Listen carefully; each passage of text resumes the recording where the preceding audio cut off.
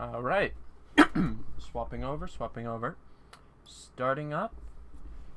And... that didn't work. Shoot. If at first you don't succeed,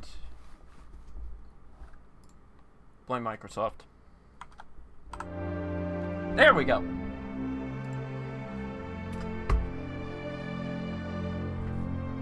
Ew. Alright, that's gonna be a note to myself about updating the stream settings for tomorrow's stream.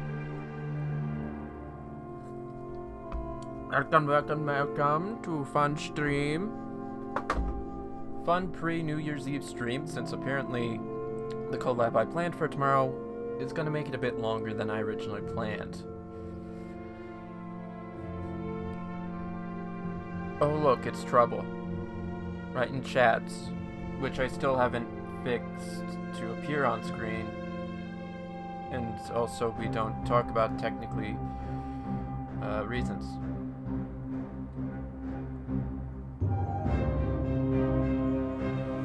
Anyways, fun stream for today. Figured pull out a game I actually got gifted for Christmas, and then found out that it was actually sitting on my second Steam account. What mean? Oh, that's yes. I should real quick do that. Just bring that down to about -5 decibels. Thank you for bringing that up.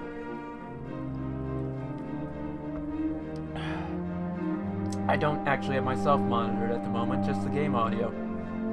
Found a fun way to actually get this work in OBS.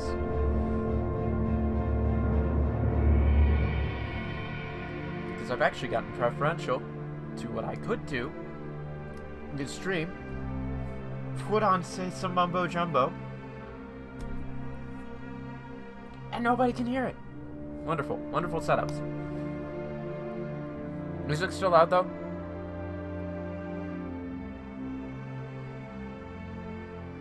Bueller. Bueller. Bueller. I'll turn on the monitor real quick.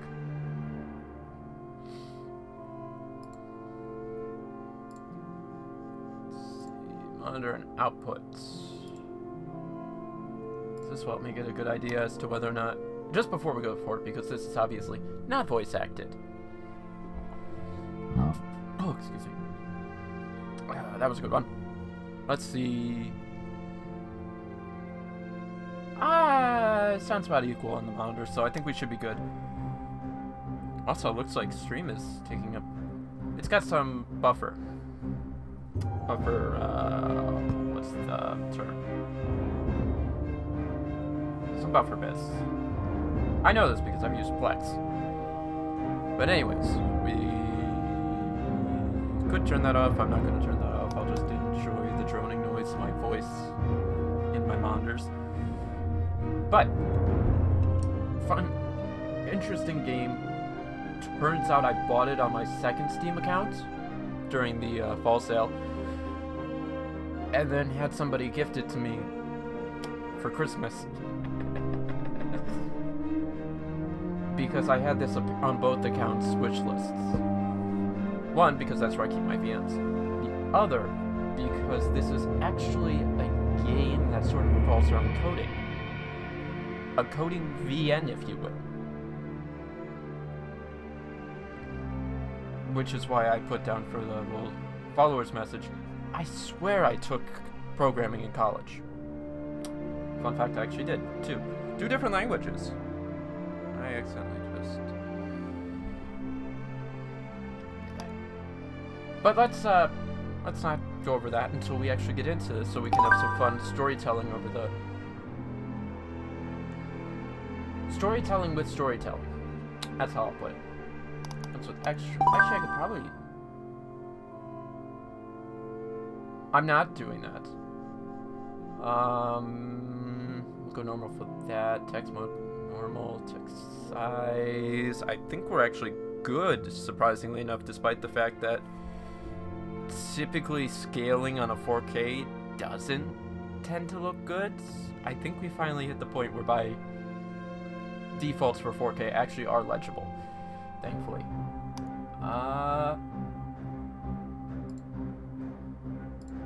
I still don't know why it does that. And I'm not questioning it. Actually, that resolution does feel off.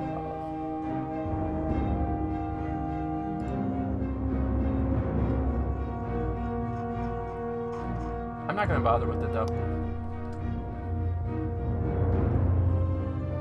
Let's just go straight into it. Ooh, that was a cute chirp.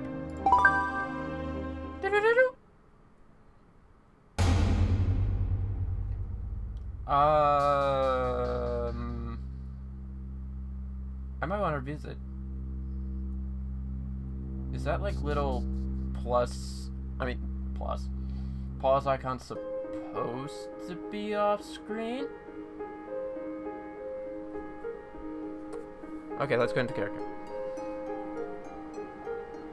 Hello? Hello? Wake up! My throat. I get the microphone a bit further down as I flatten my one monitor. Bean baby, what are you up to? Mama, I want to know why you stare at this so much. I want to know why that screen is see-through. I've been asking nicely, but it won't wake up. Already lost all the voices I had in my head, except for that one.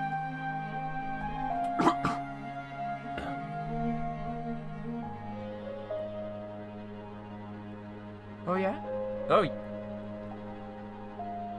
Oh yeah? Hold on a second. Let Mama put these rations away and I'll be right there. Okay. Hurry.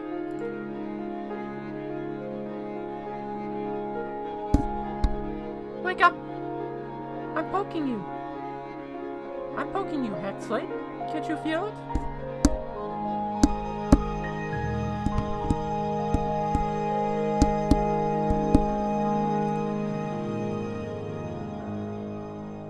So you want to play with the hex slate?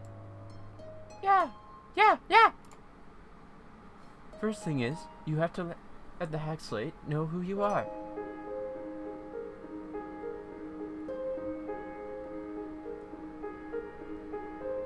No. I'm sorry, hold on. I just saw something in chat. Excuse me, who's the loser for taking a programming course? Loser who took a programming course?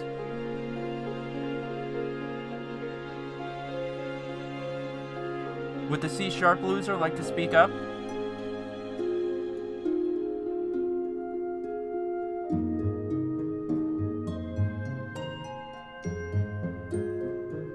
Come on, Sodi.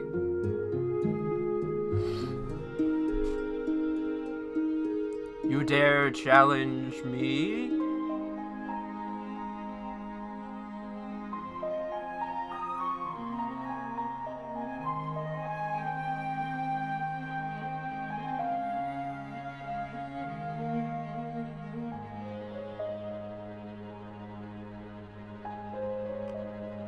Does the C# loser dare call the Python loser the C E++ loser because he never really finished doing C?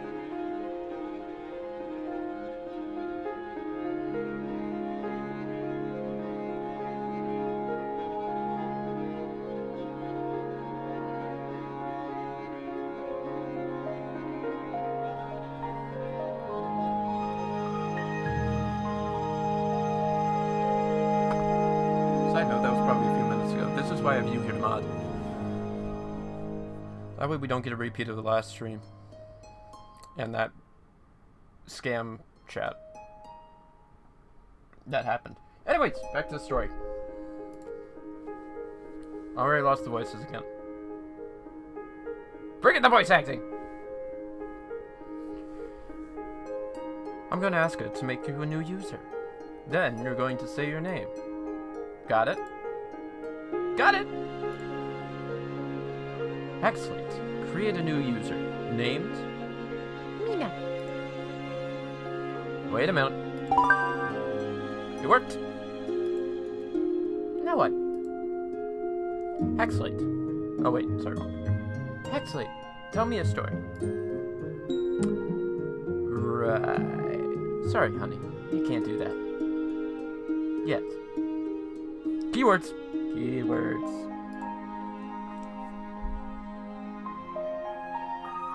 Want to see what you can do with it? I'll tell you a story. I'll tell you a story afterwards, okay? Okay. Touch that area on the screen. The big rectangle. I feel like I'm missing something, but I also feel like it's just the screen. Oh, wait, no. Touch the screen. Touch the touchscreen. Great. All you have to do is touch the screen like that, and it will sense it, okay? Ooh, dark cloud. Shadow. Mama, you're not paying attention.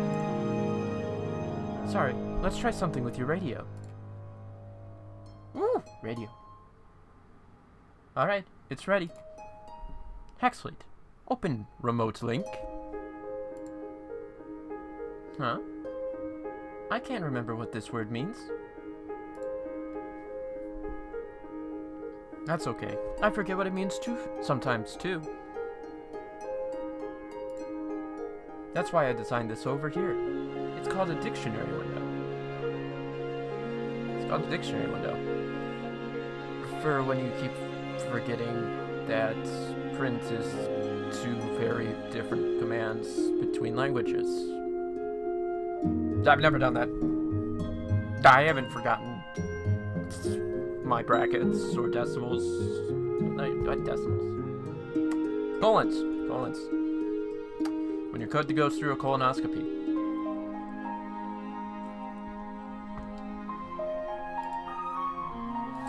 When you touch something, more information about it shows up here in the dictionary. The dictionary, where all the words go. So you can easily remember yourself. Remind yourself what something means. Can I try? Of course. Touch some of these words and try it out. Can I try radio stations? Oh, excuse me. Click on a word to see its definition. Well, I'm trying to click on radio. Please define radio. What is a radio? This feels something I'm too zoomer to understand. Okay. News. There's something I'm too zoomer to understand.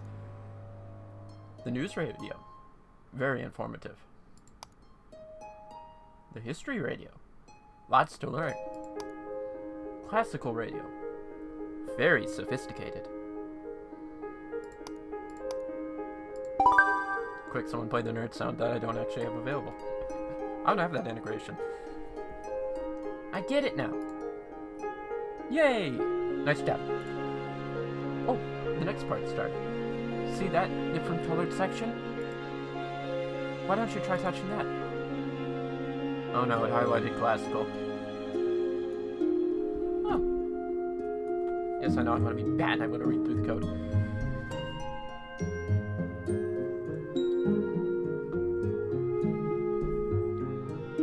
So pretty much, it's saying it's gonna play the. It's a function called play radio, which is interesting. It's got a sleep timer integer, which is set to 0.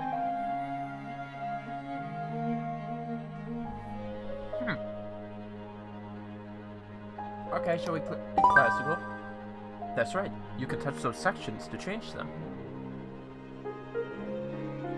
Curious? We can choose the radio station by tapping it until we see the one we want. Then it will run the code you're writing and start playing. What's code?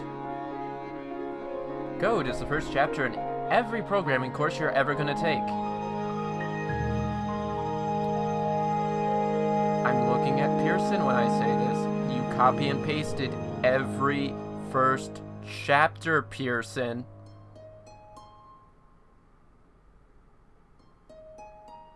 Anyways, complaining about American textbooks aside. That's what you're looking at, honey. It's what we use to talk. Bleh. It's what we use to talk to machines. I thought machines are bad. They took Daddy away. Well, I knew it was dark. I didn't think it would get that dark. Yes, machines are bad. But sometimes you have to understand things that are bad.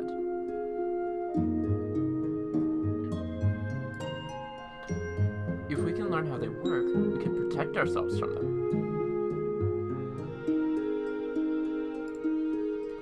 And the hack slate can't become dangerous. I promise. Okay. So go ahead, change it to the station you want. Then press the button to submit your choice.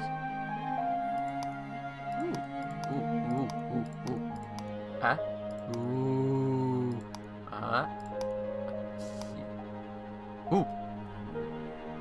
Oh yeah, it does strike me. I actually had history first, and then... Didn't it say classical when we started? I got distracted for 5 seconds and then forgot. Submit. Hey look, it's that device again.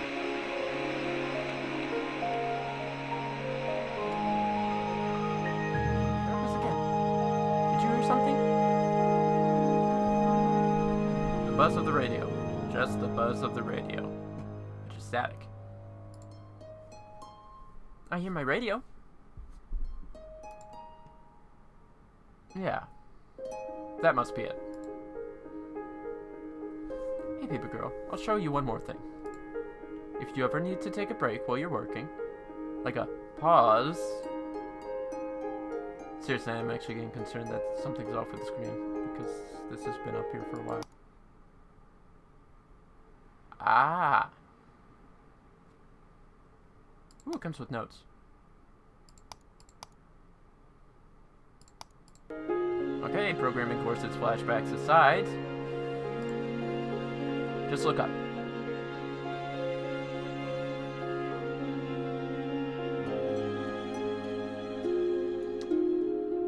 Not saying I wound up beating the game to that punch.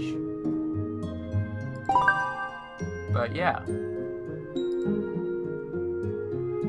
Let your eyes wander up. And suddenly, you might discover new options. Okay, I'll try. Mama, did you know I read faster than everyone in the whole class? Do you? That's great. Yeah, and my teacher says that next week, we're gonna read this book about puppies. Oh, please tell me puppies still exist in this universe. Dramatic effect still exists, apparently. Don't make a sound, Mina. We're gonna play the quiet game. Ma? Here comes plot device. And now we learn what the shadow was. It's something covered in add symbols. No, not here. What is it? I'm scared. Shh. It's okay. There's something dangerous nearby. But so far, it doesn't know we're here.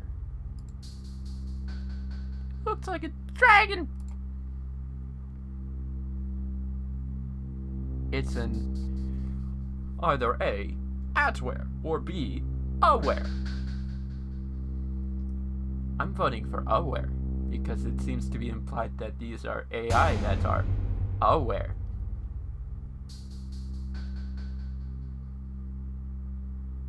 I will now be booed out of the... I'm not remembering that bit from SpongeBob, the movie. Also, I think my watch is dead.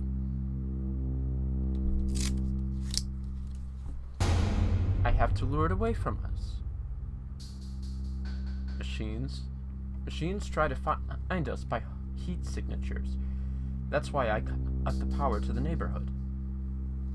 Why it cut power to the neighborhood.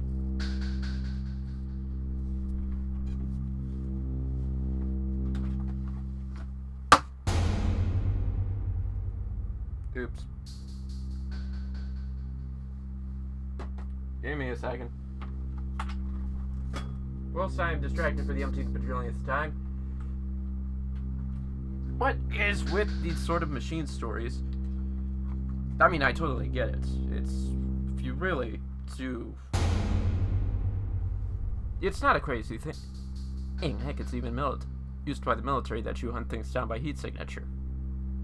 Which is what leads to a bunch of different types of camouflage. Anyways, back to the story. But yeah, by cutting out power, of course, you get rid of light bulbs that generate heat, you get rid of electronics which generate heat, you get rid of a lot of things that generate heat. Because that tends to be what comes out of electricity is waste heat. Speak of, there goes my printer in the background.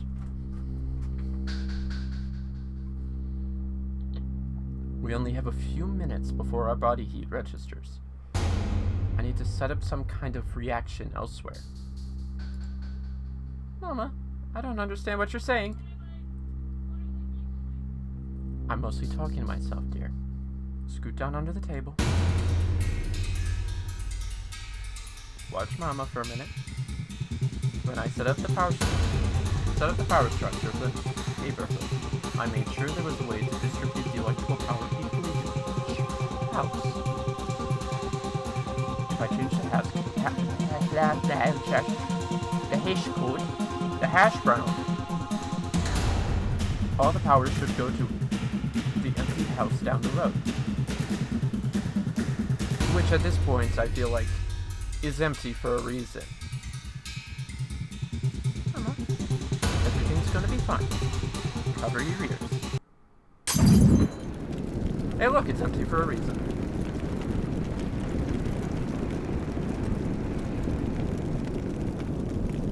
Yes, it worked.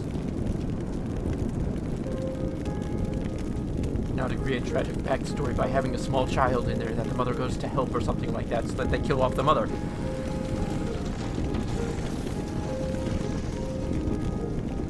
Follow the fire, and I hope you burn with it. Monster. I hate machines, I hate them. Oh, baby. I know. But we took care of it, didn't we? That was so scary. Yes, we have to protect ourselves. I'll board up the windows and heat-proof the house exterior. Hey, I forgot. I got you something. Ooh, book.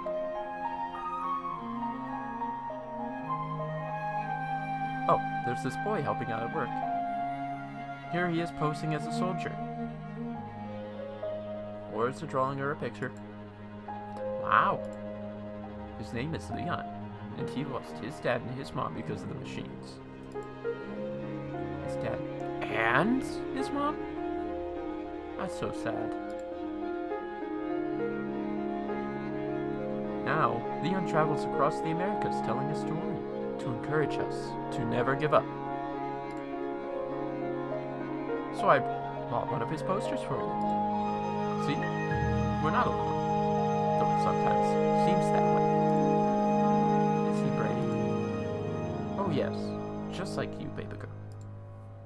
And you, Mom? You're the bravest. We'll fight the dragons together, right? Right. We'll get them, baby. Together. Still waiting on that tragic backstory. You know, minus me constantly accidentally hitting my thing. That's the tragic backstory of the stream. Ooh, chapter 2. Just read, because that felt more like a prologue, but, you know, you do you, story. You do you. Okay, can't do that, though.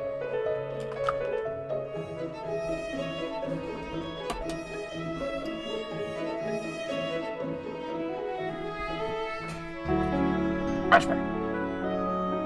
And that's when the horrible, totally scary, and violent construction bot came crashing through the neighborhood.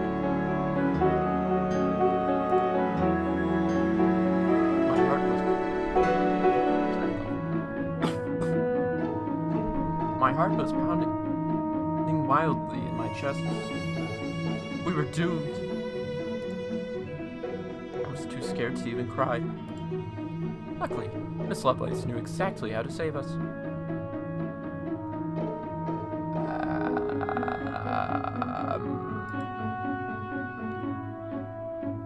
She remembered that the Aware rely on heat sources.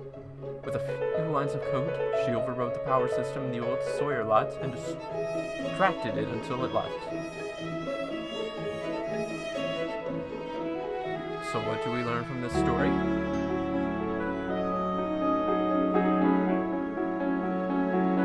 The only thing I took home was that these things rely on heat sources to find people.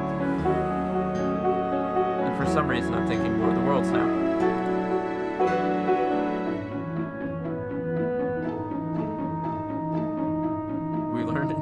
We learned that it's very important to remember how to use variables. Right? Right? Hey, are you even paying attention? Are you? Because I've got a mod that hasn't responded to me calling her out yet.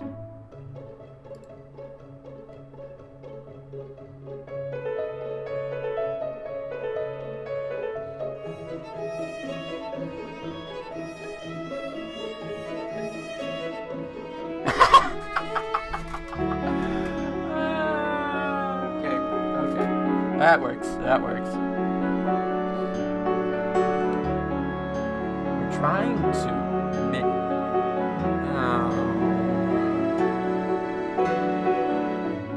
Miss Lovelace. I'm putting that on my list of things I hate about the English language. Mrs. That's about it.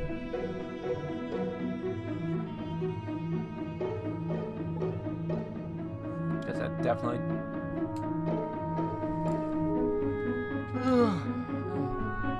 But it's just so boring. I want to take part of your radio again. And I want to play with the aqua pistols.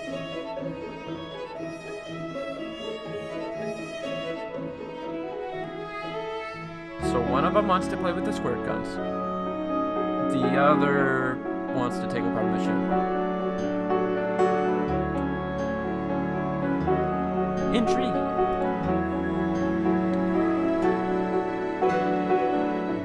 I tried so hard to make it interesting that time. We'll do all that soon. But this really is important. When I was little, things were different. I would play outside during the day, ride my bike to the park. Ugh.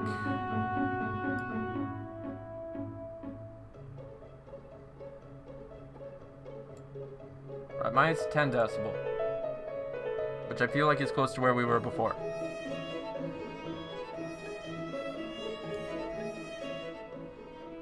You know what? The soundtrack isn't really important. And I totally couldn't just go up here and do this.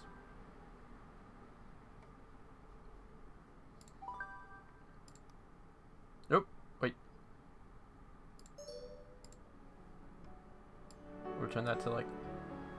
Get back up to like, say, -5. Maybe 5 decibels should do.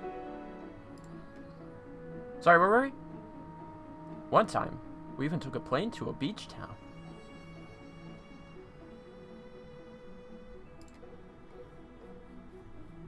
Planes are real? They it used to be. But the point isn't the planes. The point is, it all changed. We have to be careful now. Even if some of this stuff is boring, you might need it one day.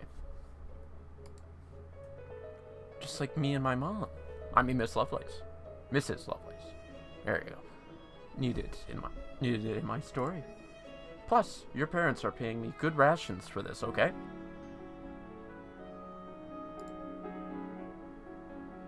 Okay, Miss Lovelace.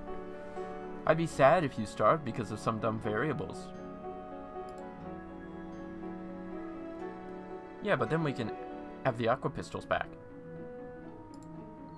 It's a deal. We'll start refresher on semicolon.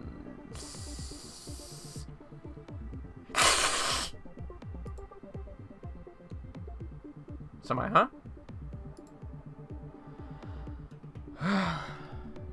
Okay, less of a refresher, more of a complete repeat. You see that symbol with the dot and the comma? It's a semicolon. When you write, you put a period at the end of a sentence. Okay, now I get the concept we're going for here. When you write code, you put a semicolon at the end of a statement.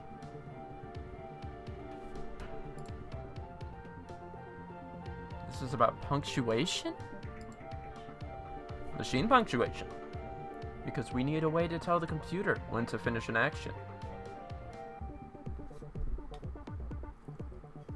Oop.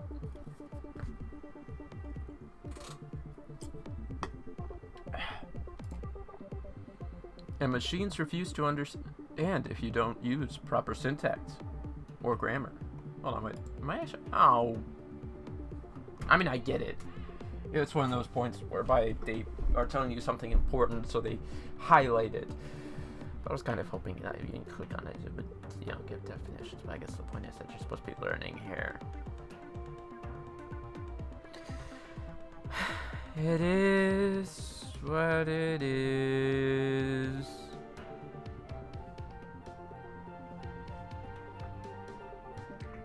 I want you to use the hack slate to change the code until all the statements are correct. Trust me on this. It sounds easy to remember, but it's easy to forget.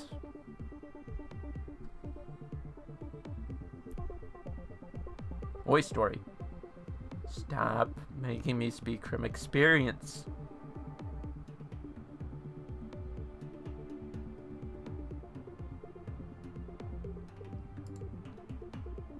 I got it. Put a semicolon on the end of a statement. Let me at it. Oh, oh. Hello?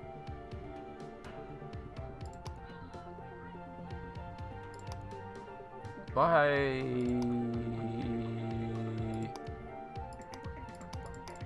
Wait, does it just cycle between those lot? Side note, it actually gives you that. Semicolon in the statement, period. As a property or function on the right. Okay. I've mostly just used it for other stuff. Question mark, that sets variable one or two possibilities based on condition. Interesting. I don't think I've ever used that. And of course not. I'm not here for not gates. I'm here for... Well, now I'm trying to think about where I can fit that pun into something. Just having an explanation point, that means not. Something. Just replace the not in every one of the rebuilds of Evangelion movies, except for the fact that the last one actually isn't a not. It's once upon a something. But then all the previous three rebuild of Eva movies have a not in it, which is in parentheses. So you sort of just take that, you put the explanation points. Rewrite Evangelion to be programming humor. I don't know. See, that wasn't so hard, was it?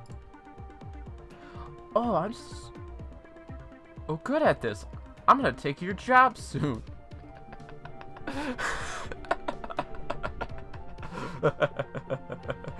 Aw, isn't it cute? The kid thinks that because it can do such a basic functionality that they're already that good. I'm sorry, is there a reason this stream is labeled object-oriented what now? I mean, yes, it's object-oriented what, but adding the now really drives home the point without being able to express within vocal terms. Oh, I didn't put an exclamation point in that. It is what it is. Of that, I have no doubt. Are we ever gonna be done? I feel like I've been sitting here forever.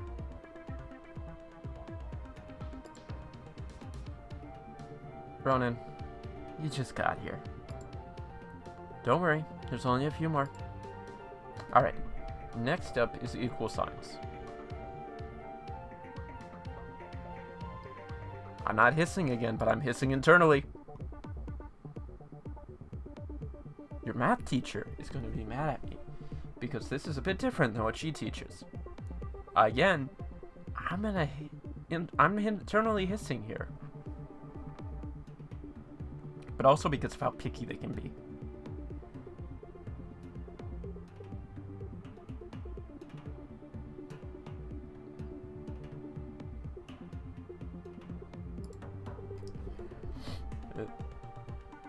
Oh, I just got something in my throat. It's okay. I don't even like my math teacher.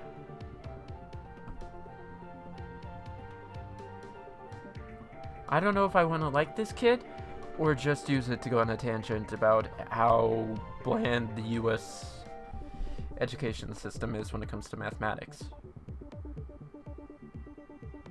I'm sorry.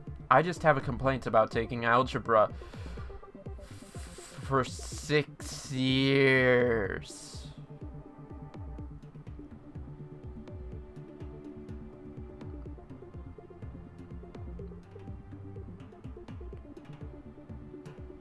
Everything else was something new.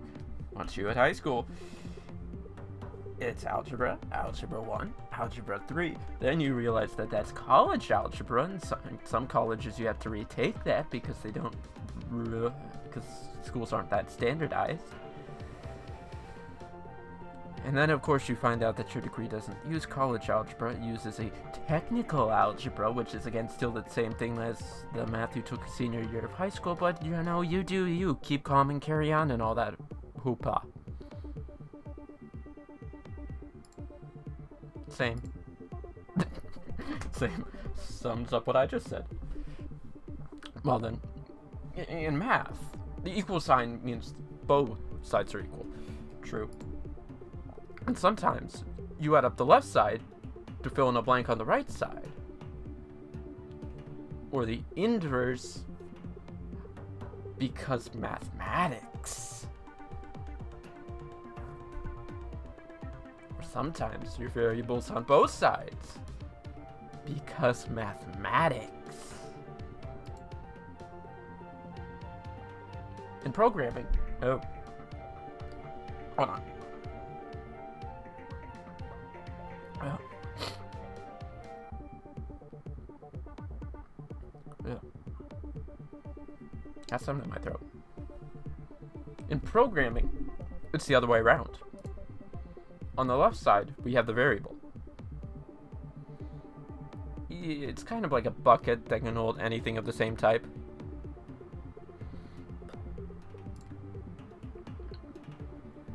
The word you see is the variable name. We want to set it to the value of whatever is on the right.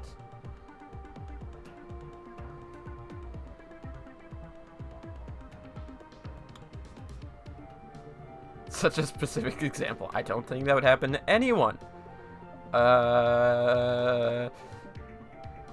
Yeah, we didn't go to the same high school, did we, Zodi?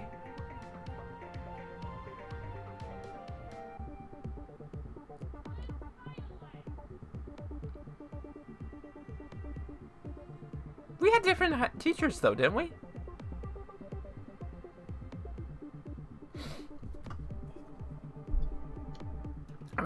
was a few years apart. Okay, so they were different. I was going to say, because I think you had one of the female math teachers, and I had the male math teacher. But also, when I was there, we also had more male math teachers, so... You get my point.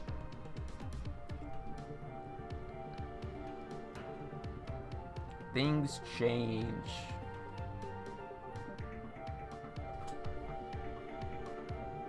Where are we at? Oh, right. Set variable to whatever's on the right. Oh! Oh, God.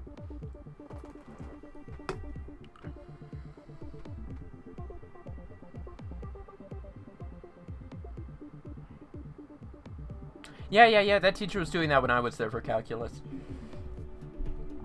Anyway, so my brain, being my brain, I was looking at this and thinking we were already on conditionals. Sir, we're still on intro to programming. Where are you? We're not doing conditionals right now? Where am I indeed?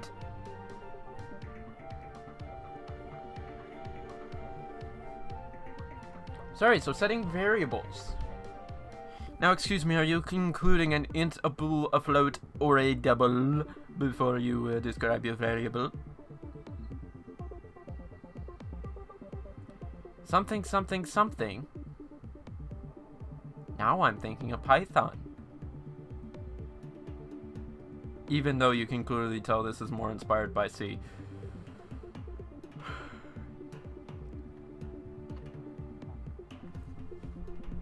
Because variables can change during the program, they are very flexible and can do work with lots of possibilities. Not bad for a bucket. So it's all about taking what's on the right and placing it on the left.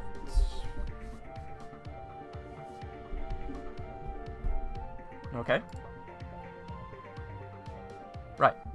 Everything in between the equal sign and the semicolon. Then the two sides will be equal to each other, but only after the statement is finished. Why don't you try to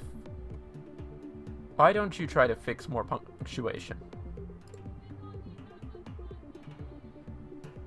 I'm willing to accept this challenge. Only if it means I get to throw it in the face of my math teacher.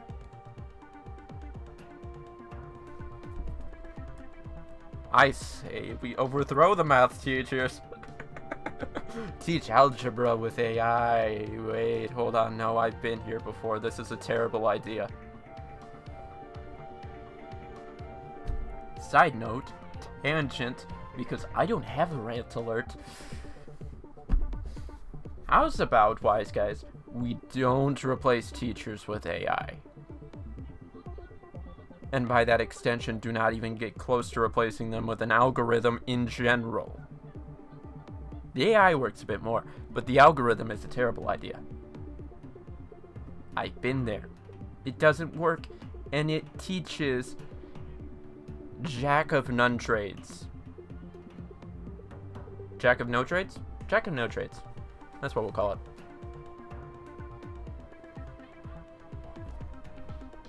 Because speaking anecdotally, because I've mentioned I've taken a few programming courses, one of them, oh, I hope you weren't a space off on your formatting. Or you rename the program that it checks, because turns out it's not set to actually check the program that you wrote, but it's specifically a file name that it is preset to. So if you rename it to download and all that fun stuff, I am actually speaking anecdotally. I already said I was speaking anecdotally, and by the way, I've already also called Pearson out by name. Pearson.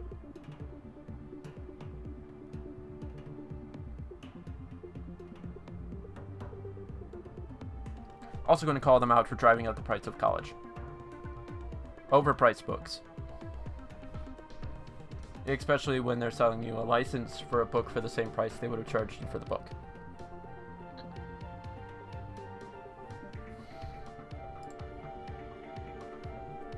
back to the story.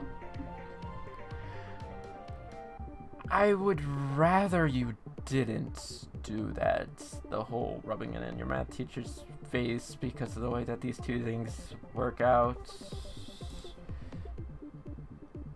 Ronan, just answer the problem.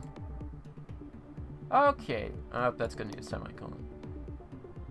The integer total number of students, 2, because we see that we have 2 students in this class. And also, you know, it's an integer because it's always going to be a whole number. Number of classes equals 15. You might want to get that looked at. Number of classes is less than 15. Equals 15?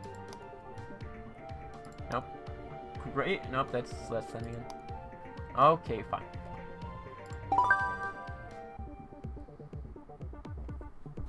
Got it. It wasn't even that hard. See? Learning is fun. When your program works. Tell that to the math teacher. Any questions so far? What was university like?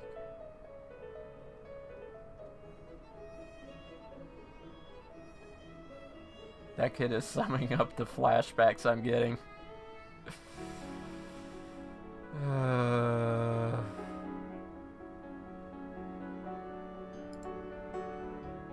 Huh? Why do you want to know that? Mom said you're really smart. She said you went away to this place called university. That I should go too. Oh, well, it was really fun. You learn new things, and you get to make new friends. Wait, you guys were making friends in college?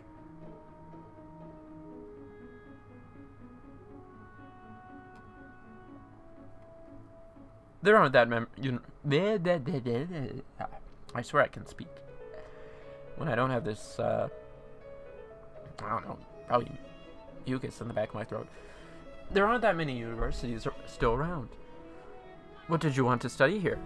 There. Oh, I know. I want to be a farmer.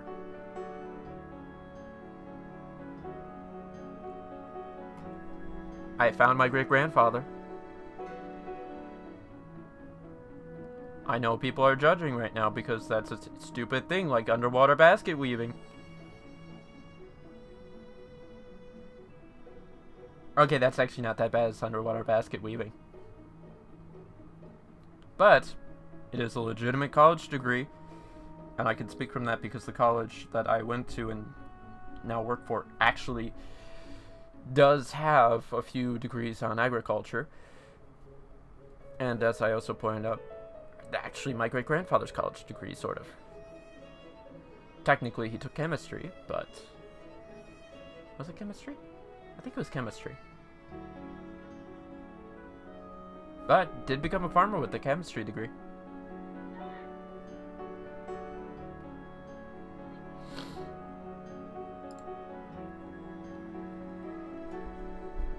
Dad said he's tired of being a fence mender, and that the real money is in agriculture. Well, you know, if I learned anything from 24-hour news, the real money is in agriculture.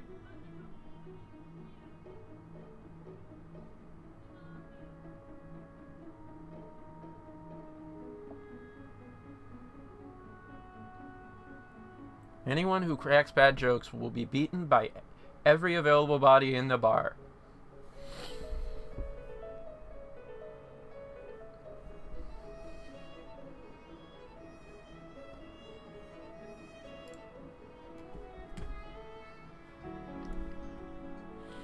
I think he meant agriculture, Ronan.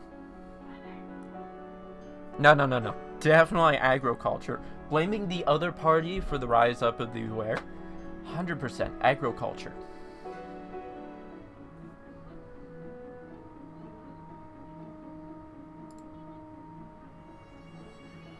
Ooh. What the? I need to get more sleep. I'm seeing things. Ma'am, you are a programmer. You need more coffee.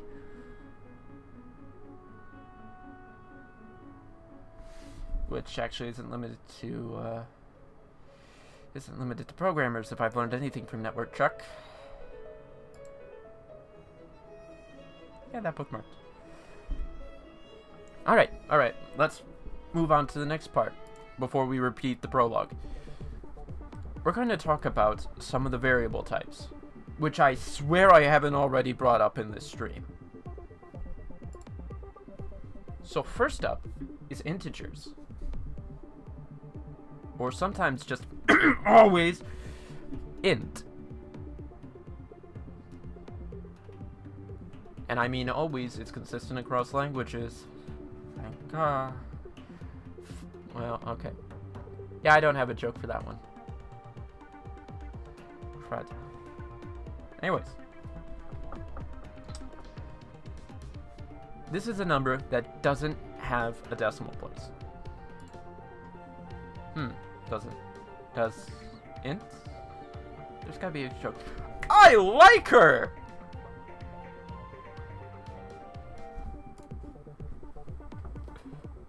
Please don't try to be funny. No, do it. Do it. Do it.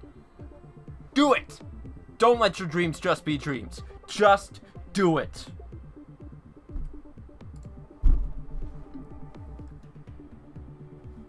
Fine. Anyways, an example of an integer would be the number 20. If it does have a fraction, we call it a float. Like a floating decimal. I go, what? Like if you have a number that has a fraction in it. Think of fractions that float. Why do I feel like we're actually not going to get into doubles? Not that I'm complaining, I mean floats are nice, but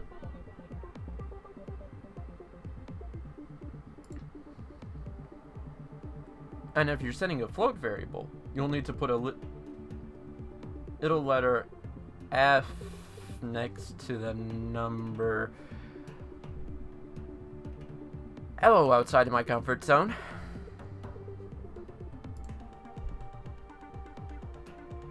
I mean, it was part of why I really was excited to pick up this game and play it. I knew I would be forced out of my comfort zone of getting halfway through a programming course and then being done with it. I need to dig up my files from that. Oh, sorry. Build up in my throat.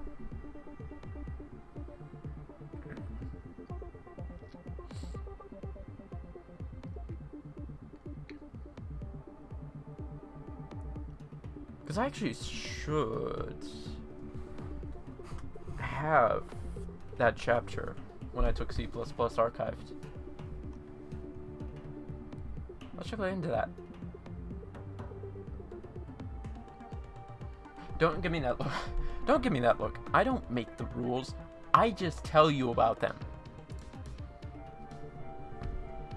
Well, if you have a problem with people looking at you because you're the messenger, not the rule maker, maybe you should make your own programming language then. Maybe you should write your own operating system.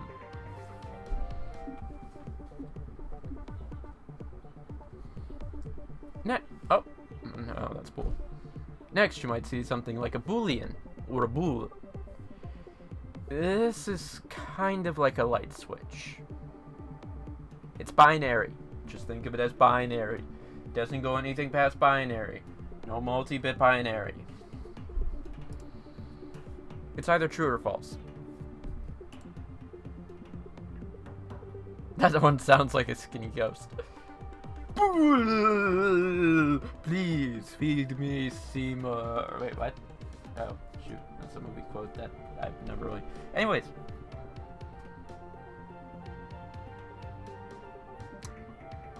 That actually just suddenly reminded me of Casper. Yeah, no, because there's like a skinny uncle and then there's the fat uncle. And then there's the middle uncle, who I don't remember.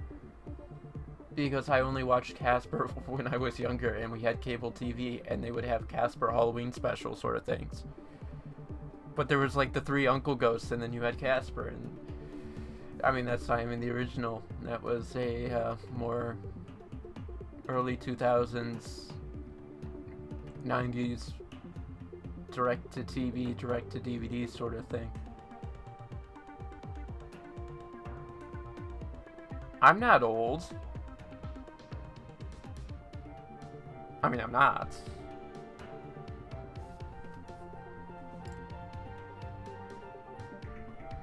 Now, who's trying to be funny? I want you to try and match the types of variables I just told you about in these lines of code, okay? Hey, I want to do for it. Go for it. I'll rest my eyes for a bit. Ronan.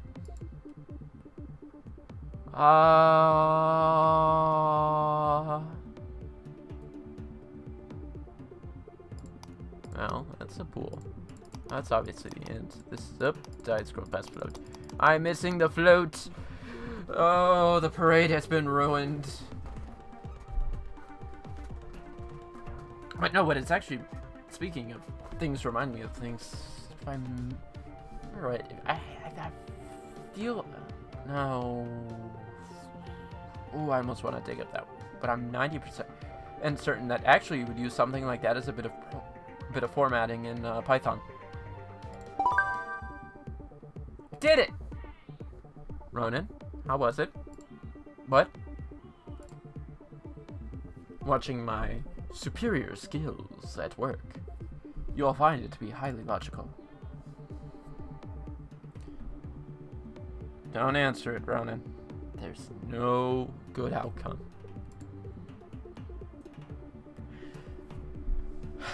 You guys ready to have your snacks? I had some juice boxes left in the fridge. Cue plot. Oh no! Excuse me, sir.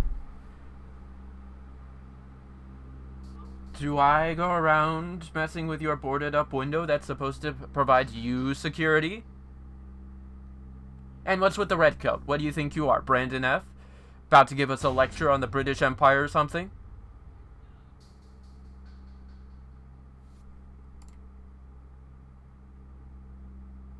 Oh, okay.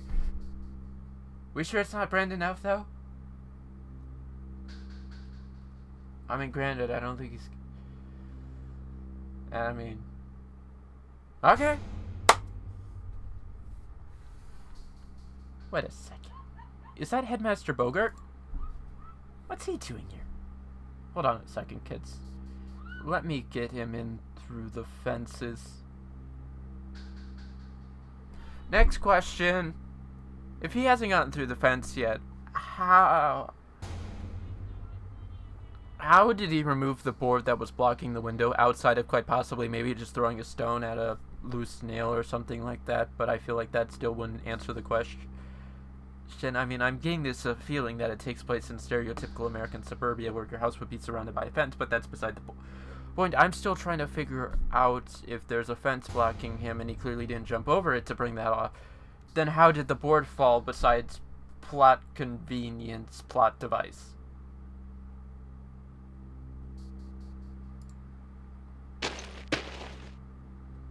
Okay, fine. Blue on the lower half. Fine. He's not Brandon F. My goodness. I know I haven't shaved in a few days, but I didn't know I'd gotten that hideous. Don't question the game! Don't question story devices! You're supposed to turn your brain off. You're supposed to turn your brain off. That way, nobody goes... I'm trying to think of them. I mean, I have an obvious one, but I'm not playing that card. I have an obvious... Sword Art Online. Let's go with that. Sword Art Online. That's one where people will tend to reference. It's a thing you watch to just turn off your brain. Are we happy? I said Sword Art Online really isn't that great. Also,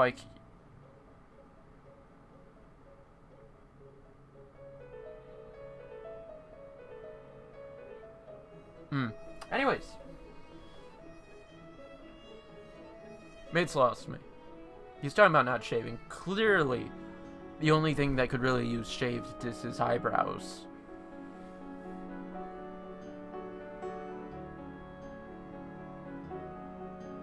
Because now I'm being reminded that I was going to crack a joke about an anime character who has like 5 lines for eyebrows, but now I can't remember that character. But anyways, that thing has like little woolly bears. Woolly bear, what are those worms?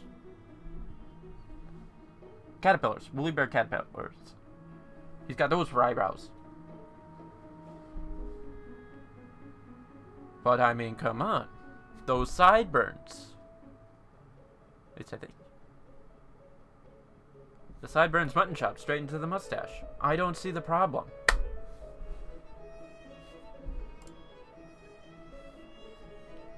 Chill out, kids. I'm one of the good guys. Sorry, we're not used to visitors around here. You know this dude? Dude, huh? Ronan. Radhika.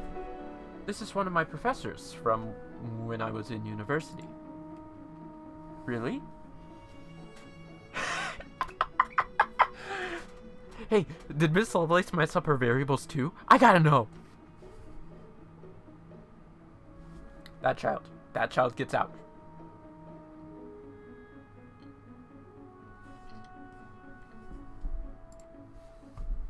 Of course.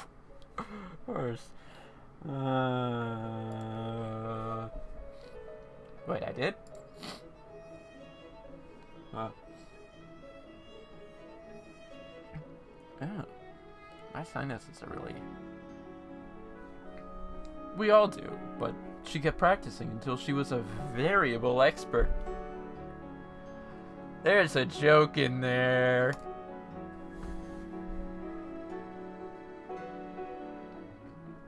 I've seen her take out 15 metalheads at once. Cool. My mom says you're not supposed to use words like M-head, sir.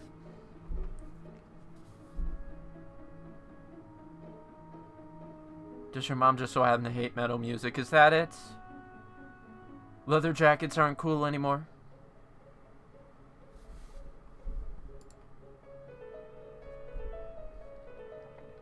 Miss Lovelace, you've seen combat? Well, it was a training simulation. Yes, Miss Lovelace was my prodigy, the most talented in her year. But then, she mysteriously dropped out of class. I'm waiting for it. They're gonna confirm that point. That plot point that I was saying was definitely gonna happen because it's, like, legally mandated in all stories like these. How very strange of her back in her childhood home. Strange to find her back in her childhood home, teaching the neighborhood troublemakers.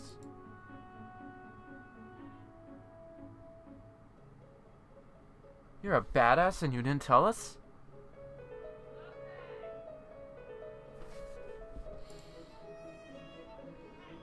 Ronan, that's a bad word too. It even has the word bad in it. That's correct, I'm upset with this kid. I have been keeping everything... okay, technically we're still in the PG rating. And up to the 1980 standards for G. She's right, Ronan. Let's not tell your parents you said that. Or don't even say that in front of your parents, unless you like the taste of soap. And, I'm not sure if I'd say AI was that amazing. So what brings you here? It's such a long way for you, isn't it? I've got a good reason. But hey, I've interrupted your lesson. Do you mind continuing? I'd like to see how your students do.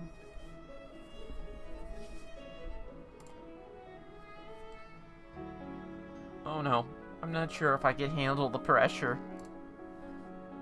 You'll be fine.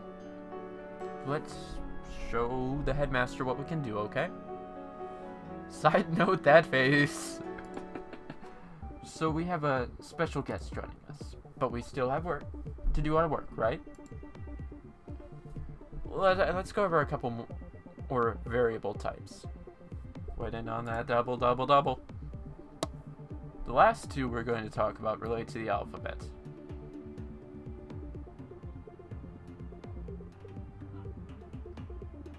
Can I skip this lesson on characters and strings? Please? No? Okay, fine. You know the alphabet, right? Yes, just don't ask me to place the hexadecimal code. Aww, see, looks like one of our mods would love for us to go over characters and strings. You get PTSD. You get PTSD.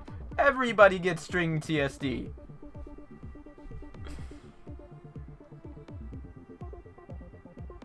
Duh, I'm in 3rd grade. I know my ABCs. Next time, won't you sing with me? No offense was meant, just making sure. Also, technically speaking, a capital and a lowercase are 2 separate values. Just saying.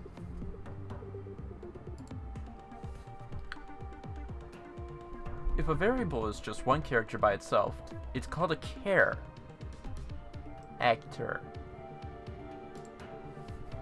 If you want a word, a phrase, or a sentence, you'll want to use a string. Like a string of letters? Somebody got it! Give that kid a cookie.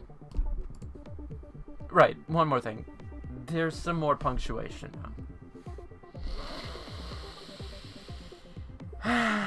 On to new lines and tabs. A character is enclosed within a single quotation. It's enclosed with single quotation marks. Okay, we're not doing new line yet. A string uses double quotation marks instead.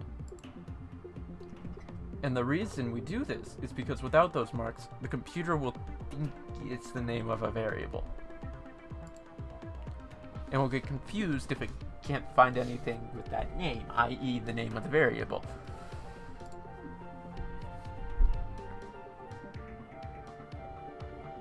Miss Lovelace, I'm beginning to think I'm much smarter than a computer. Please refer to my tangent about 20 minutes ago. Yeah, at least I will be when I finish learning.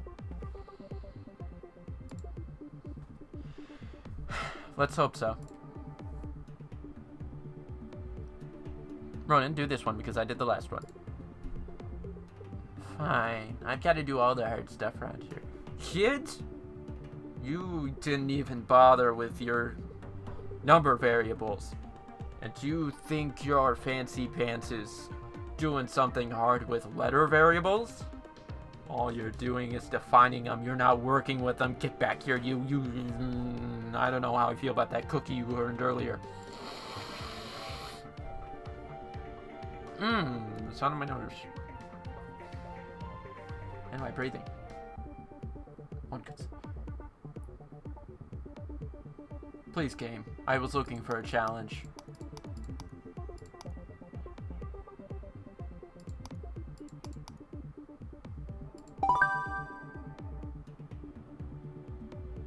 I'm not here to teach you guys. You guys are here to watch.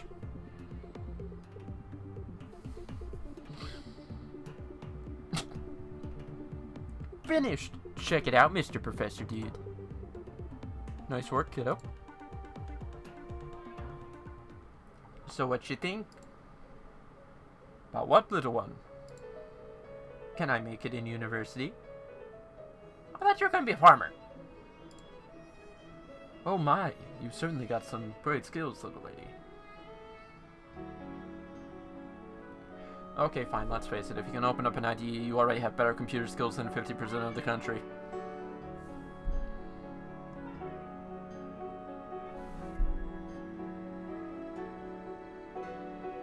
I think I'm gonna need some alcoholic deniability. Plausible deniability.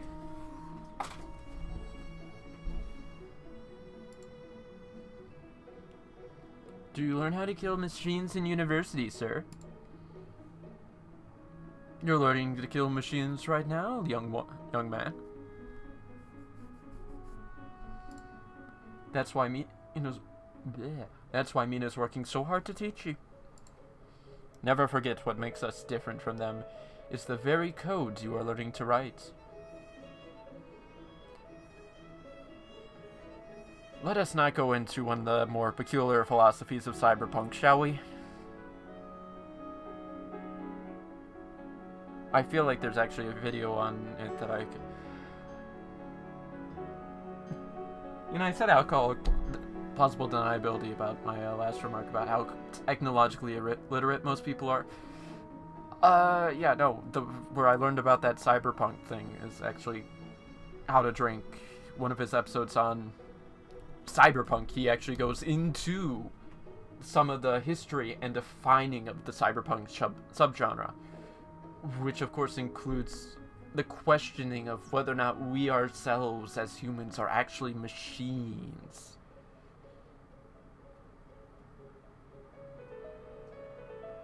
Philosophy can be very scary sometimes.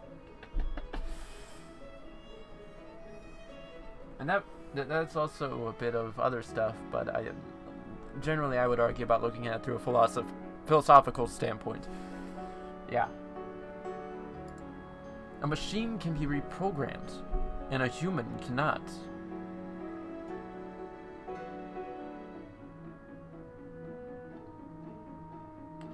Now, I'm not explicitly mentioning anything, but I mean, there is a certain something that is very, we'll call it taboo, that, you know, revolves around what you're kind of talking about. And, I mean, technically speaking, if you think about it, where does amnesia stand on this?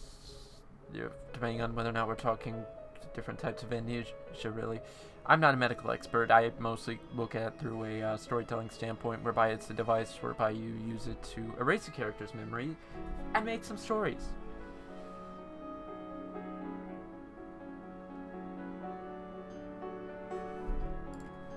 No matter how much they want to be our equals, they will never be able to change that about themselves. Great, now you talk about them wanting to be equals, and suddenly you bring back the animatrix to my mind. Are we supposed to be pausing between everything so that I can bring up references and whatnot? I'm sorry, I'm just doing this.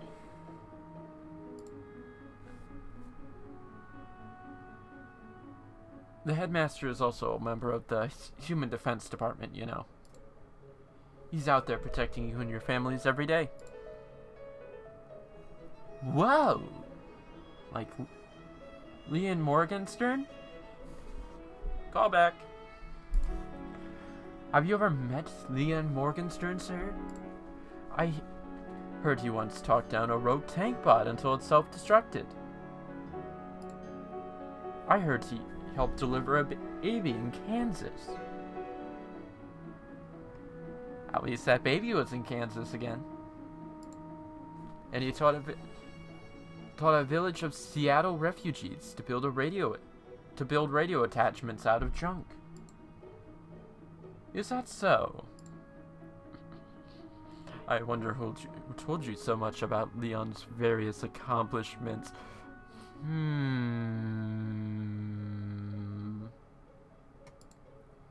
What? He's very accomplished. He has a lot of accomplishments. Very notable. And I happen to know a lot about his accomplishments, so why not tell them? My mom says Miss Lovelace hasn't even ever met Leon Morgenstern, but if she did, she would die of embarrassment. Oh, Radhika, your mom. Let's just get back to the lesson, shall we? Let's talk about declaring variables. You mean let's go over what we've sort of already had in the code this whole time, but you know, you do you, fam?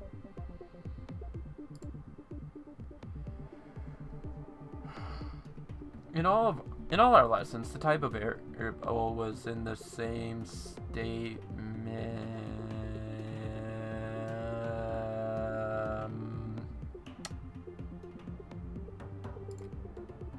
But you can also leave that part out if you've already done it earlier. What do you mean, earlier? Okay, now I follow.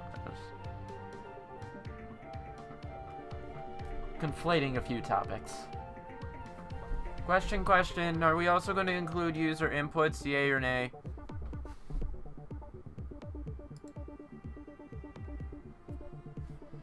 The machine is reading the code from the top to bottom, so earlier would mean higher up.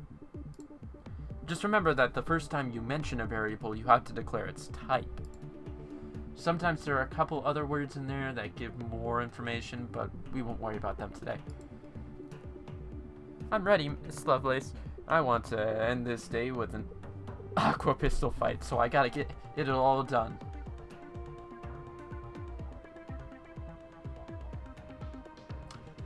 So I was about to... I'm still wondering here, looking at this scene, do the machines just come out at night, or what? I was actually about to once more make a parallel to War of the Worlds, but then I suddenly remembered actually those machines did attack during the day. But especially like in the movies, you'll see a lot more nights. Well, actually, no. I'm trying to remember. No, because if I remember right, in the original Wells, the crash scene is actually at night. But the more is there a more recent War of the Worlds? I'm sorry to distract by talking about War of the Worlds, but the whole machine thing, the machine thing and the sort of heat element is really drawing me to make parallels to the villains of this story in The Martians from War of the Worlds. There's very big differences between the two, but it's sort of that first thing I'm thinking of because I have this image of the mechanical tripods in my head, which vary a lot between your various different versions of War of the Worlds. But, Worlds movie. Because the last one I can think about, and it looks like it's the first one that pops up, is actually the Tom Cruise one. There's actually two in 2005.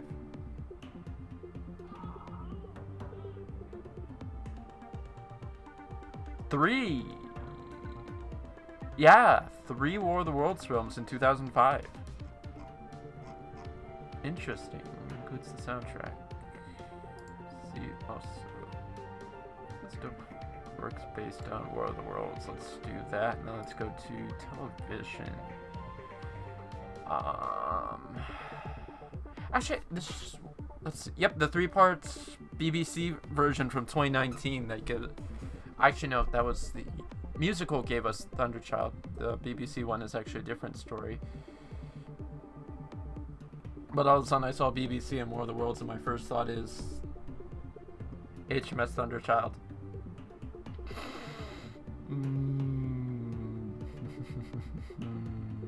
Let's see. So if we go... Okay, so television, of course, we have the BBC series in 2019, which... compared to the Tom Cruise, is a more, how do we want to put it? It's more of an appropriate adaptation of the original material.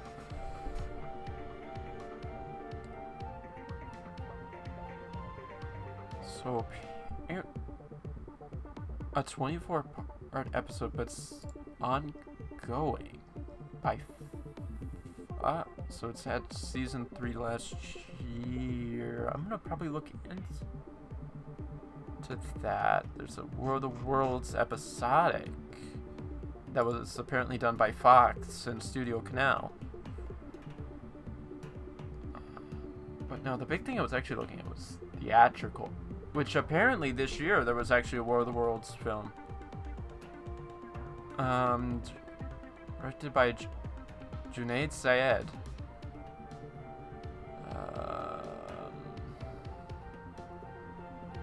There was a animated version, which is an animated sequel, which is interesting because... Nope, that was 2012. That was 2012. Let's see if it actually includes... I don't think it does. The Wikipedia article going over influence... Well, there's a whole Wikipedia article for the Orson Welles reading. That one's a funny one. Beautiful story, that Orson Welles one. Remember learning about that one in school. Let's see, sequels. There's actually an official sequel. So I'm trying to see if it pops up. Dropouts Trilogy, also considered a sequel. Now, mind you, when I say official sequel, not an official one written by H.G. Wells. What I'm talking about is... oops.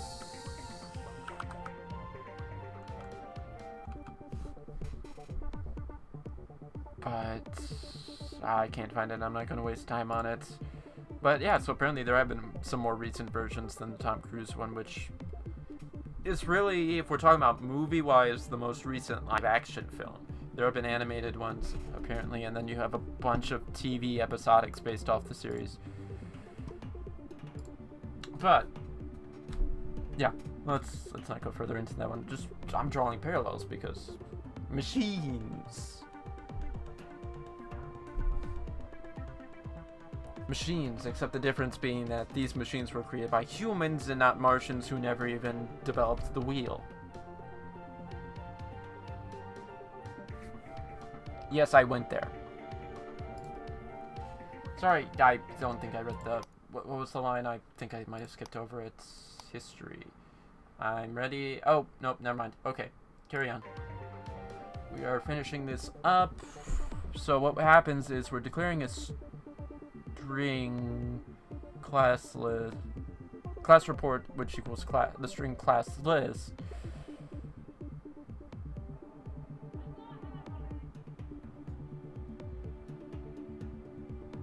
Then we're adding students to that.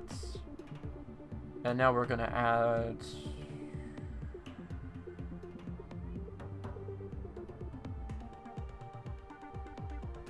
It looks like there's a space after. So basically the string will be class list with a space there, followed by students, which will have a parentheses. You have another space. We're going to add the double quotations, of course, because it's string. And there was a parentheses in there. I saw it. Not parentheses. Parentheses? I think it's parentheses. And then we go back to our string again. So yeah, the teacher. Obvious complaint I'm about to immediately make is that there is no new line character, so it's all just going to be one line. It's going to be one line instead of a table.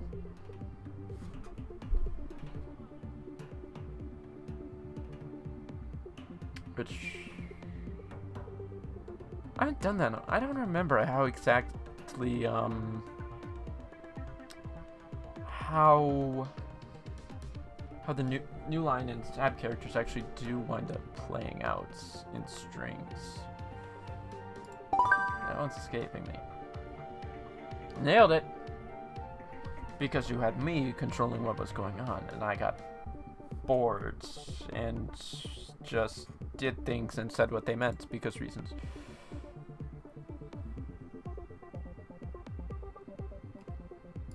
What? I don't get it. Ratika, I don't know if that counts as foul language or not, but please try to restrain yourself. I still don't get it. This is the final lesson of the day. Are you excited or what? What? Set myself up for that. Seriously though, we're going to briefly talk about objects. Hey, that's the name of the stream! An object is something that has several variables within it. In this case, we're going to look at your report cards. Can we not say that we did? Why? Can I change Radika's grade? Okay, so now we've gone from visual novel to war games. Can we go back to Ferris Bueller's Day Off?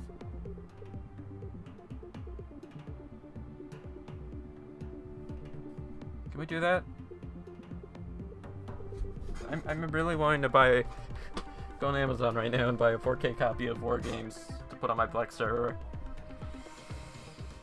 It's totally a thing. Can we watch War Games instead of messing with everybody's grades and going over objects? No, it's just an exercise. So we can watch War Games. Darn.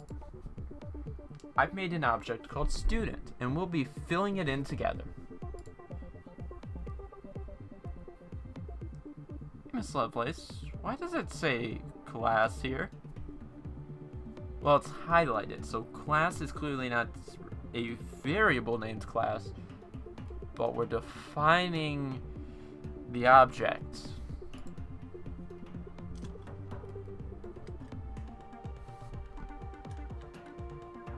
We're trying to figure out why the heatsink doesn't have a thermal pad. Is that because we're in class right now? Not even close. Yeah, we'll talk about that later. Okay. Another thing you'll notice is that there's new punctuation here. When you see a period, or the defining period, of course, it goes between the name of the object and the variable within that object.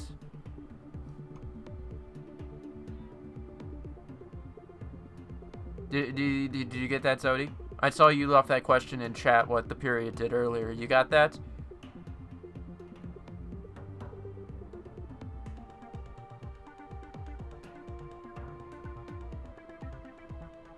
Sad Moobot.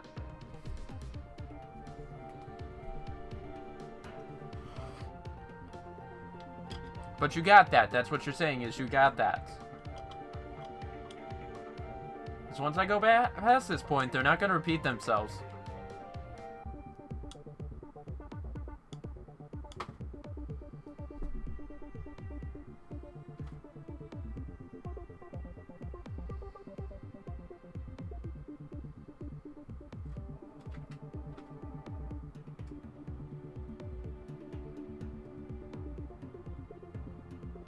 Hello?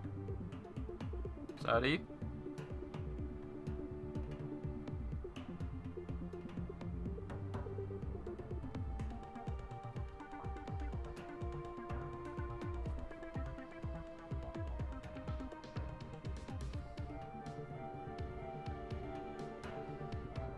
You got it? I'm about to take your silence as a yes again.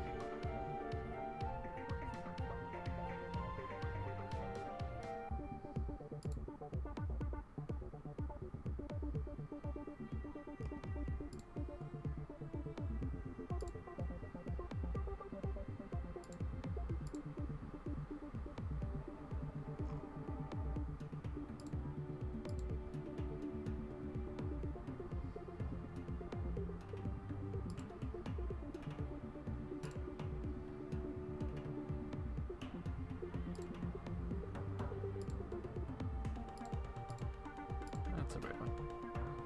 Whatever. I'm advancing. So you know that the two are related. Give it a go. Whee! There's not much code there. Class, student, string, name, integer, age. Student S1 equals new student. S1.name, Radhika. S1 colon. Do we ever use colons yet? I don't think we ever used anything that involved a colon. Semicolon, period. The object on the left of the period has a property or function on the right. Da da da da da, semicolon, name. Oh wait, nope, that's an age. I think we should do name. I'm kidding. Wait, no, I've lost age. Did it! Did it. Did it. Now, can I also ruin her grades? Mate, we didn't even have any grades in here. I think you should focus on your own grades, Ronan. Bum, ba, dum, bum. Bum, bum, bum, bum. No, wait, that's a grandfather clock. Which... Huh. Having that fun moment of being reminded of things. I actually had a family member who had a grandfather clock at one point. But the radio and the aqua pistol... Next time. Oh, I so want to find out that next time is something that happens every time. Bummer. At least it was a cool lesson today. And we met a real war hero. Nice to meet you too, little man. Miss Lovelace, my mom says that she'll bring over the payment rations next month. She says she's behind in her other payments. Does that make any sense to you? Well, you see, when you're paying for everything in rations... Yes. It makes sense, but it's not really okay. We'll just tell her I'll, drop by sometime. Okay, see you later. The kids run away. Flee, little ones. Flee as you have completed your lesson. You're a good teacher, Mina. Thanks, sir, but I don't think you came all this way just to observe my lessons. Of course I didn't. I came to recruit you. For the Human Defense Department. Again.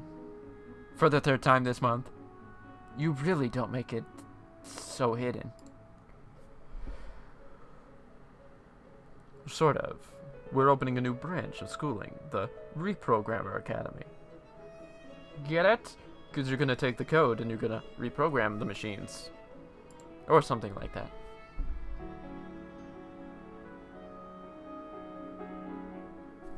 Get out. Get out of here with your stupid pre-SSD technology.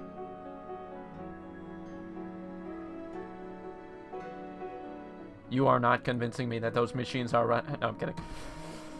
That last one was... But you're not convincing me that those machines are running on hard drives.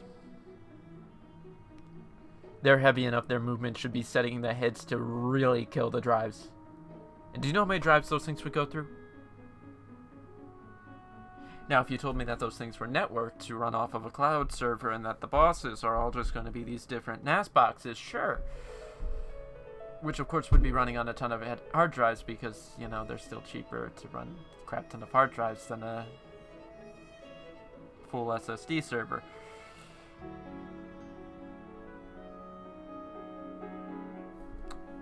I feel like we're off topic. The HDD, not a hard drive, mind you, is highly publicizing it to get volunteers interested. But this first class will be exclusive. So what's the goal exactly? Take our brightest programming students and train them to be an elite strike force. Ooh, picture. Oh, hey look, it's that character from earlier, really making those callbacks and milking this cow for all it's worth. I feel like he'll be an important center point to the story.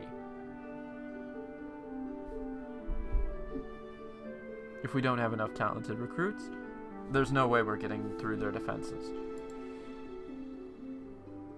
Why is Leon on the recruiting poster? Why is he on the recruiting poster or the HDD makes? On every recruiting poster the HDD makes.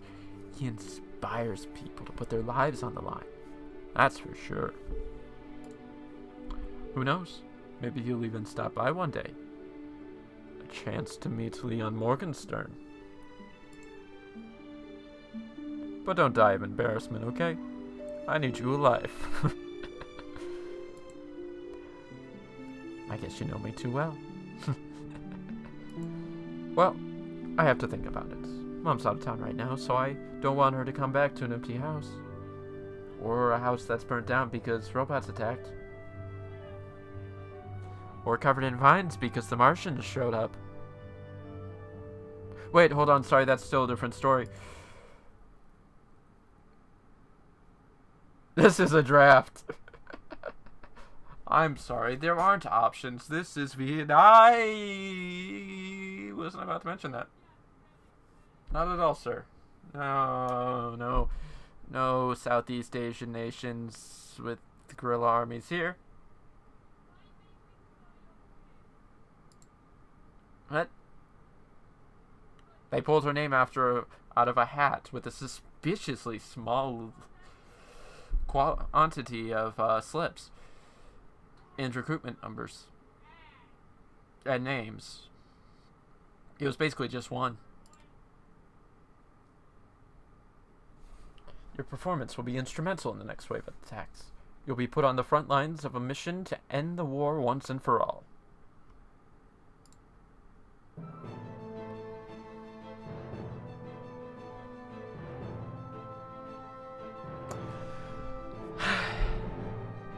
Let's play preemptive blaming games, shall we? Who are we blaming?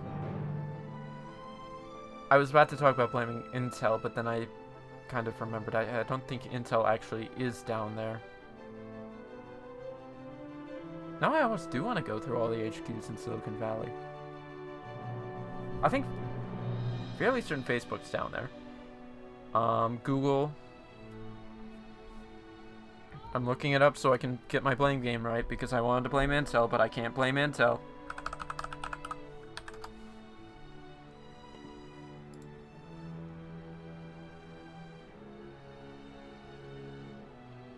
Early military origins of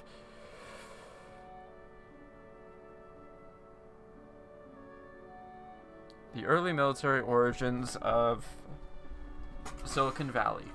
Well, you see, it starts out with me needing to have a long word with the Navy. Except, let's see, NAS.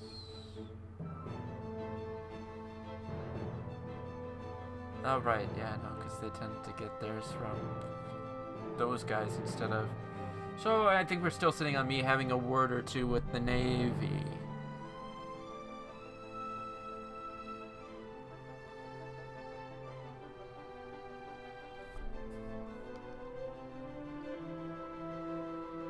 Oh, Hewlett Packard, there's one. HP Garage, IBM, we don't talk about their connection to Nazis. But they are definitely there in the whole old. Intel released the 8080.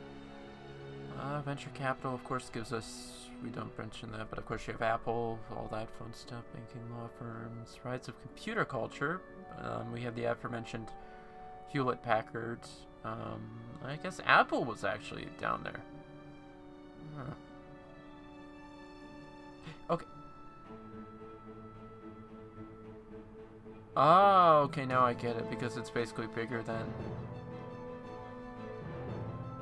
Tesla. Tesla and Palo Alto, which of course means they're not mentioning a certain company, but Palo Alto, in case you can't fill in gaps. Netflix, Intel, I guess, is actually covered in Silicon Valley, because Santa Clara. Samsung, fairly certain that would be Samsung's US HQ, though, because Samsung is Korean. Facebook, Google, housing. You have housing shortage because you have all those programmers who have to take the highways to work because California and its really ridiculous zoning.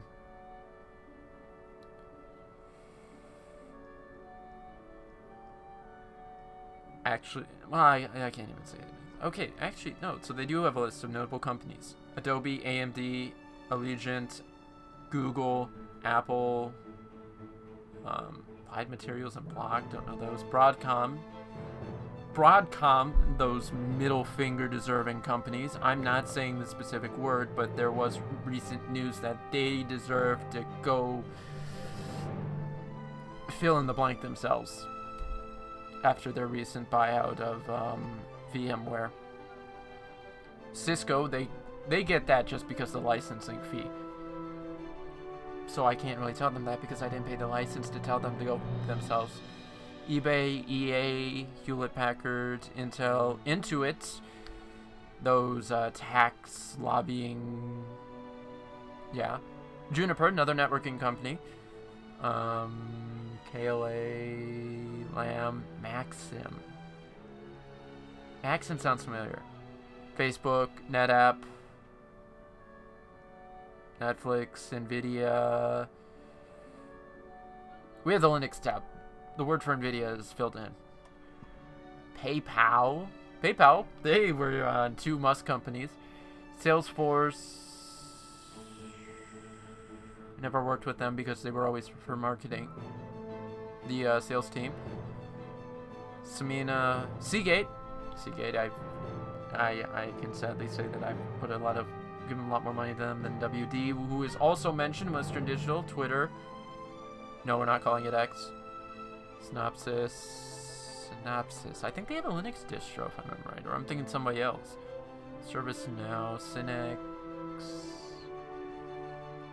Oh, and they have the defunct, which includes 23andMe, 3Com. I'm just gonna go through ones that I actually do know. Acetal. Let's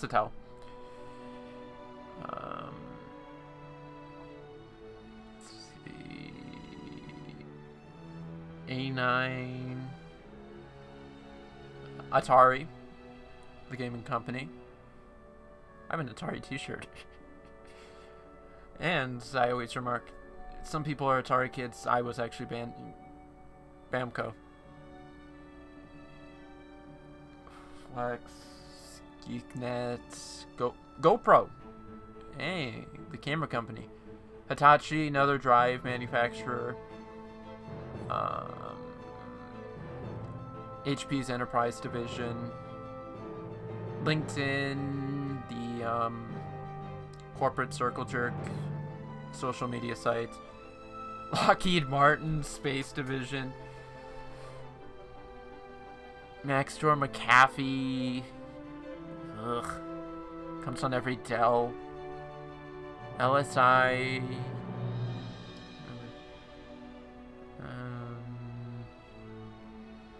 Mozilla. The Mozilla Foundation, I should say. Amorex, Oracle, National Semiconductor, Roku, Quora, SanDisk, Sony's Mobile Communications Division and their interactive division, Sun Microsystems,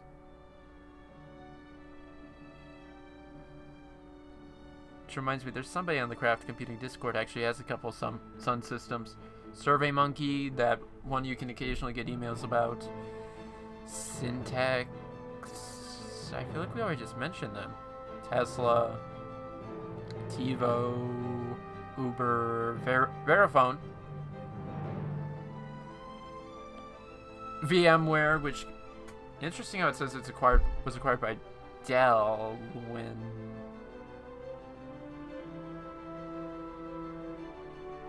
I thought VMware was now under Broadcom. Let's see. OpenAI, Microsoft Suite.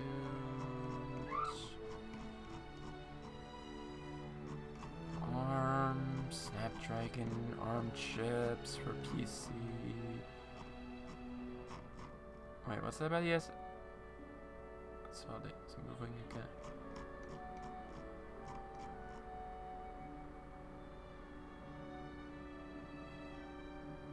Cisco is where security companies go to die. No, it's Broadcom. That's a good one. Yeah, Broadcom is with VMware now. I mean, VMware is under Broadcom now, so I don't know why it's saying Dell on the Wikipedia page. WebEx, YouTube, Zoom, Yelp, so Linux. That is, it's an FPGA. I'm trying to remember. That actually has been popping up a lot with something recent AMD's been working on, but I can't remember off the top of my head what it is. Anyways, let's just... Okay, we're gonna blame the robots, the Awaras, we'll say it, on Intel because they were still on 14 nanometer.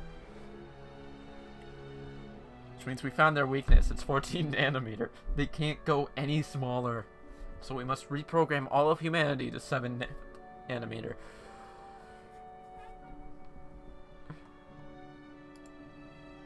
Yes, I know. That might be disturbing to you given the situation with your father all those years ago. Sir, why me? I don't think I'm really up to this challenge. I'm out of practice, frankly. Perfect. She'll learn as she teaches. You're too humble, and I think you know it. You are one of my best students at Central. I don't know why you left, and I expected something more than a desire to babysit kids. But you're being wasted here. Sir, you need to go back to the crunch. As Jim Swearengin once wrote, crunch time.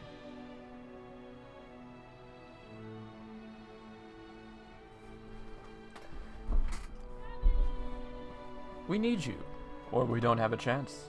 The end of humanity is no longer a hypothetical. The end of humanity? I mean, that can't really happen. Right? Right? Come on, it's crazy talk. It was hypothetical because hypotheticals are hypothetical for a reason. Theories are theory for a reason. You don't mean to tell me that hypothesis got turned into a theory, do you? Let's not find out the hard way. No, I'm sorry, but you can't refuse. Pack a bag, and let's be on our way. But the kids in the house. And Mom won't know where I've gone? Ah, you see, that's the beauty of the draft. Did they tell your loved ones, or did they leave that one to you? I'm sorry, I was born after the 80s. I don't know what a draft is, and this is America. We don't have compulsory military service. Europe.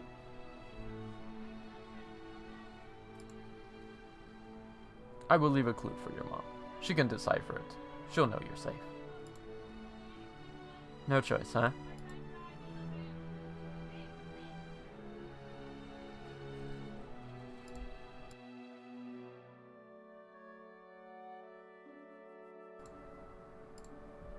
Alright, I guess. Mom would be happy to know I was doing my part. Won't she? I'm sure she will.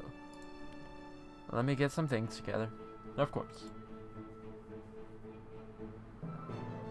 Quick, while he's leaving the room!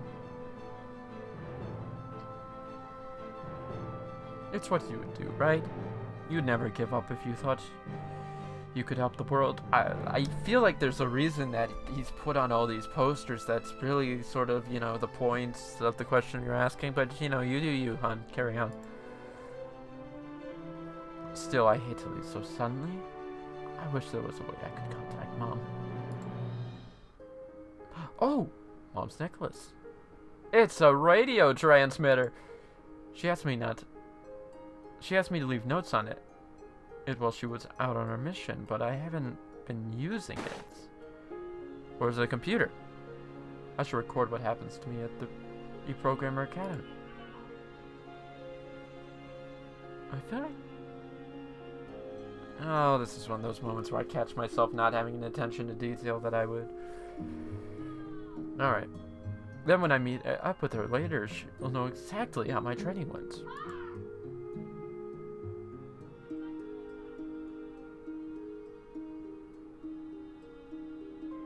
I'm not going to follow the volume meter. It's not as good as delivering mail home, but it'll have to do. Hey, look, it's the picture. No, it was, I think it was a poster from earlier.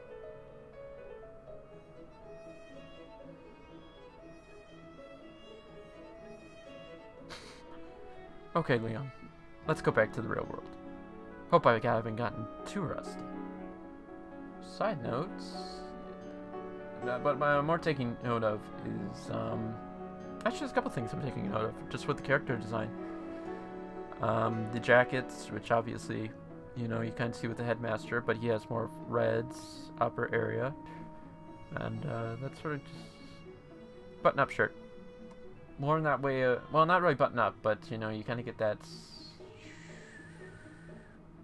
Oh, I'm trying to think of the shirt.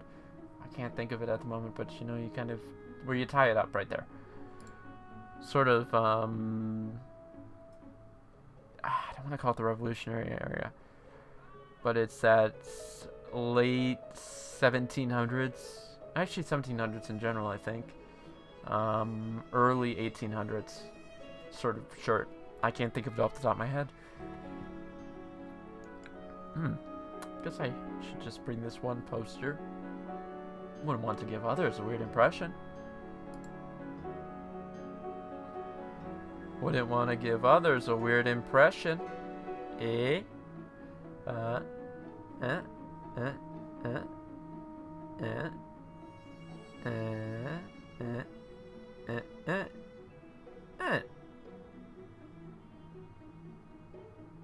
But hey, it's lacking a bit in the progression there. I mean, you're a bit all over the place, which I think is really just a good thing, but carry on.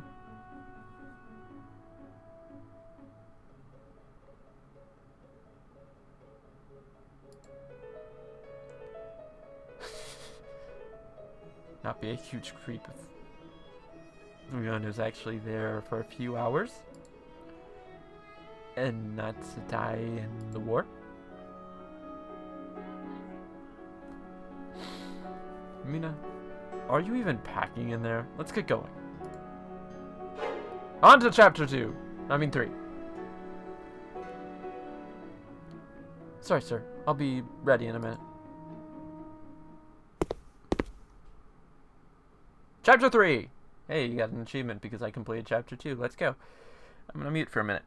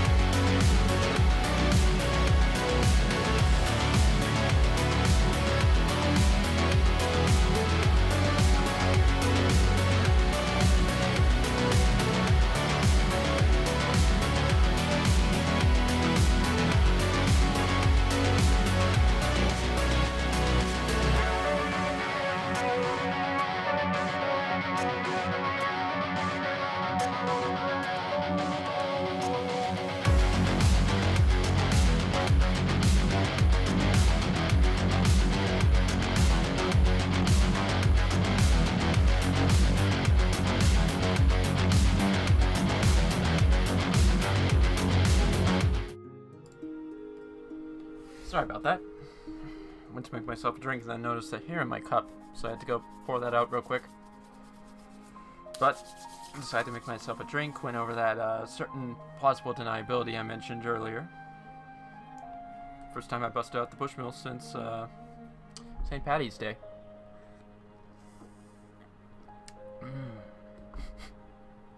Oh, that is good.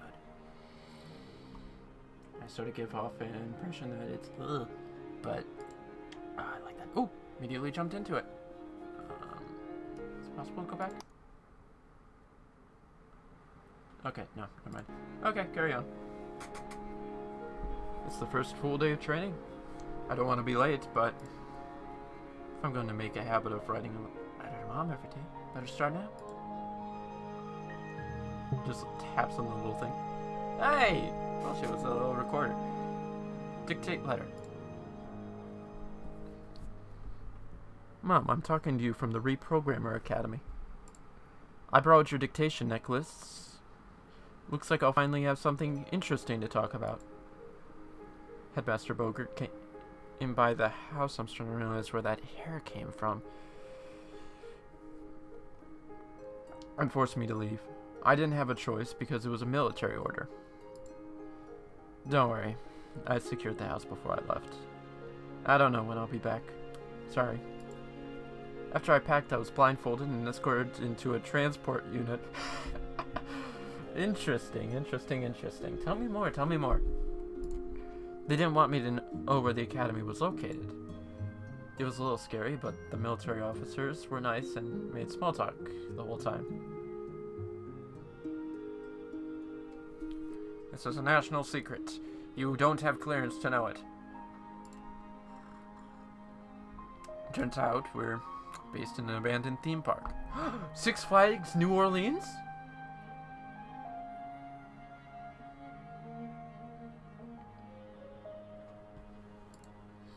Since you and me never had a chance to visit one, I have to admit, I'm curious to explore it. Anyways, today's orientation. Don't know what to expect. Pretty nervous. Do you think Leon ever gets nervous before a public event? I bet he's used to it by now.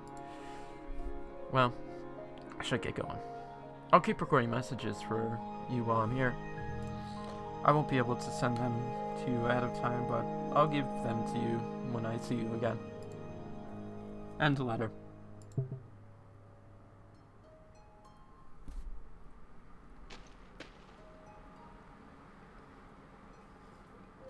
The hotel's divided into vertical towers named after famous books. If I don't hear War of the Worlds, I'm upset. I guess that's why the lobby looks like a library. There's so many books. Maybe I'll get some reading done. Multiple character intros! No? But, I get the impression that one of them is going to be the sort of opposite of our main character. There's a term for it, but I am not a writing major, so therefore I do not actually know these things. But I, do know writing majors, so I am vaguely aware of these things. That's the excuse. Definitely not reading some Wikipedia articles where they mention the various different types of, sort of protagonist, antagonist, and that sort of middle ground.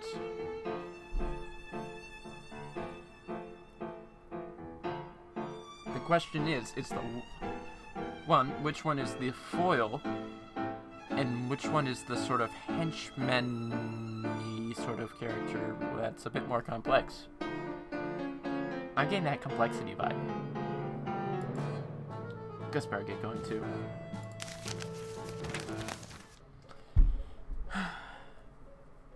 Oh my god, we're in Disney World!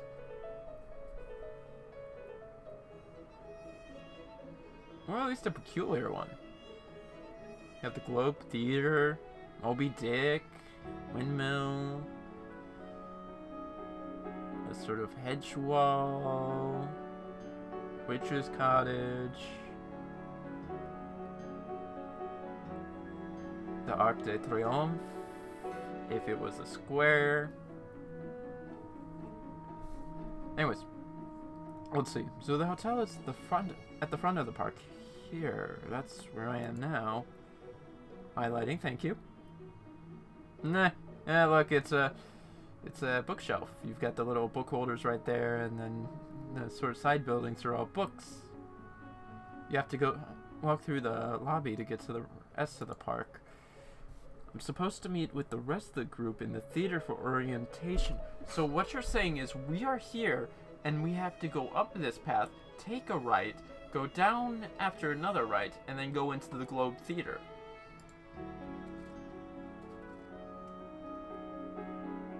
I've read Shakespeare. It's basically legally mandated.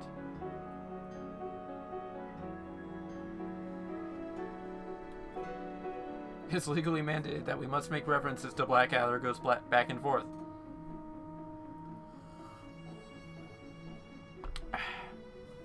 Okay, here we go. They even put Shakespeare there.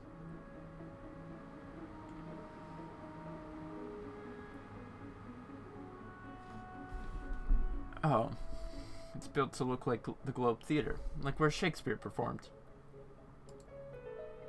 Wait, are we supposed to be on stage or something? Like, acting? Well, time to bust out the old high school years of theater. I really hope not. Oh, yay. Dwayne! Is that you, Mina? I hadn't seen you since university. Dwayne, how are you? Doing okay? Can't believe you're here. What have you been up to? Oh, I've been back home with my mom. I teach programming survival skills to the kids in my neighborhood. What brought you to the Reprogrammer Academy? You're a mathematician. I'm saying it now, it's the draft. Also, why would you ever question if it's the place that has to do with programming what the mathematician is doing here? I mean, I get the fact that your most basic mathematics is undeniably not that abstract. But don't go discrediting the parents of programming. Oh dear sweet Jesus, I'm explaining myself in a way.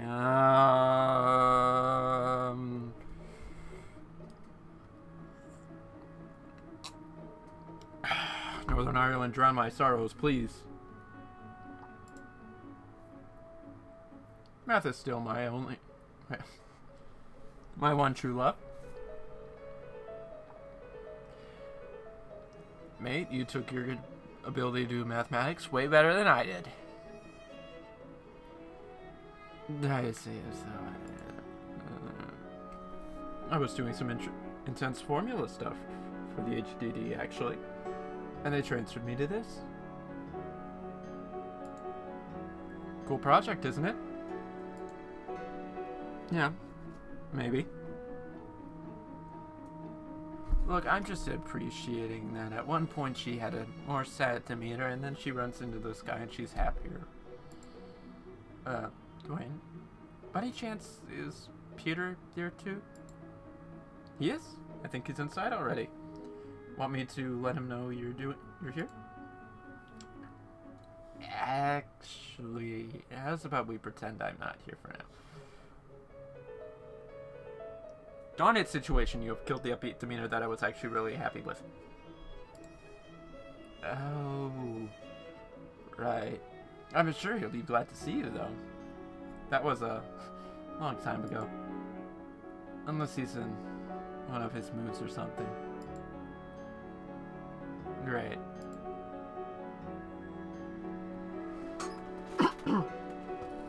As you're coming into the theater, please find an empty hack slate. We're going to be doing a little warm-up exercise to start the day. I prepared a few coding puzzles that also cover a few simple rules about the program.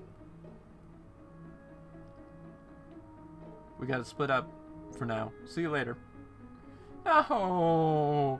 Why must you go and do the mathematics stuff whilst I'm stuck here with the programming stuff? Good luck. Little warm up. Huh? It's just like the hack slate we use at home. Except I'm the student now. Well, the faster I finish this, the better, I suppose. Okay, Mina, let's do this. I don't have to stress out. They just want to know what I still have in my head. So I'll do my best and not worry about it. Huh. These puzzles are based on facts about the Reprogrammer Academy. The headmaster is having us fix algorithms. Sets of instructions that need to be followed to solve a problem.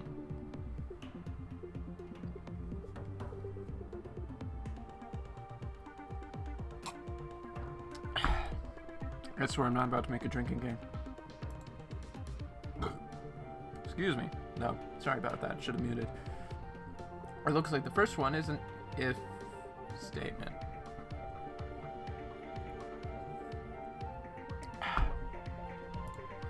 Let's see. So that's when you want something to happen only in certain conditions. That's correct. That is exactly what an if statement is.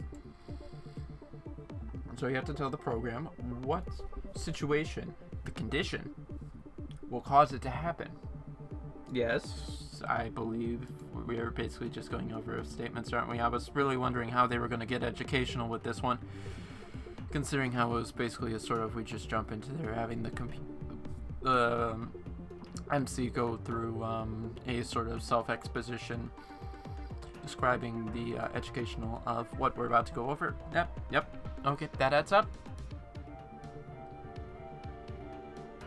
Let's see. Curly brackets. Ugh. This is more C-based, isn't it? Well, the condition in the parentheses at the top and curly brackets around the results. In this case, I should fix that punctuation.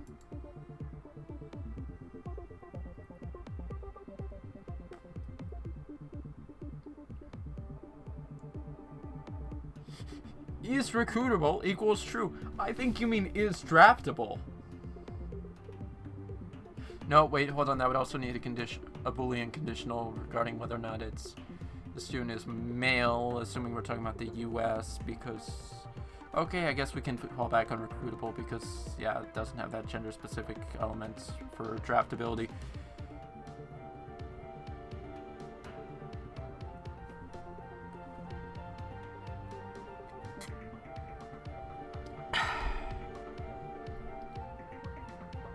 Oh, okay, end of line, that's why I was about to look at like it was crazy for a minute because, hello?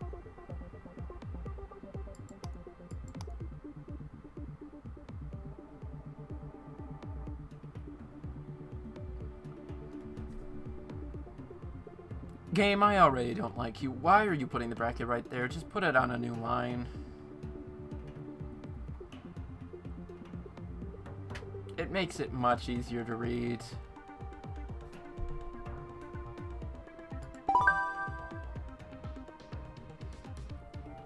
Also, something's telling me I'm going to want to take a second intermission at some point. But I'll try not to. If I don't have to. It worked! It's coming back to me. Yes, it is.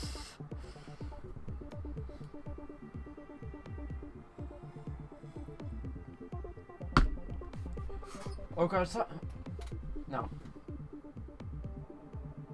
I don't want to say Garcon. What? That's stupidest thing. Why would you say "Oh, Garcon" at the bar? Seriously. Oh boy. I use that term for a different thing. No, we don't. Cool. We still have something that would be fun to use, but we don't talk about that yet. Just gotta get through it. This one is missing something from the condition, but since the rest is filled in, it should be easy to figure out. If I look at what it's between the curly braces, I can figure out what the condition should be. Whatever is between the parentheses has to be equal to the true in order for it to execute. If I remember correctly, the headmaster's office hours are 1,300 to 2,400 hours. Jeez Louise, mate!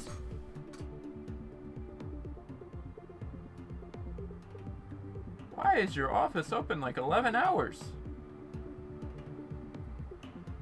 Also, why 1,300 to 2,400? Jeez, those hours!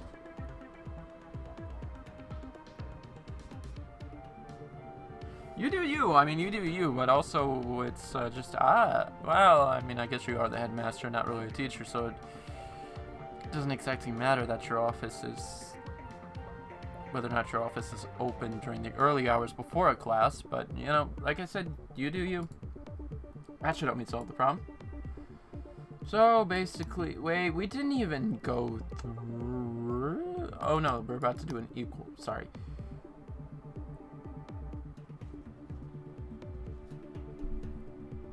Does it actually tell you what the not equals?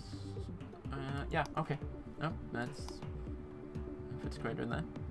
Except, as I wound up getting reminded, checks if what's on the left is greater than what's on the right.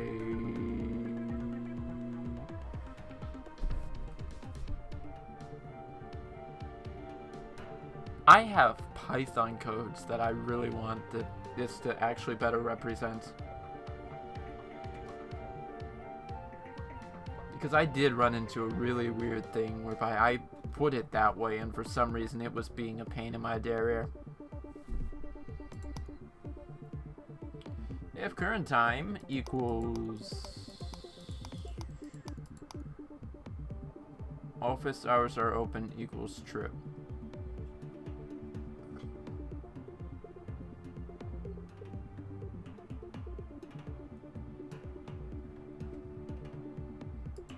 So I can either do it's less than or it's greater than. Except the obvious problem is this is a greater than or equal to problem.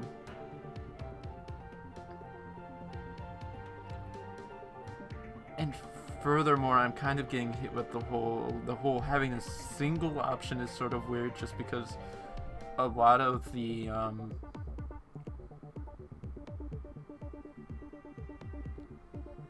I'm not going to pull up any of the C code I did for my C++ course on stream to jog my memory, but I'm fairly certain C++ and Java have in common that element of doing this sort of thing twice. So it'd be two... Do we call those errors? I don't know why I can't think of what we call these right now. But you would have two of those if it's a greater than. But then you would have an equal sign and then the greater than if it's greater than or equal to.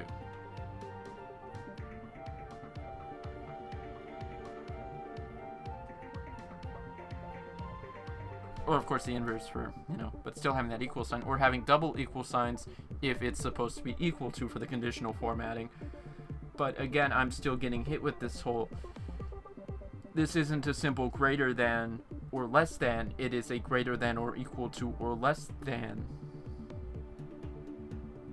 Because if it's less than, it would be false. But if it's greater than or equal to, it is true.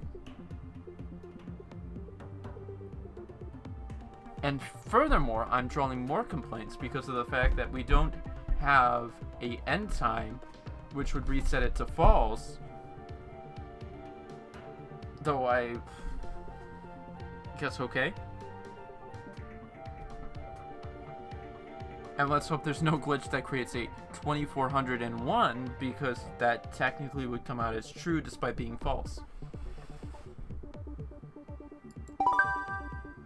That wasn't too bad. Yeah, no, excuse my tangents about my small problem with it. Again, it's a small problem. I mean, you have to remember these are simple coding problems that you're trying to solve, and I am adding a level of complexity to it that is not entirely necessary at this very moment. We are still very early on in the whole programming, and I am suffering from kind of knowing some of this stuff. Odd, if I may. Mina, you're doing good over there. I hope so. I hope so too! These have been highly simple questions that sadly are multiple choice, which I excel at.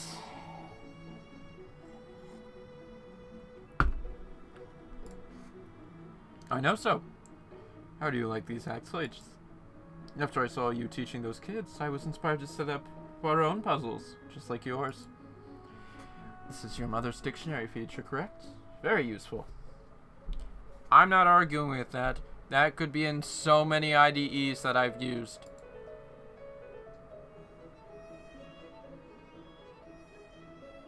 That is to say, I've only used about 3. No, 4. I've used 4 different IDEs.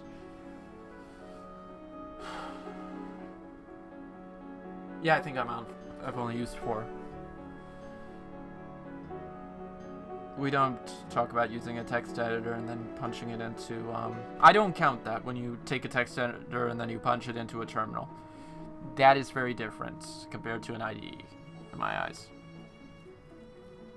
Though I don't even think those, I'm not going into that technicality. That was, anyways. Keep at it, I'll see you later. Okay. Can't be many more, right? Right? No, I refuse to be stressed out here. I'm doing fine. Doing fine, just fine. Just fine.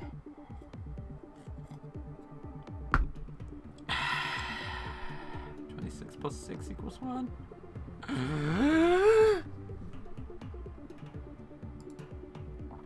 Ooh, this one's different. Ah, I see. They're calling a function within the if statement. When there's open and closed parentheses next to a word, you don't know. It's probably a function. You can make your own unique functions and then name them almost anything.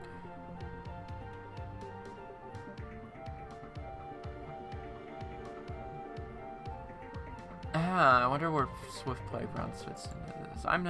That would be a silly stream that I could totally do out of sheer boredom. Functions are helpful if you're going to call the same code many times, or you want to organize your code better. You know, actually, now that I mentioned that, not Python Playground, Swift Playground, that might actually not be a bad idea to sort of, because I've been being big on bringing some of my, I'm not going to explain that, but I'm actually selling myself on a KOTOR 2 stream, which maybe we'll do tomorrow instead of the, because I'm still trying to work out, since I'm going to go through this real quick. Tomorrow I'm going to do a collab with Sodi. We're going to do some Minecraft on our multiplayer server that we do together. And then we haven't done the end yet, so we have to do that. But the idea was to do an end raid and get some elytra. But after that, the collab has to be early, so I'm going to try and figure something out to do for the New Year's. So that will be a fun one to figure out. And it's actually interesting to consider that's going to be my first New Year's stream, when the New Year's stream was sort of a tradition that I wound up missing last year. So that's going to be a fun one. And so I just need to figure out what exactly we're doing for it, because I haven't figured that out. I'm not going to finish through with this game, but I do want to get a good game going. Say either City Skylines 2 I'm sitting on, or, as I mentioned, KOTOR 2 might actually be a fun one, because I've been wanting to do that one on stream or any other way. Anyway, sorry, so we have a function within an if statement. They can be empty or have a variable or other value, like a number. Functions use parentheses to send information into the function. So it's different from an if statement, which uses them to determine if a condition is true or not.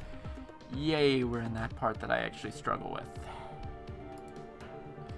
In this case, if a student was to get a lot of warnings, what should happen?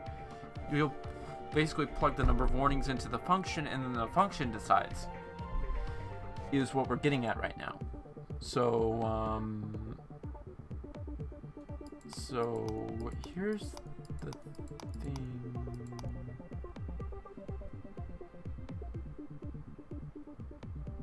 Is greater than, you're gonna have expel probably, and of course you're gonna have your end right there. Yeah.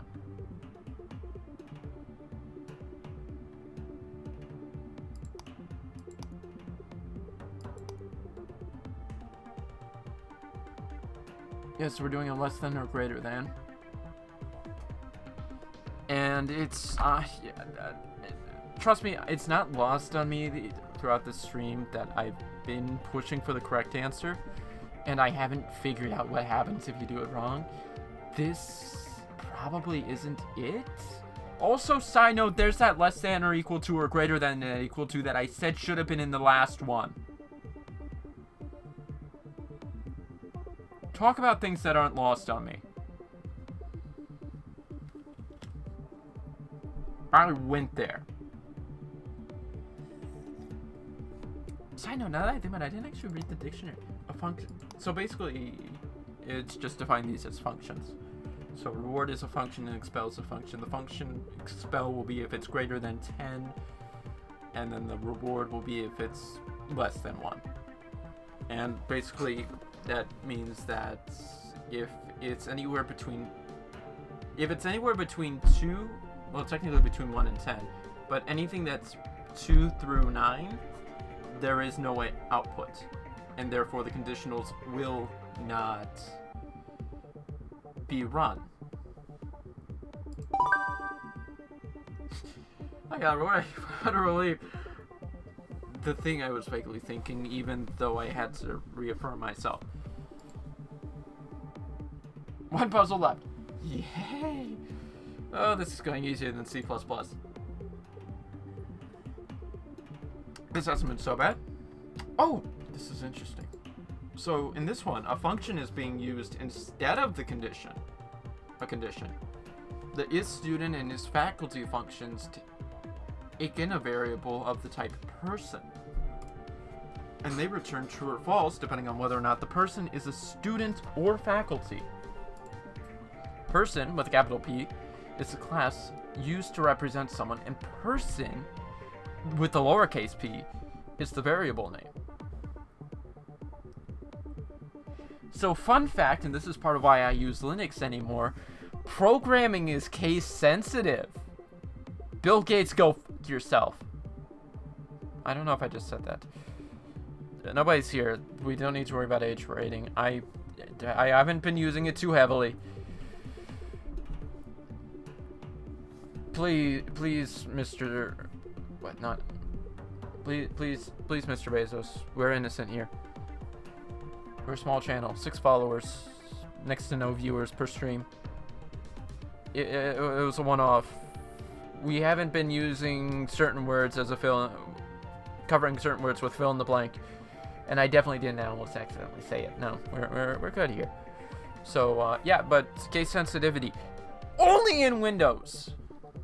Only in Windows do you have the lack of case sensitivity. Mac and Linux, and by extension, basically any Unix-like, everything is case sensitive. And that follows through into programming. It's all case sensitive.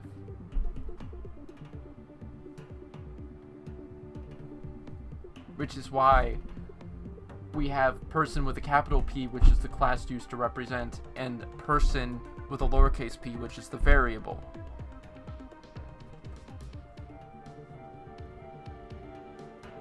Yeah. I'm sorry, Mina, carry on. just like before, the if condition has to be true for the if statement to, she says happen, I'm gonna say execute. It's the way I think. I have a pretty good idea how to solve this. So basically, is student person. We'll check if person. No, that's the class. We want lowercase person for the variable. Yeah, no, I follow. So, I like how we have square brackets, we have parentheses, and then we have curly brackets. They say braces, I say brackets.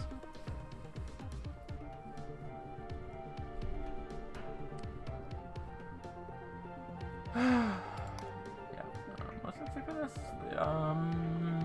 Doesn't matter. We're not using that right now. Alright, that. And voila. Because what it's doing is it's checking the variable person and not the class person. Also, what doesn't exactly do much compliments is using the system of elimination, because we're operating off of, since we're operating off of multiple choice, we are given a few options. In this section right here, you of course have the not variables, the containers, which are the parentheses and the brackets, and furthermore, you sort of get hit with the whole, you know, it's going to be the same between the two.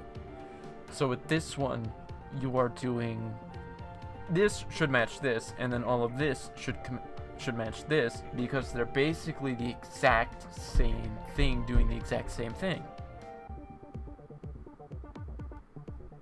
Which sort of makes, actually, basically hitting at, whenever I do a lot of my programming, when I have something like this, what I'll actually do is, instead of typing this whole section out, I will take this, copy and paste, and then make the minor changes that are necessary for the difference.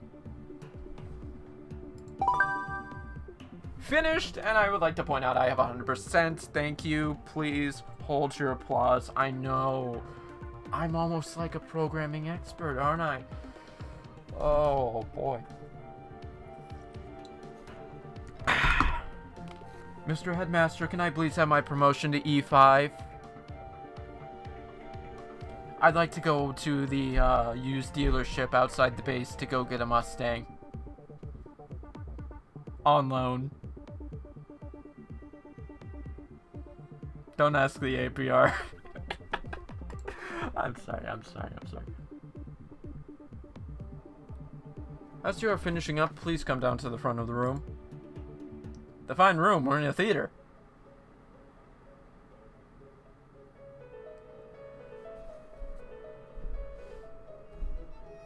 Okay, I'll be honest, I actually did kind of have to look for a minute, because I've been under the assumption so far that these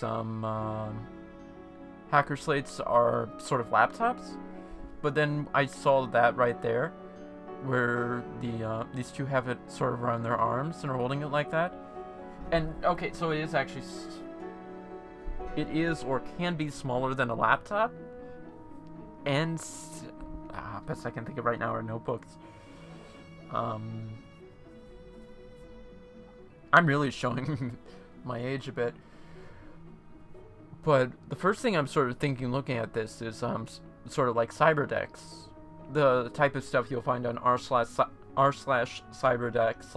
a lot of older cyberpunk, the RPG material, in comparison to in the game, whereby the cyberdeck sort of feels more integrated.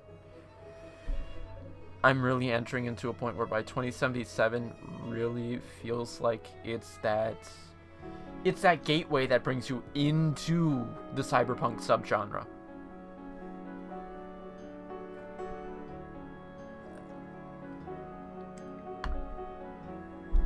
But yeah, no, the best I can think of is sort of a cyberdeck, because it's not...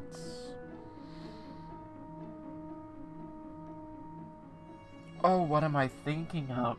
Like I said, it will make my age so obvious. But you would keep it in your pockets.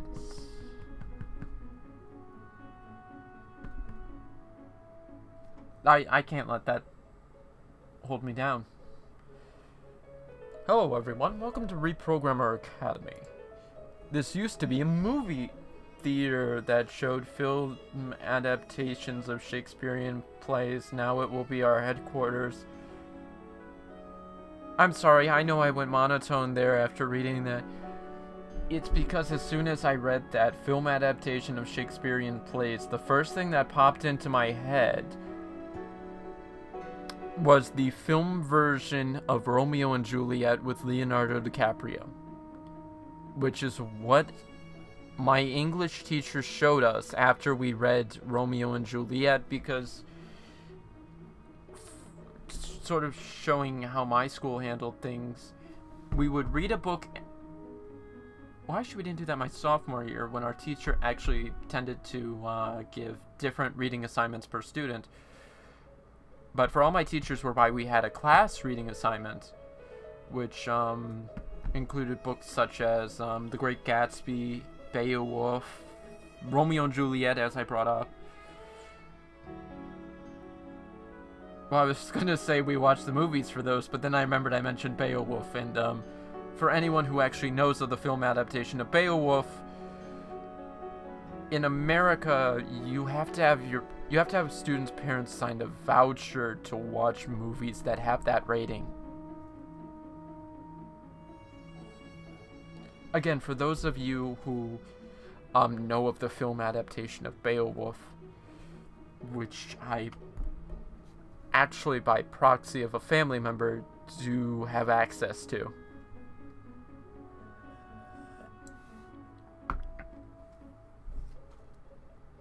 It's an interesting movie, I'm going to say that one, and it drives home a lot of early 2000s films and those early ages of CGI in movies.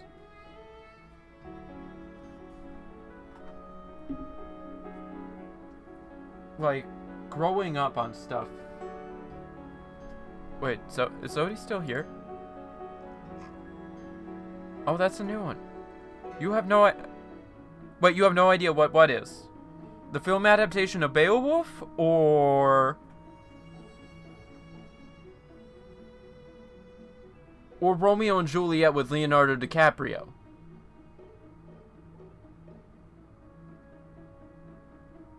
Or are you talking about the fact that any R-rated movie, high schools are actually supposed to send out a parental permission slip in order to show it? Hold on. I'm actually... Oh, let's see, Yes, I think everybody with half a brain knows Leonardo DiCaprio. Hold on, wait, no, I need to do that in the web browser version.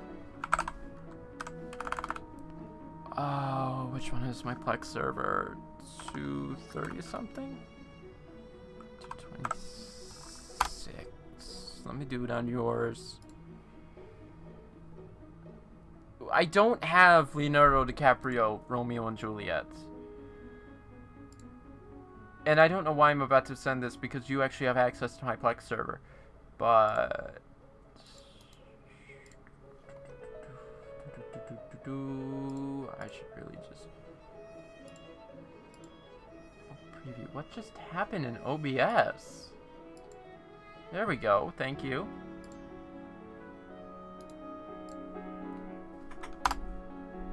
So I just sent you Beowulf, Zodi.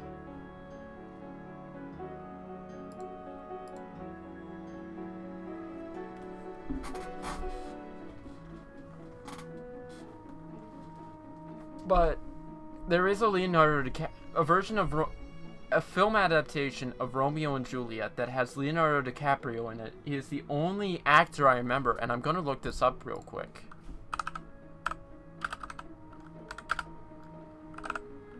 Because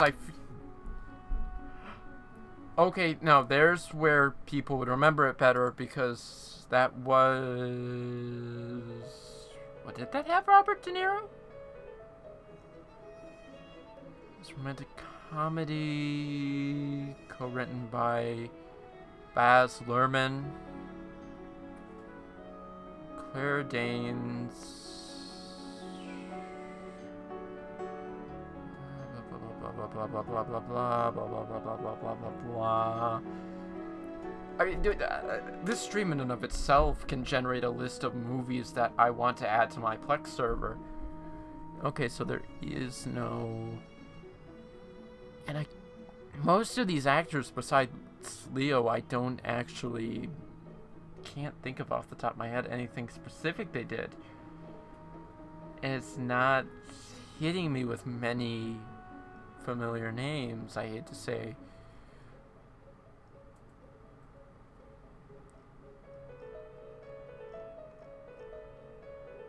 But the interesting part of it, which is why it sort of gets hit with one of those book adaptations that I love, is it does draw on the source material to the point of the entire intro is as written by Shakespeare. Even though these are two sort of crime families in Italy, the Montague father's gun, right? I think it's a rifle, actually, is in there. It's called his long swords. Even though there's guns, there's this sort of dueling element of it that gives you a more medieval vibe to the conflict of these gangs in comparison to a stereotypical gang movie we would see today.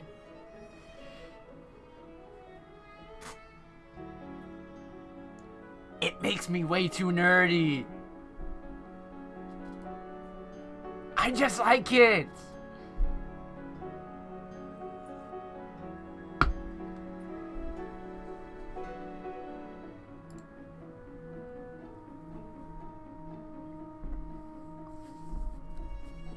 Now then, getting back to this one.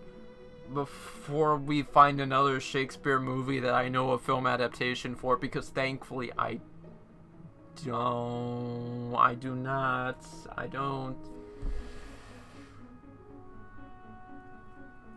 I'm a typical byproduct of the American education system. Most of the Shakespeare I know of is Romeo and Juliet. I have yet to read Merchant of Venice, King Edward VIII, or, oh, there's another one. Oh, why can't I think? No, well, actually, no. He did a sort of, I guess, historiography sort of series on the Kings of England, which includes the Henrys. I can't remember if King Charles... Hamlet! So have you seen The Lion King? No, just Kimba the White Lion? Okay, that's fine. According to some sources, there's the same movie. Oh, no, this is actually hitting at me with... There's a movie that I do like that some people do describe as Hamlet that isn't The Lion King, but no, we need to get back on topic. We can't go talking about Oedipus Rex. Oedipus? No, that wasn't Shakespeare.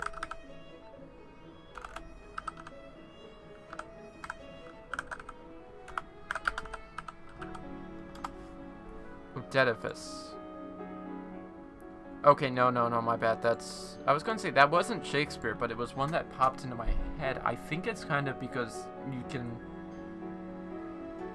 draw parallels. Let's see. Written by Sophocles. Yeah. No, there's another one that you can draw parallels to Hamlet that I can't think of off the top of my... Would you like to say it?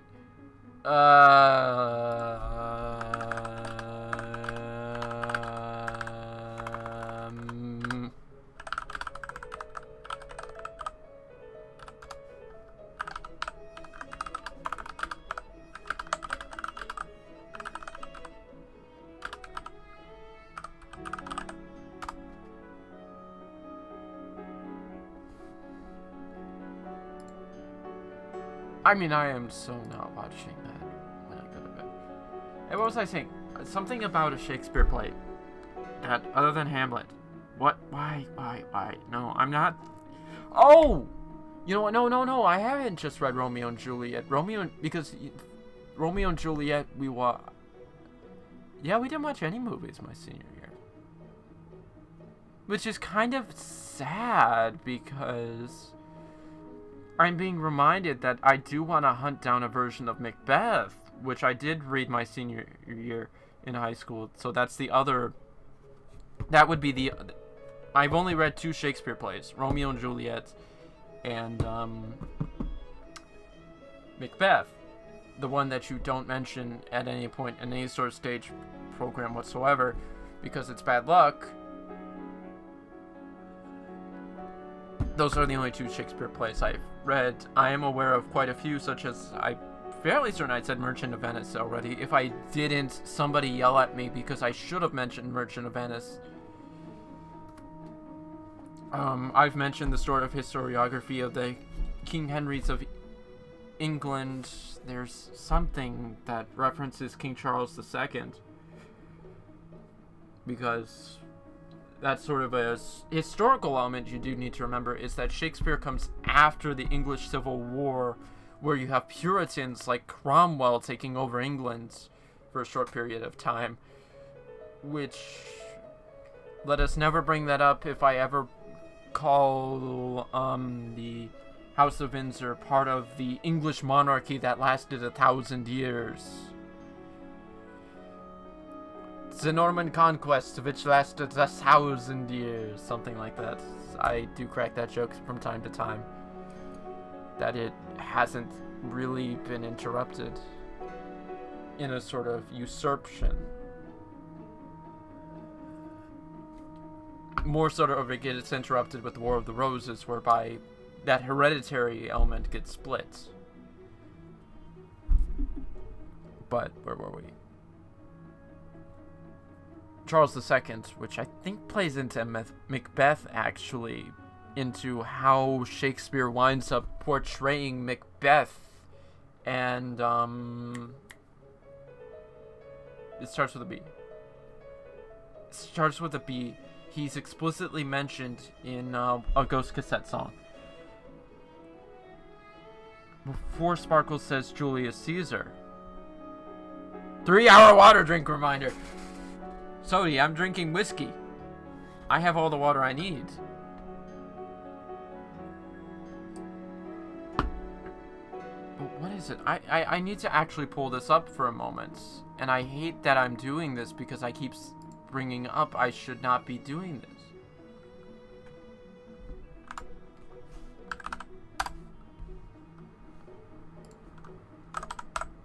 It's Scissorborn by Ghost Cassettes. It's the song I'm thinking of right now.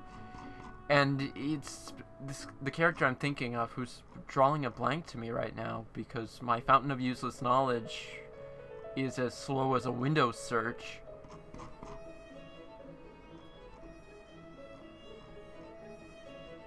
Starts with B. I know that much. And for some reason I can't find Ghost Cassette even though it's staring me in the face. Scissorborn. Which you guys shouldn't hear. And I'm also not hearing because of my audio setup. Crud. Give me 5 seconds.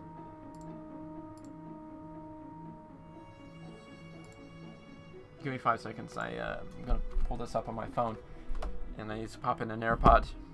And also, apparently my watch has finished charging over the course of the stream.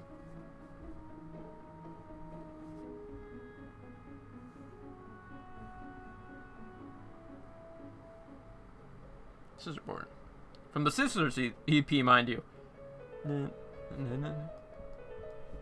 Oh god, I'm gonna get pulled into this one and I need to not to because I'm in the middle of a stream. 1, 2, 3, come on. I'm big enough tonight, this is a fight. Nope, that's... Ah, crud, I just missed it. It's blasphemy. trying to be someone you're not, but is that who you are? Cause I get so tired of these footnotes. I get so... I'm totally... Oh, God. Okay. Plan B. Digital Haunt Wiki.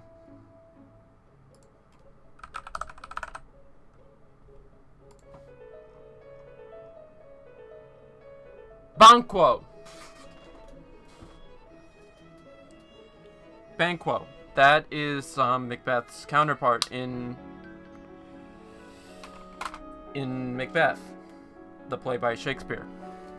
Who, if I remember right, his role sort of gets muddied because of a connection to King Charles II.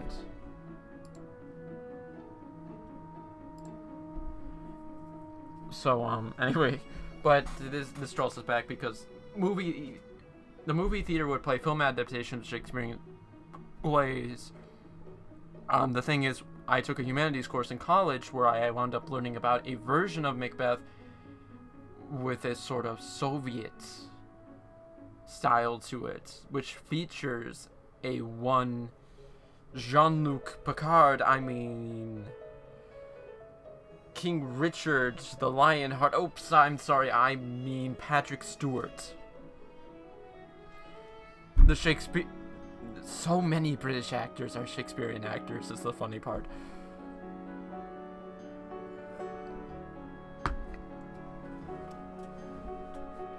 But it's a version of Macbeth which features Patrick Stewart. And my humanities professor used it to sort of... we were going over soliloquies, monologues, and whatnot, and it was one of his examples. And I saw that, and it's one of those film adaptations I'd love to get my hands on. Also, side note, Zoe, we're 9.5 minutes short of the 3-hour mark right now. And I was sport and mathematics. We're actually about 8.25 minutes away. So anyways, I just had a figure fall. Before we go over this theater being used to play the Leo DiCaprio Romeo and Juliet, or the Patrick Stewart Macbeth, or any other adaptations of Shakespearean plays, let's continue on with this. First, let me tell you how happy I am to have you here. I hand-selected all of you for this project. Oh dear sweet, insert here. I can sing if I want to. I can sing your friends behind. Because if your friends don't sing, then they're no friends of mine.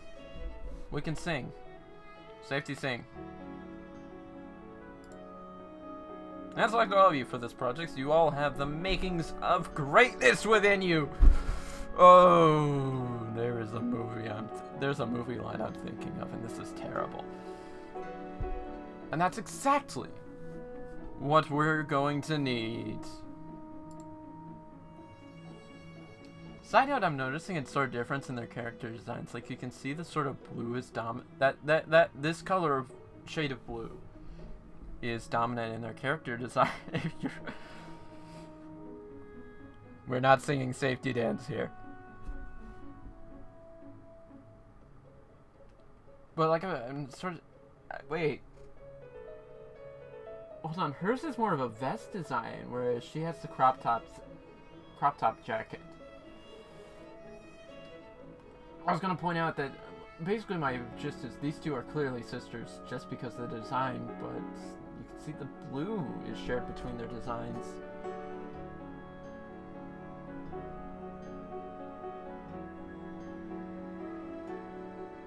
I'm not going into a further question, but thought I just had, because I feel like my jump there is purely off-put.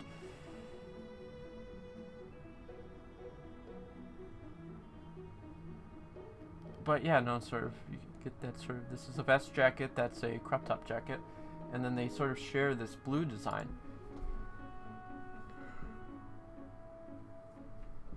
I don't know where I was going with that. There's sort of this obvious element of their sisters, but also they have some shared character design clearly. I created the pair programming curriculum you will be learning. The pair program curriculum you will be learning. I'm sorry, did I miss a line? I don't think so. I'm headmaster, former Central University, and now programming consultant for the hard disk drive. You're not changing my mind. It's an HDD. These guys have spinning heads. And discs. Lots of discs. Spinning discs. And spinning heads. The heads don't really spin. The heads are used for reading, but yeah, and spinning discs. Spinning rust. Spinning rust is the technical term we use.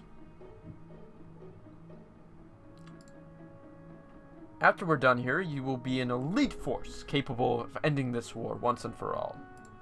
So, you may have noticed the peculiar location we've chosen for this academy.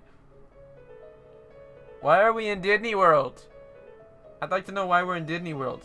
Because we clearly didn't choose Geauga Lake. Which technically when this game was developed was still around, if abandoned. Not anymore. I hope you'll enjoy Literary Land during our stay. Oh, Literary Land. With a hotel that's just a bunch of books. Moby Dick Land, the Globe Theater, the Hedge Place. I'm gonna be honest, I only understood like maybe a quarter of the literary references. Made by a wealthy citizen that wanted children to be interested in classic literature. It wasn't a very popular place. Well, you only dedicated one section to Shakespeare, mind you. Furthermore, I would like to know where the H.G. Wells references are, even if we are talking about classical literature. And, I would like to know where a lot more of the Greek classics are. And no, I refuse to touch the Roman Empire with a 6.5-foot pole. I think Cleo is still alive if you want to go talk about the Roman Empire.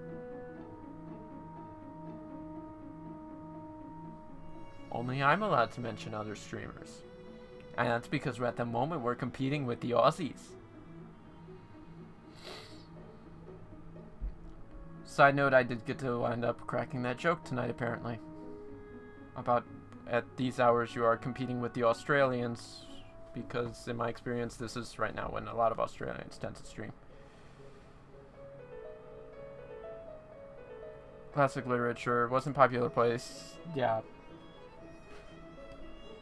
I'm sorry, I mean, I would love this part to an extent, if only for small elements, the quarter to a fifth that I actually understood. Likely would have gone out of business if the world hadn't changed when it did. Either or it would have gone out of business, I mean, let's be real here. It ain't no Geauga Lake, but I'm bringing up Geauga Lake for a reason, SeaWorld of Ohio.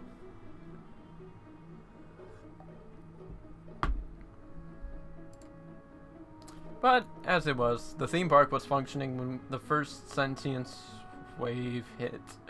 As is evident by the damage to the property. Of course, now reading is much more popular. So Literary Land's mission was achieved after all. These are your instructors. The Bellini sisters have been training with me for months now and are ready to teach you everything they know. So I was correct to point out that they're sisters, even though, as I pointed out, it's really implied by the character design. Of which I have not been pointing out up here, and have been purely pointing out down here, whereby these share the sort of colors within their character design from this element to this element to this element, that, not that element. I meant the color of the robes. And then they both wear boots. Shared character design. I trust them with my life. And I ask you to please treat them with respect. It's now a bad time to mention that if I see any misogyny in chat, I will drop the ban hammer harder than Mjolnir.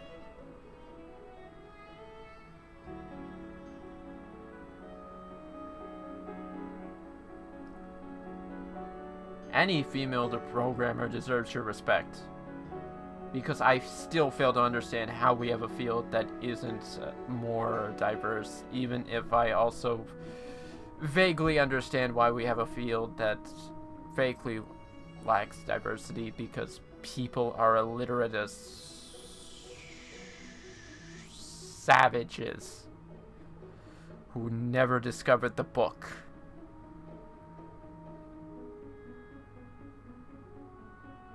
And therefore rely on oral tradition.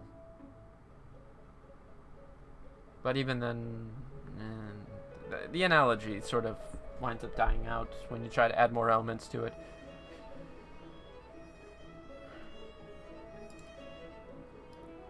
Say hello, ladies. Woohoo! Hola!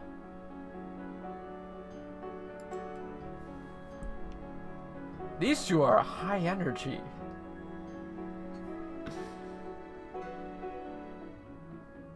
You could say that you could power a machine that runs their code straight off their energy themselves.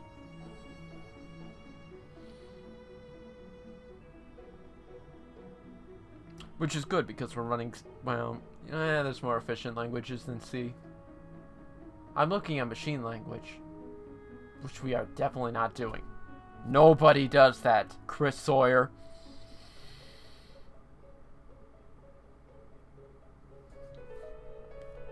I'm Athena, and this here's my twin sister, Minerva. As in, she's always getting on my nerves. Sheesh, you starting this again? See what I mean? C'est la vie? C'est la... Oh, no, I'm not doing this. These two piloted the pair programming method we will be using in our exercises, group projects. Hey, by the way, Zodi, we're at the 2 minute past 3 hour mark. Love to make fun of my mods. By the way, there's parentheses around the S on that mod statement.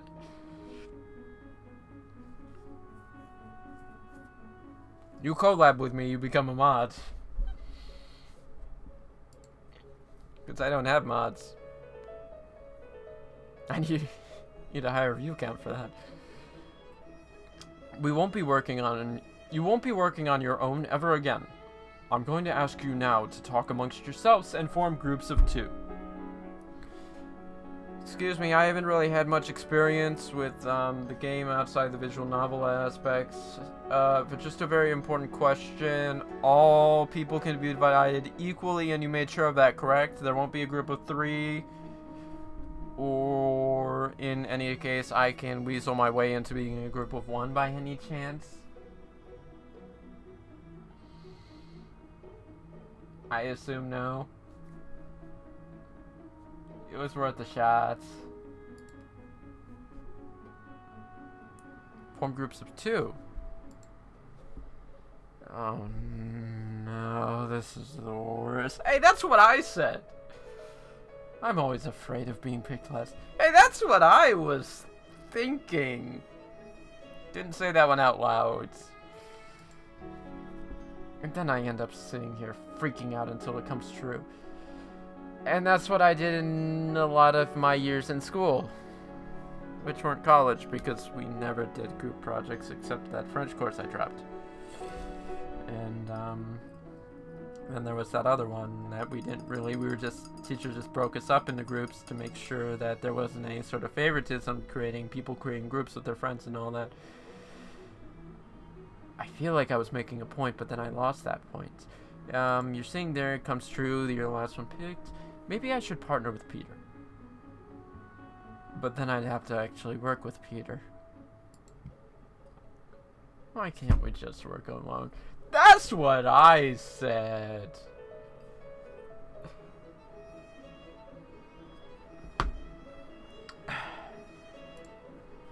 I guess there's nothing to do but just wait until the last remaining person approaches me about being on their team. And then you wind up fulfilling that previous prophecy of being the last one picked. You see the problem? This is a problem we have as people. We are so built on building our own self-fulfilling prophecies, aren't we? It's such a... It is such a shame. Sometimes you just speak so much, you kind of get tired of speaking. Who are you, Mr.? Oh, I know what we've been building up. See, you're bringing home the point we've been building up.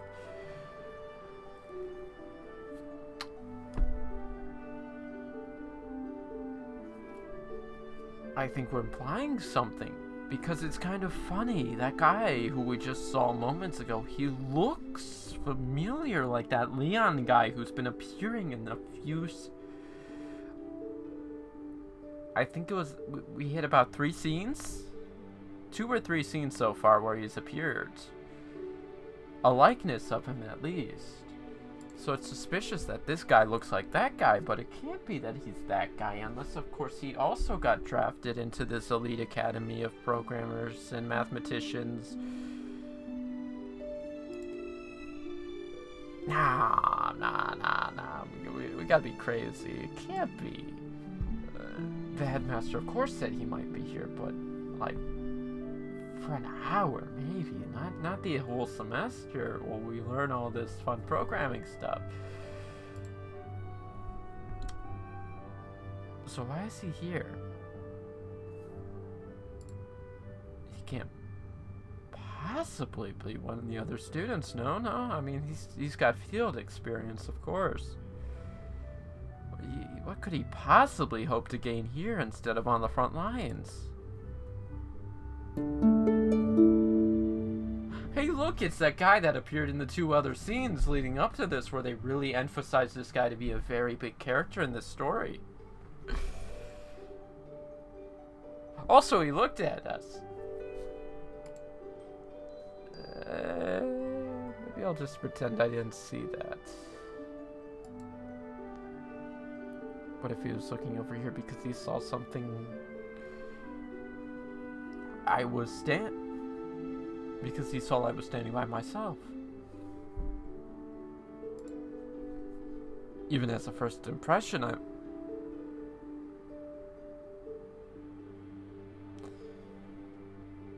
Excuse me.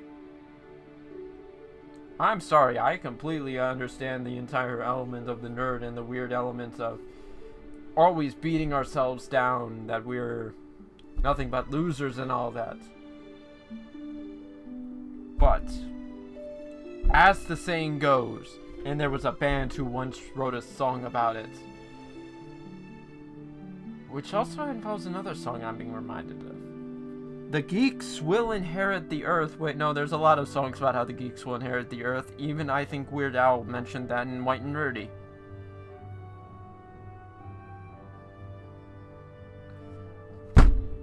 But I do say, you have quite the comprehension of programming. You cannot possibly be a complete loser. One with such an understanding is not a loser, but quite intelligent, actually.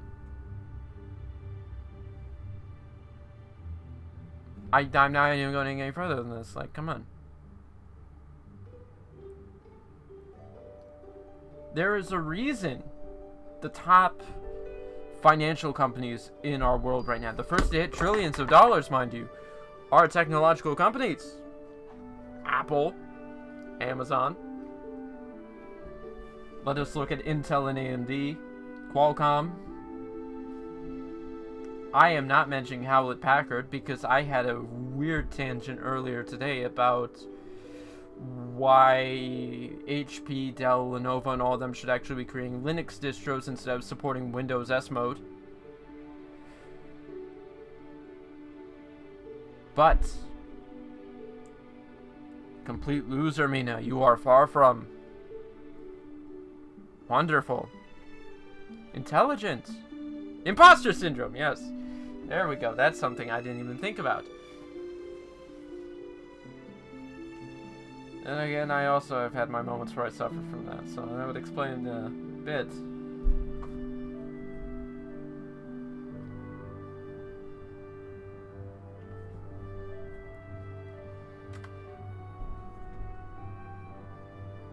I think we have a point, though. Then Dunning-Kruger. Yes, the more you know, the less you know. But the less you know, the more you know. Beautiful thing. Just assume you're stupid and you'll never be wrong.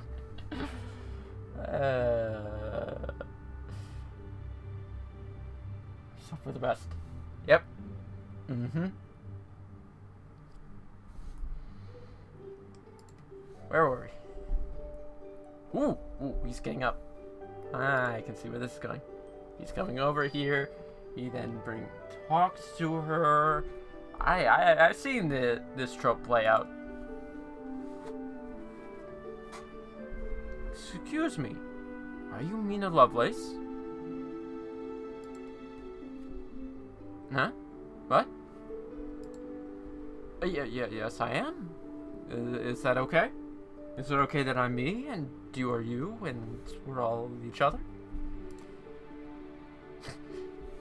Is it okay? It's alright with me if it's alright with you. That's wonderful. I apologize for starting you. I am Leon Morgenstern. Leon Morgenstern? Yeah, I'm meeting you. Is that okay? No, sorry, I'm not good with words in social situations. Unexpected ones are, fun ones, one might say. It's nice to meet you. Leon Morgenstern. It's nice to meet you too. The headmaster has told me a lot about you. Ah, yes. And then we see the interactions between the star pupil who the headmaster speaks very highly of, but who's not high confidence in oneself. And the proposed to be confident, I can't really call him a lead character because the lead character is, of course, Mina. I love it when this is at school. I thought it was a business. No. This is programming school. With fun uniforms. Because it is a military programming school. Where robots have taken over the world. And we must reprogram them and hack into them to fix them. Using our wonderful C programming skills. He did? Like what?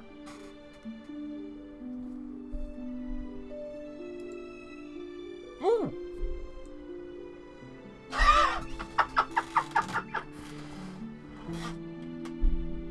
That traitor, he knew this was going to happen. He knew that Leon would be a student in this programming school and that he would meet Mina, and that because she was a pretty good programmer, he would want to work with her, and then they would form a group, which is why they have the group programming.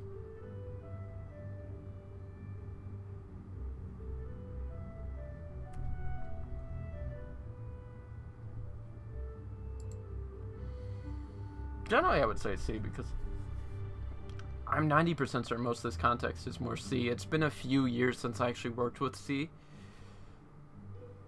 But the context definitely falls into the C school of syntax and all that. Not too heavily, with including a lot of, but it has code snippets in it. He says you're one of his favorite students. He did?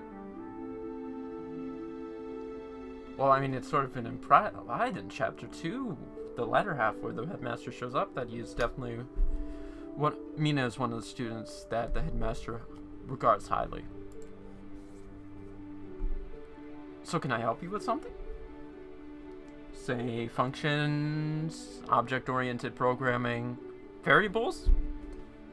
You know, Chapter 2 was all about variables. Integers, booleans.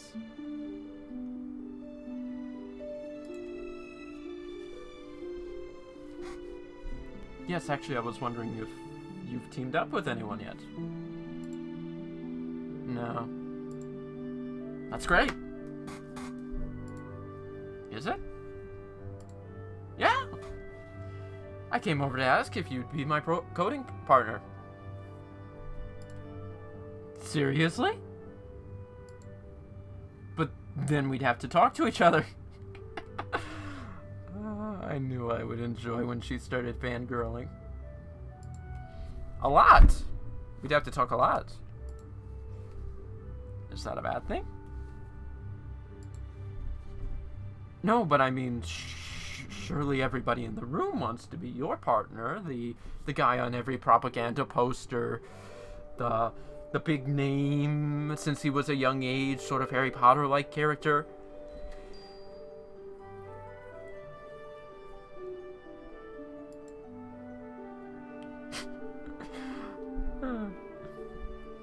Why, I'm probably the worst student here, right?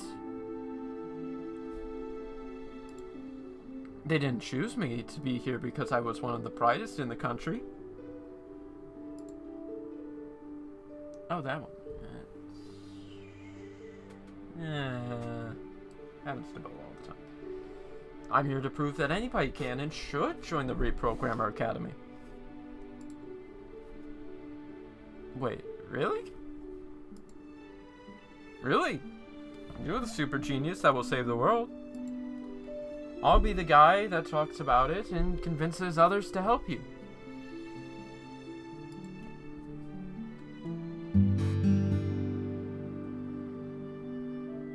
Not if I can help it. Now, I say this more as a reading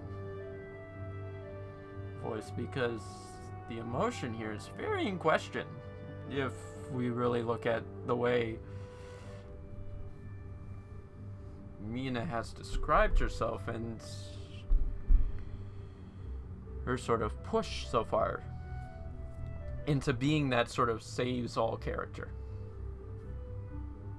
Saves the world character, I should say, not saves all. Anyone can learn to fight the aware. If I'm your partner, I can help you catch up.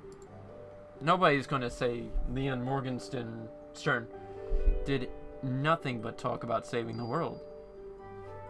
Or mention this, whereby she's going to be the teacher because in our prologue we already see her playing the teacher. I'll make sure of it. Thanks, Mina. I'll do my best. And our final pair is over here. Great job, everyone. The first 4 teams of the Reprogrammer Academy have been decided. Which suddenly hits me with an answer to my previous question about whether or not there would be a one-off group of 3, because it has been reminded to me that everybody here is pre-drafted. So of course they'd make sure there was an even number of people.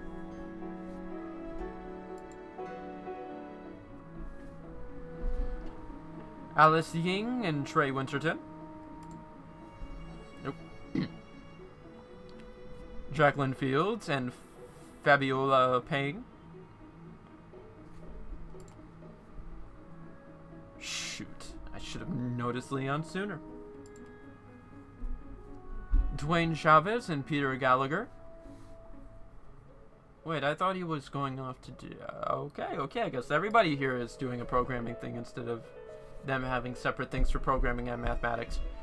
Good, because I did make a complaint about mathematics is a somewhat parent field to programming. Mina Lovelace and Leon Morgenstern. Why did I say Leon? Y'all are dismissed for today. Rest up and see you tomorrow. Well, goodbye then. I still have a lot of unpacking to do. No problem. I'll see you in the morning. Look forward to it.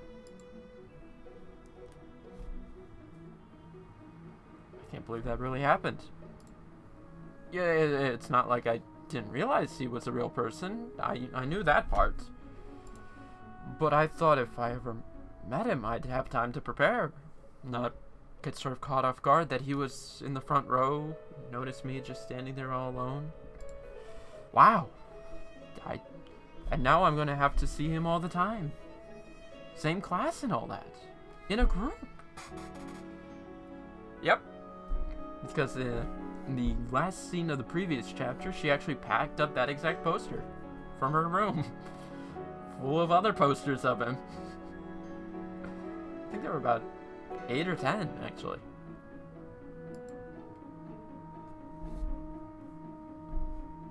I'll have to gather my courage. Be a good partner. And hope that he never finds out I like him so much. So much that you have an entire wall of posters for him. Almost like a stereotypical girl with a poster of the posters of the Jonas Brothers all across her wall.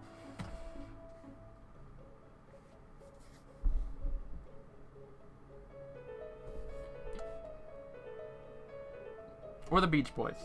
Boy bands. Lowest hanging fruit I had available to me. And that is chapter 3 done. Now I will be bad and take my mid-chapter intermission for a minute to go take care of something.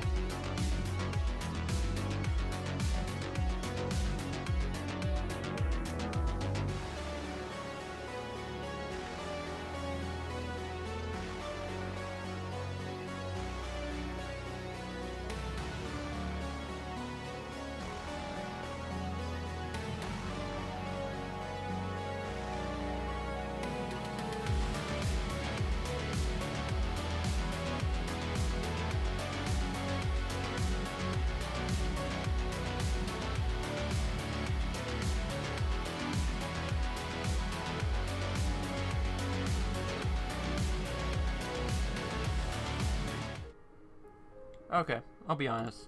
The fact that that was like the second intermission kind of has me rethinking the fact I changed the word intermission to intermezzo. Mostly just saying that one because I was redoing that scene in OBS yesterday. I thought about putting intermezzo in there for fun. It's a musical term, which is a piece that goes in the middle, which kind of makes sense for intermission. But if I do intermissions more than once, I kind of feel like I might be doing the term a disservice. So, yeah. Anyways, back for that intermission. Chapter 4, and it's day 2 of Mina's time at the Reprogrammer Academy. Yeah, Reprogrammer Academy. Thought there was more of a dictate letter. Mom, today's the second day of training. We finished orientation yesterday.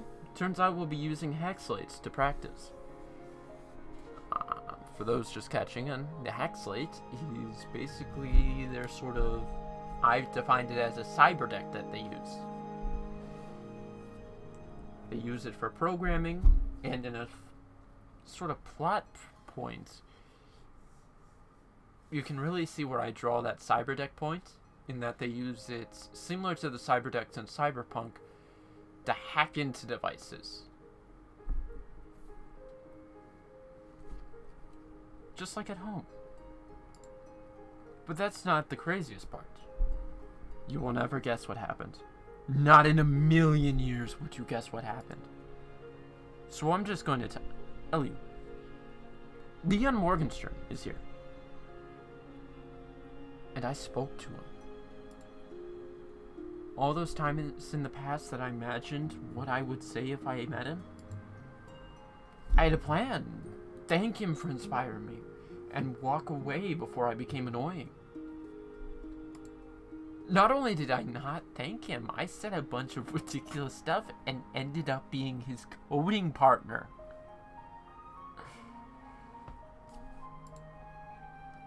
I bet you're laughing right now as you listen to this. Yeah, I actually do bet that part. Like, come on. How can you not? When you're looking at somebody who has... Like, I don't mean this in a derogatory term. It's more of a whole... In that way of when you meet somebody you look up to and you're let down by your first impression you give to them. And then you say it to somebody who's... sometimes say a parent, where they look at these people as just another person. But you're the person who looks at them as a hero. So to you, it was a letdown. But to them, it's just a first impression you gave to somebody. I'm sorry, I just... The idea of... She's laughing, yeah. But I will also point out, it's not in a way that's meant to belittle. It's just a way that's meant to drive home that our heroes are just another person. Those people we look up to are the same as you and me. And you're always going to look at it that way when you see them as a hero, that your first impression wasn't what you wanted it to be. But there's kind of this so what? If you interact with them more often, does that first impression not living up to your expectation really matter if you create this relationship?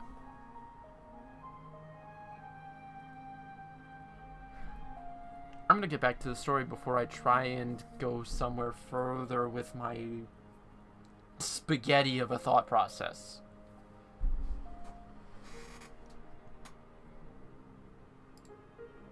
And it was probably funny at the time, but not to me, which...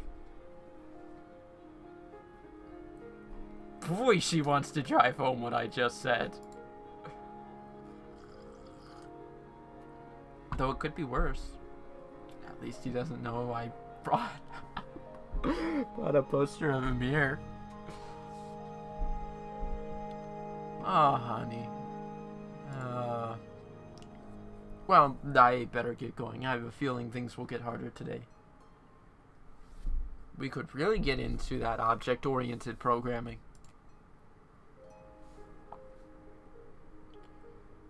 Wherever you are when you hear this, I hope you're taking care of yourself.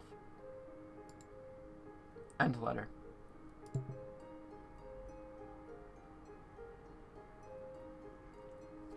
I need to get that map out to get it.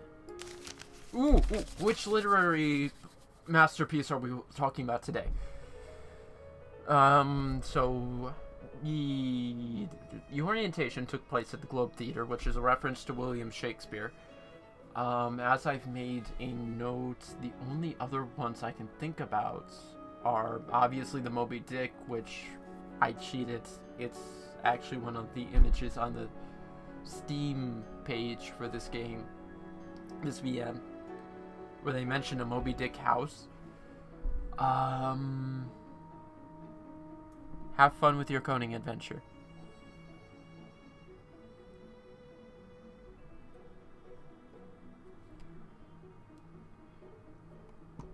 Let's see, so what else could there be? We've mentioned that everybody is housed down here in the bookshelf. I'm going to assume there's sort of a Hansel and Gretel with the sort of witch house, but I could be very wrong on that. And then straight across the courtyards, we're gonna... Oh, this is where we go for the... Oh, nope. We just ran into...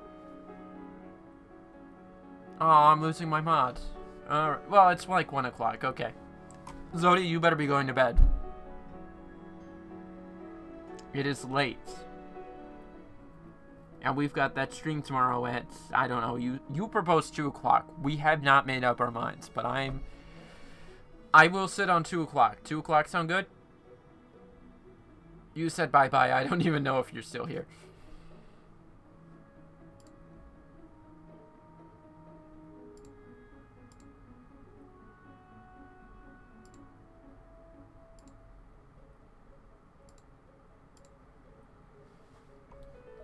But yeah, something like 2 tomorrow, okay, Sodi? 3 o'clock. Let's say 3 o'clock, because I know my sleep schedule when I have these days off.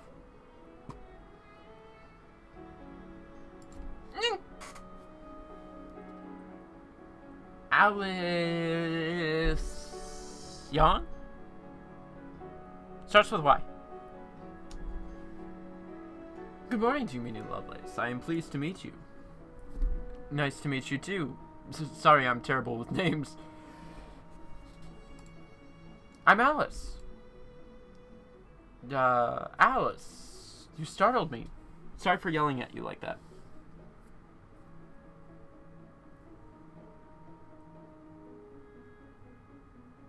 Are they gonna have a reference to Alice in Wonderland? Like, I'm sorry, I am not the person who made this game, so I'm curious. We've seen Shakespeare, we've seen Moby Dick, so some of the literary classics will be interesting. Because we have an Alice, so is there a reference to C.S. Lewis's Alice in Wonderland?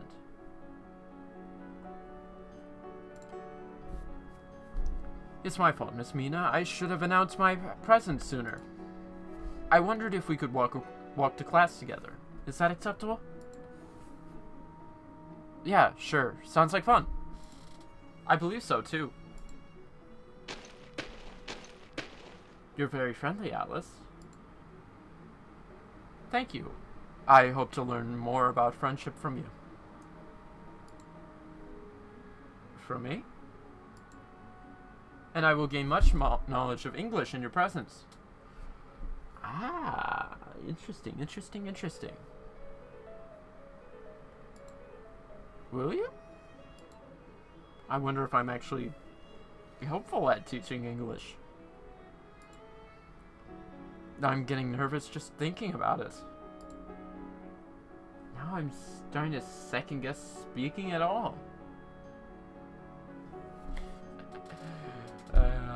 Don't worry, I deal with Zodi on a daily basis. I know a thing or two about feeling confident in one's own knowledge of Anglais. You aren't entertaining, Miss Mina. I'm glad we are already friends. Ah, yes! The two characters who I believe are to be the foils of our main character, as in the bully character.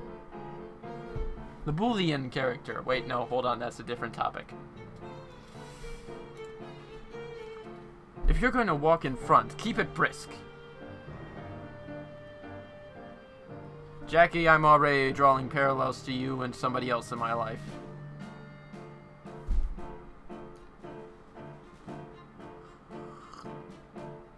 And if only it was one Major Frank Burns.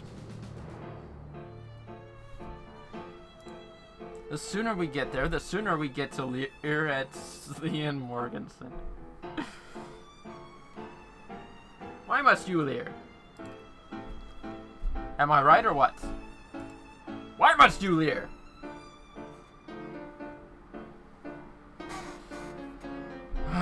So many steps. Why? Ah, you see, because it's Literary Land and not Disneyland. So one of them has actually, I think Disneyland has the monorail compared to Disney World, which has Epcot. Well, no, wait, Disney World has the monorail between all the hotels and all the different parks, but then when you go into no, the Magic Kingdom has the railroad, and then Epcot has the People Mover.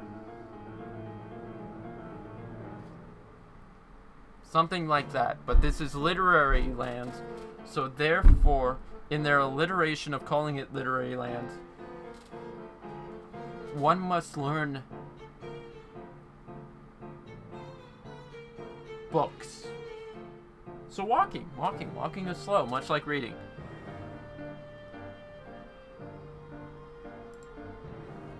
They should have made it a slide for maximum productivity. Small problem. How do you go back up? That doesn't have maximum productivity. But Miss Jackie, how would you go up a slide in your high heel shoes? Alice gets it! This is a very steep hill. Don't underestimate my calf muscles. Ah, a fellow cardio person. I can respect that. Oh, that's it. The Bennett Sisters Cafeteria. Resisting urge to read why Bennett Sisters feels like something I should know. Didn't you read the statement carefully? That's the wrong way in. See, this is the staff entrance.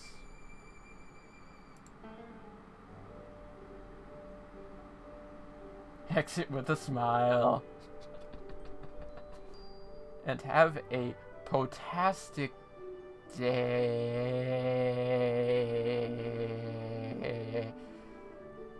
Which version of Poe are we working with here? Are we working with Poe the comedy writer or the Poe the king of gothic poetry?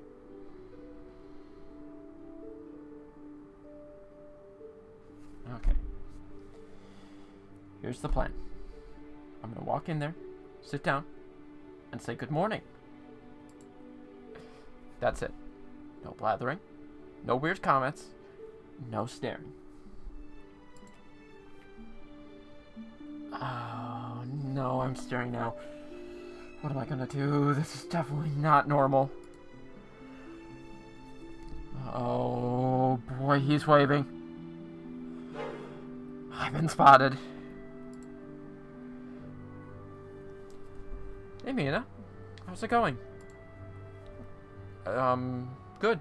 Good morning? It's good morning? Good morning. Did you do anything interesting last night? First night here, I mean, got to do some settling, and don't you? I mean, it's okay if you didn't. We are on lockdown. It's a secret government base, after all. I mean, you try spending the night in the Nevada desert. No, wait, hold on. That's a different government base. That's top secret. In an airplane hangar in Dayton, Ohio. Wait, nope, that's a different one too. Literary World. We're in Literary World. I wanted to explore a bit, but I had to read some paperwork instead.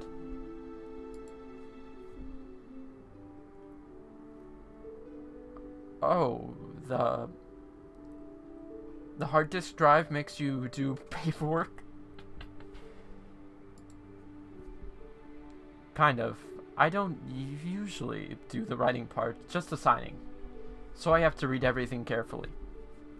I respect this man. Doesn't just sign off on his paperwork with a simple signature. Make sure he reads every word in that contract carefully. Or that requisition form. Did they have him signing requisition forms? Right, that makes sense. So... do you like being the public speaker? The face of the HDD, if you will? Sure, I've done it so long, it's what I'm best at. I've known best. I love traveling the country and meeting people from all over. This training will be the longest I've been away from those duties. But it will be worth it, and I'll be back soon enough. That's good. I'm glad you like your job so much. You know, there is one thing I don't like doing. Autographing the posters. It's embarrassing. Embarrassing? I don't want people to think I'm arrogant. I don't even know if anyone likes those things.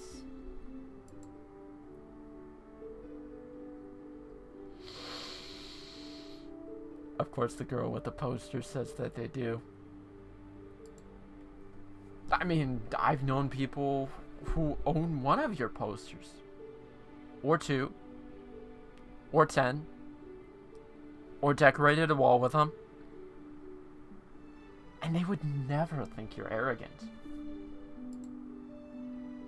Really? Thanks, Mina. That's nice of you to say. No problem.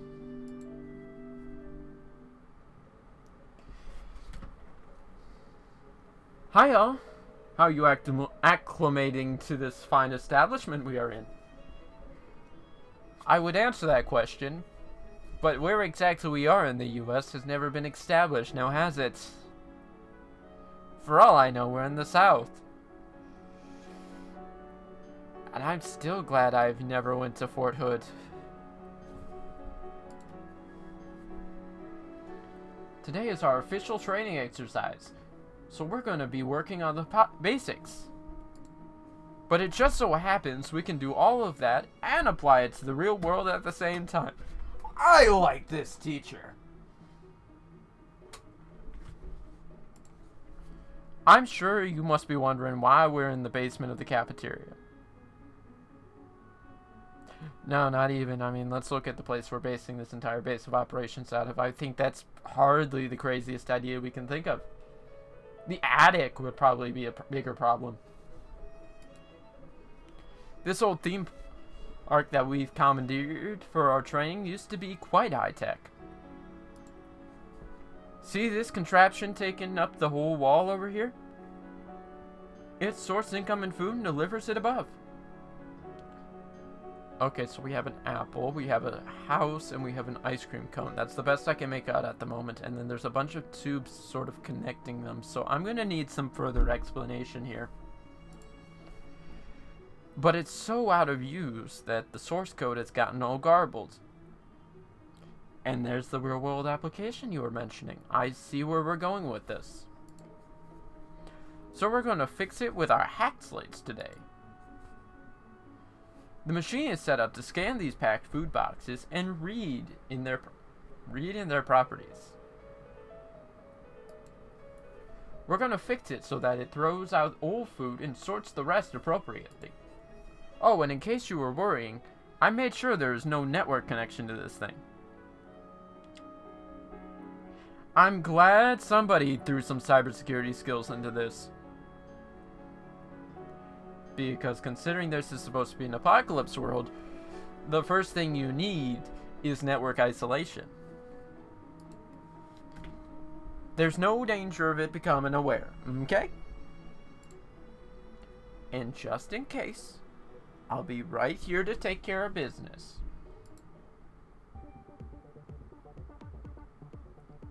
So help me, mate. If you say you aren't aware of network isolation, I'm gonna put you in with the rest of the country on tech literacy. That feels a bit rude. I mean, you know, you can still be. Hey, Mina, can you keep a secret? Yes? I'm not that great with a hack slate. Is it okay if I ask a bunch of stupid questions? It's only stupid if there's no answer to it. Of course, I said I would help you. I meant it. And I doubt you'll ask anything stupid. This stuff is hard. Mina, you're already being a better person than I am, and I appreciate that. Well, be prepared. I'm a little confused already. What does it mean to have two equal signs next to each other?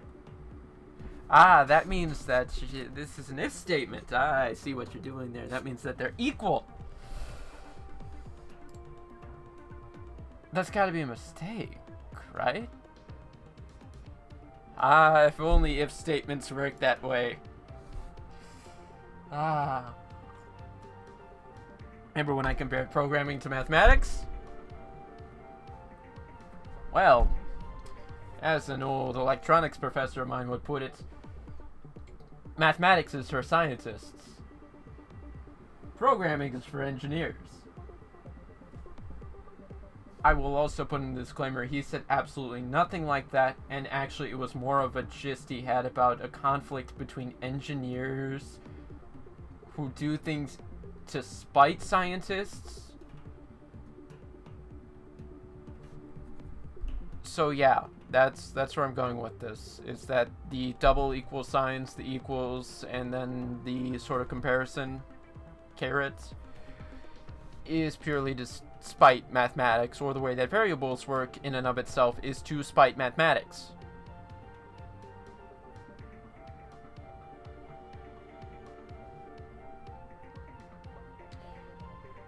Hi Johnny, if you ever hear this. Oh, actually, that's a good question. I swear I didn't answer that. When there's only one equal signs, it means that what's on the left is set to what's on the right. Not AI. I.e., you're basically setting what's on the right to be the value of the variable on the left. So when you want to test if the two sides are already equal to each other, you would use two equal signs, which technically speaking is applicable outside of an if statement. I'm just using the if statement as the obvious choice this game would use for using the double equal signs.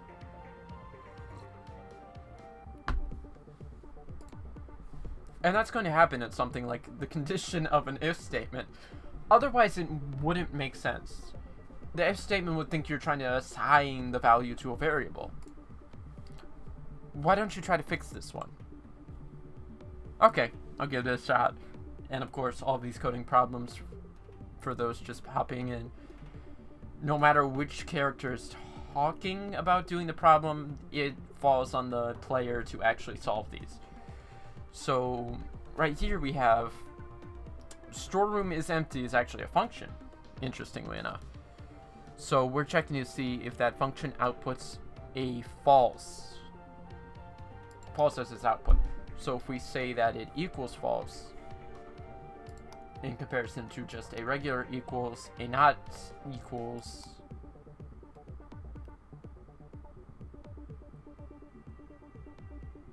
I'm having to stop myself here because the not was in there, so we need to read the next line. Meal equals good. Okay, yes, so we want to make sure that the storeroom is not empty, so therefore storeroom is empty equals false. So then meal equals get new meal.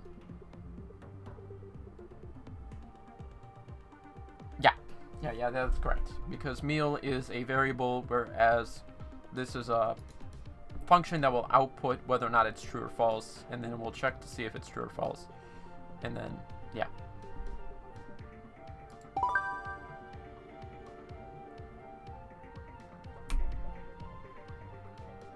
I didn't question myself for a second, no siree.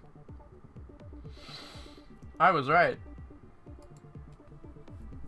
See, it's not that hard. So what's next? Okay, this one is introducing some more keywords. You may recognize keywords because in the first chapter, which I argue should be more of a prelogue, they use the word yet, which I called a keyword.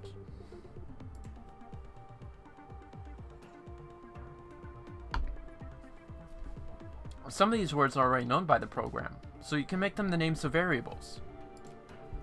In this case, we're looking at true, false, and null. Oh, you get out of here with that one, you. I can guess at true and false, but what does null mean? Null represents the absence of a value. It doesn't point to anything. You might be tempted to set a variable to a 0 or an empty string to clear it out, but that would technically still be a value. Knowing when to use each is crucial to preventing errors. Or in other words, you always want to have an exit code. Preventing errors sounds like a really good thing. Side note, I feel like errors would be one of the easiest ways to get rid of the aware, unless of course part of there being a sort of sentient AI is the fact they're able to fix these sorts of things. So I'm going to take that back for 5 seconds until we get to a later point in this, because I don't know how many chapters there are, and I do kind of want to look that up before I end this stream. Because I do really want to hit the halfway point. You did the last one, so I'll do this one. Sure, go for it.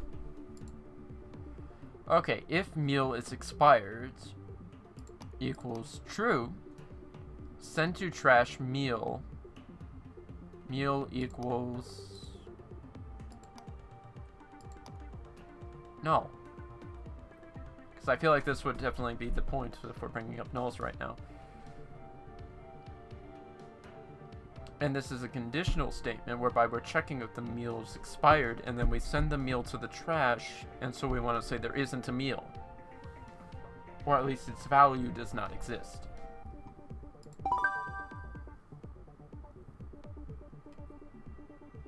You figured it out. That's great! Well, we did it together, right?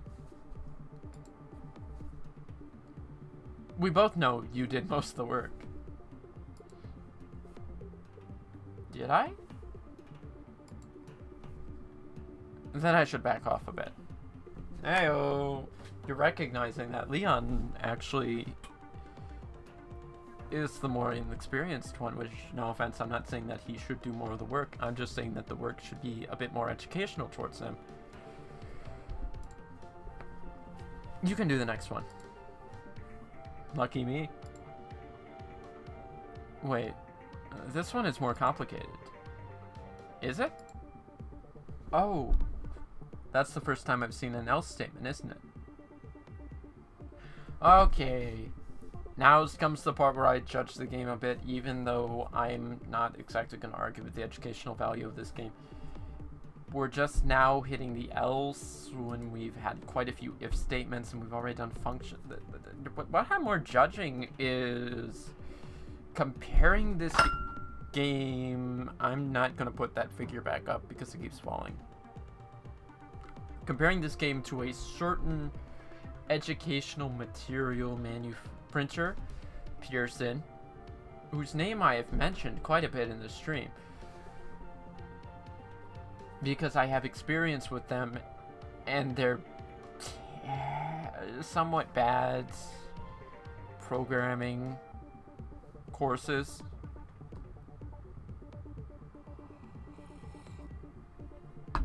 Like, don't get me wrong, it's alright, but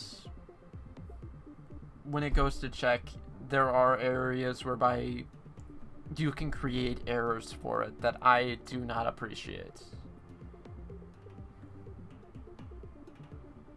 But my gist is, right now we've sort of brought up functions and all that, whereas the else statement would, in my experience, typically be brought up with an if statement.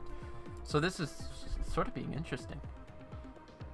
So an else shouldn't appear unless there's an if above it, which is very correct.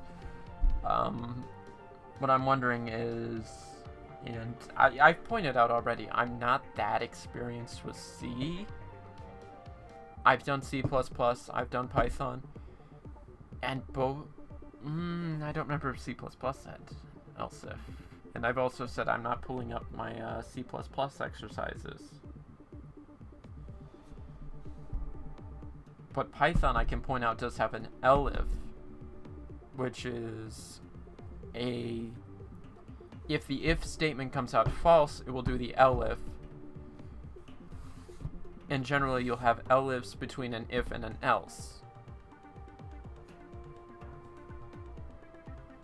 whereby the elif is a conditional that you want to check before you hit that else, and the else is if every if statement above it is false.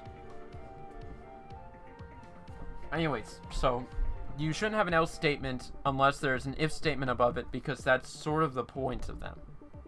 You have your conditional if statement that checks if the variables within the parentheses are true or false.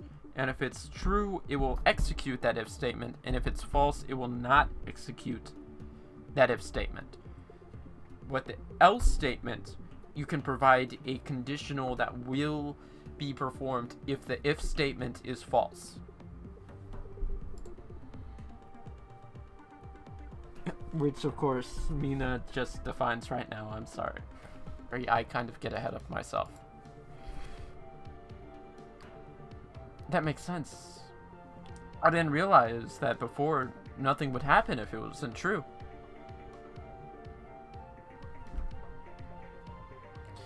Mate, I feel like that's kind of implied by the if statement. I mean, it's literally if true, execute. Otherwise, what do? You sort of just ignore it and it doesn't execute.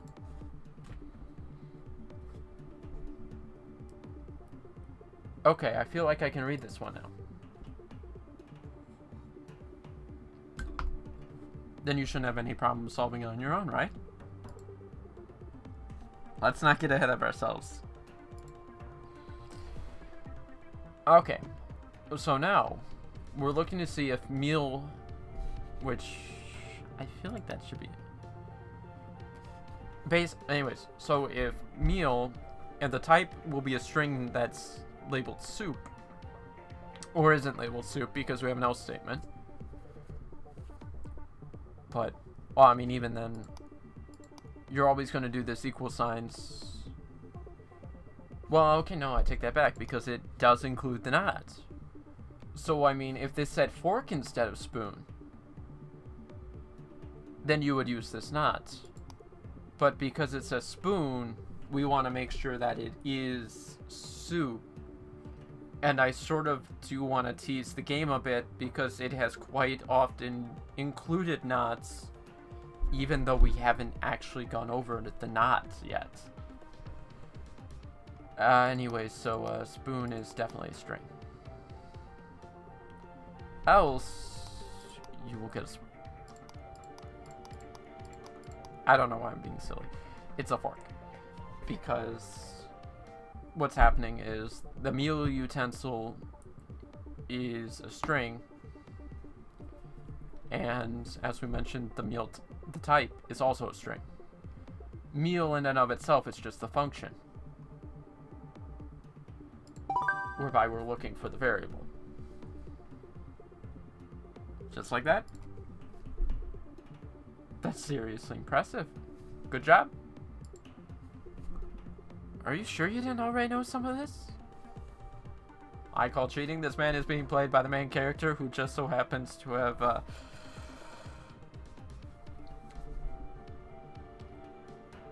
we don't talk about that time I took Python. But I did take Python. I've done a few crash courses, but my basics are still pretty bad. Okay, no, I take that back. My basics are good. It's the intermediary where I start to flop.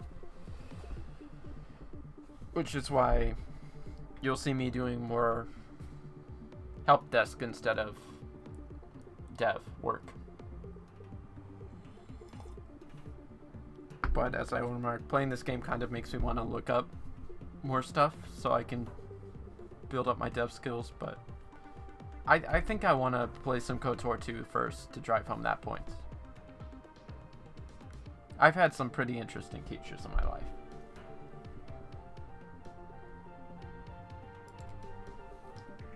Somehow it doesn't stick with me. Maybe this time it will, though. That's the spirit. You're really good at explaining this stuff, you know? Am I? I do a bit of teaching back at home. No way. You teach programming? My mom taught me when I was young. She wanted me to be able to protect myself. So now I teach little kids in our neighborhood. Little kids, huh? I guess that makes me too old for you. Oi, you young whippersnapper, you will get back here with your little trying to be too old to be taught. You've proven yourself to be rather inexperienced in the basics of this stuff, and I think as somebody on the front lines, you really ought to know this stuff when you're dealing with these machines and their programming. I don't know if I say you really... Never too young to teach an old dog new tricks, I do say, dear honey.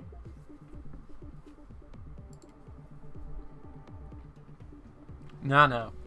You're just right. Better than alright. Huh? No, nothing. Nothing. Hey, ever have the Rose of Texas rye whiskey? It's a really good rye in and of itself is a good drink, don't you think? Let's get back to work. Oh, is there anyone else's stomach screaming grumbly? No, not really, because you mentioned soup. And meals. Not explicitly food. Now, if you mentioned a burger, yeah, you would go a bit erg on you. But I can't really do a good impression of the Swedish stuff. I'm sorry. I'm part Danish. We have a sweet problem. Y'all must be tired of sorting all this food and not eating it. Why don't you grab a box and take a lunch break? We'll finish the rest of it properly when you get back.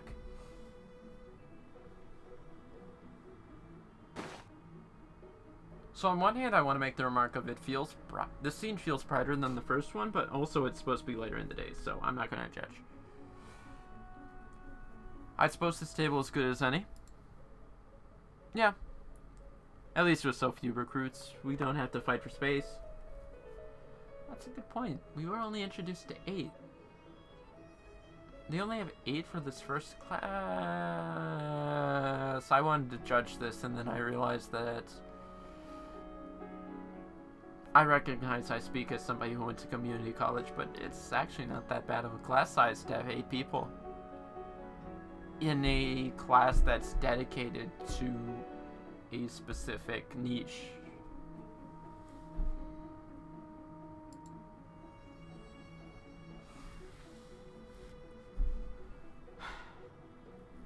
I'm so excited to eat.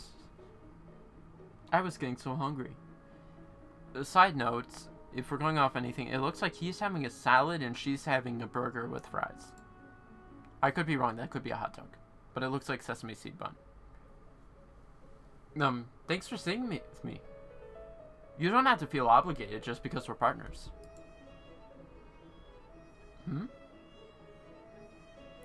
I don't feel obligated. Actually, it's more the opposite. Huh? Ah! We finally get introduced to Peter. First name dropped in the beginning of chapter... is that the beginning? I call that the middle of chapter 2, really. Yo, Mina. You sitting here? Peter!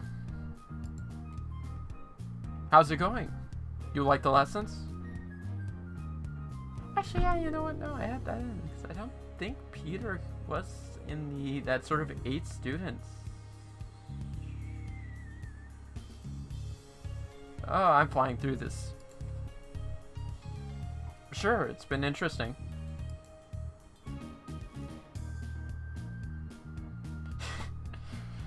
Basic stuff, right?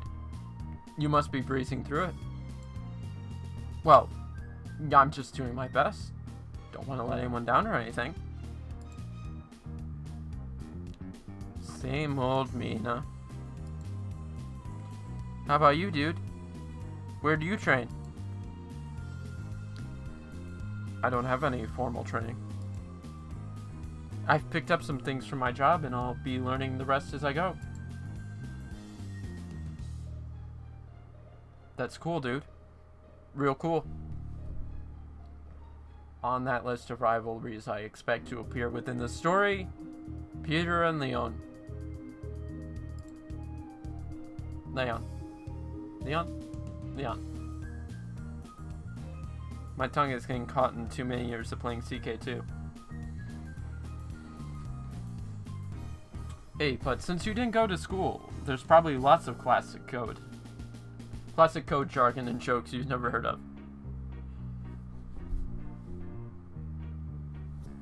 If you pull out lead speak.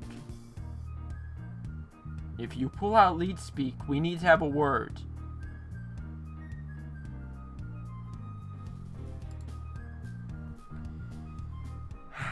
Here we go. I mean, no offense, Mina, I think I dropped the ball on that one. Maybe I can catch you up. Throw you a bone. Wanna hear a riddle?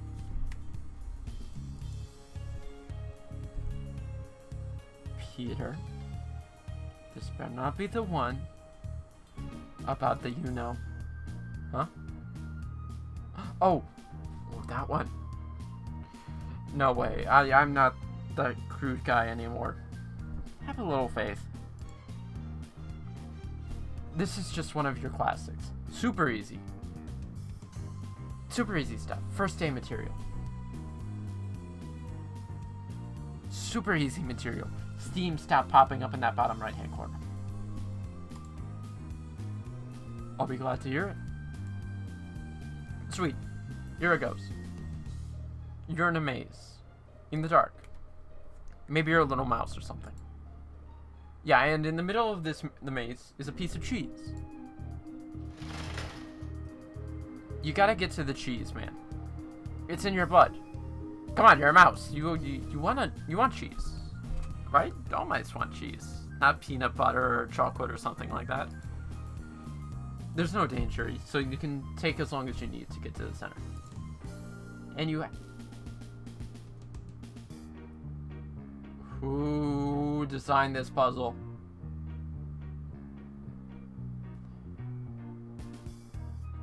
That is the most straightforward maze I have seen in my life, and I have seen some pretty straightforward mazes. And you happen to know that all the walls are connected inside too.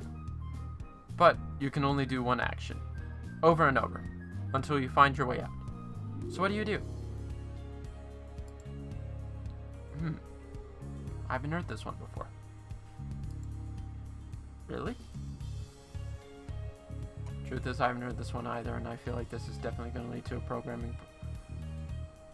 well, I was going to say that, but, you know, you kind of have... So interesting. Also, it's striking me that this maze, outside of, say, this block right here, doesn't have a spot where you can go in a complete circle. So come on, what do you think it is? I don't know, I guess I need a moment to think it through. Do you know the answer, Mina? Yeah, I do. Alrighty. Okay. Okay, Mina. Prove it. Ah! Close your eyes and feel for the wind.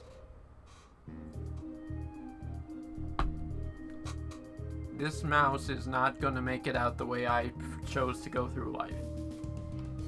Always follow the same wall. Right turns. Left. Right. Left. Right. Left, right. So that doesn't actually... But at that same time, if you say go right, left... No, because if you're right... And if you follow the same wall, you get stuck there.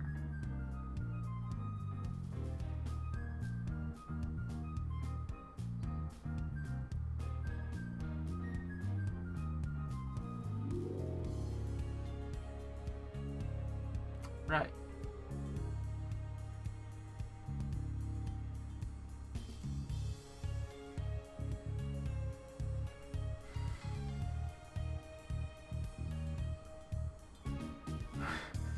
I'm actually drawing this out now, which leads to the interesting point that actually, yeah, if you always follow the same wall. Interesting.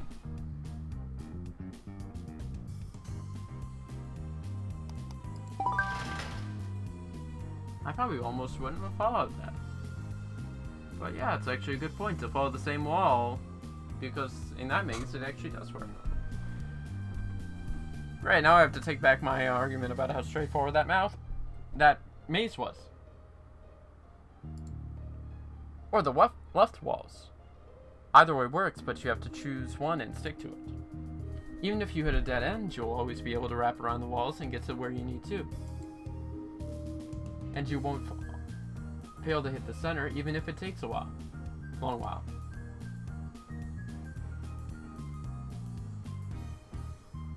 Always follow the same walls, of corn mazes and whatnot. Disconnect the walls too, so this trick doesn't. I mean, that's a good point. I think that sort of does hit on my point earlier of the sort of layout of the maze felt weird, because if you actually want to trick people, you make sure there's a way in the maze to throw people into a circle.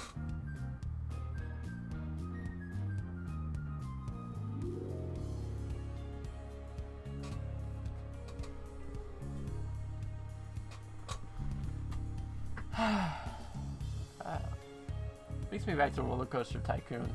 That was always one of my favorite things to build in Roller Coaster Tycoon, was to build the maze.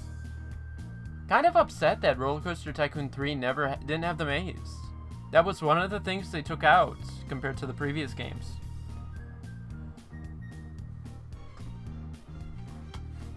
And actually thinking about it, Frontier didn't bring that into Planet Coaster. Was the hedge mazes.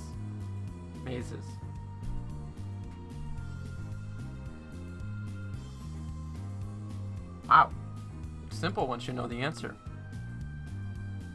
Pretty good, Mina. Are there any more riddles like this? Tons. Whoa. Idea for me. We should keep doing this. I'll bring a harder one next time. Why not? Sounds like a plan. See you tomorrow, then. Well, we better get back to work. Sure. Let's go. Who's Peter? That I will argue right now is a pretty good question. So far, all we know about Peter is that he is somebody who Mina knew when she was part of the Central University. And of that, we sort of have three characters going. Mina, Dwayne, and Peter knew each other. And then we have the headmaster character who was the headmaster of that university. Which so far is all we know about Peter. Besides, he seems to have a rather complicated relationship with Mina.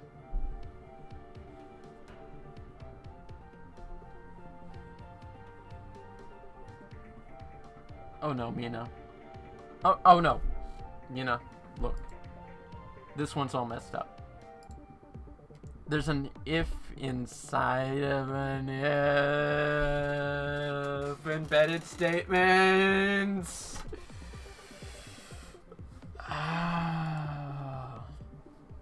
That's okay, actually. When there's an if statement inside of another one, nested.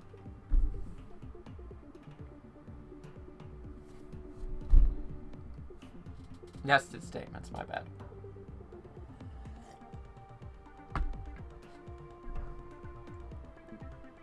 They call that a nested if statement.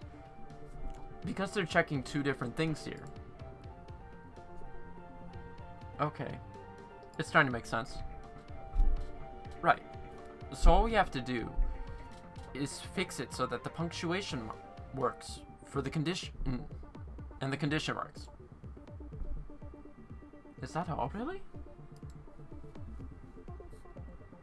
Talking to a computer is way, way harder than another human. I feel like I've definitely done this too much because actually I feel like the inverse is always true. But you do you, fam. You're the public speaker. You can learn to talk to anything. If you say so. Okay, so we have our if statement right here. We just need to close that up. I accidentally hit that too many times. If that would explain why that other one was there. Meal has animal products. Ooh, we're checking to see if it's vegan safe. Fascinating. Tell me more. Is false. Is vegan is true. And E double equals.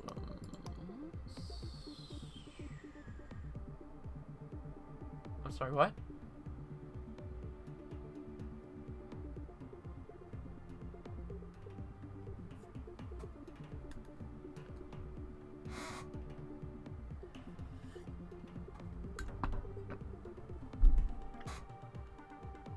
If meal has meat is false. So there's no meat. Oh, okay. No, now I follow. So basically, if it has meat, it's... If it doesn't have meat, we then check to see if it has animal products, i.e. egg, which checks to whether or not to see if it's vegan safe.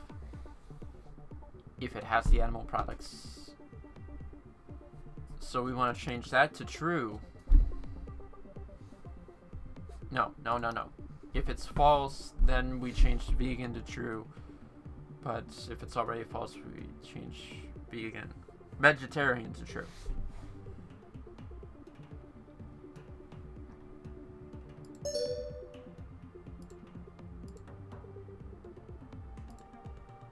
Punctuation got messed up. There's a lot more parentheses and curly brackets now to keep straight. I think that's the problem. Let me try again.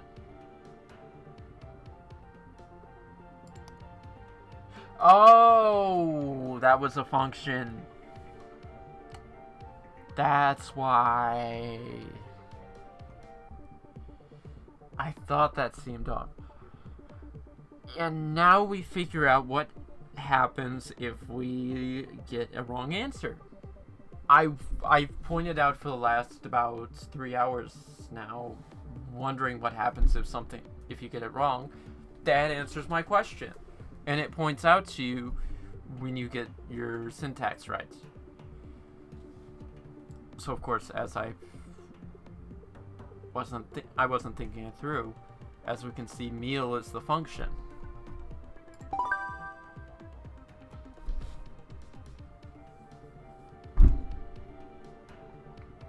Hey, you did it. You don't have to sound so surprised. Oh, no, I was trying to sound encouraging. Sorry. Ooh, excuse me. Wait, let me try again.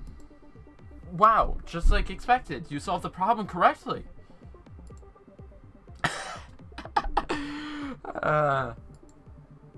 Thank you very much for your confidence. Anytime. Alright, on to the next one. Yeah, this is going to be hard to explain. A lot of these terms are confusing to understand at first. So it's a struggle to figure out how to describe them. Not that it's a struggle to talk to you.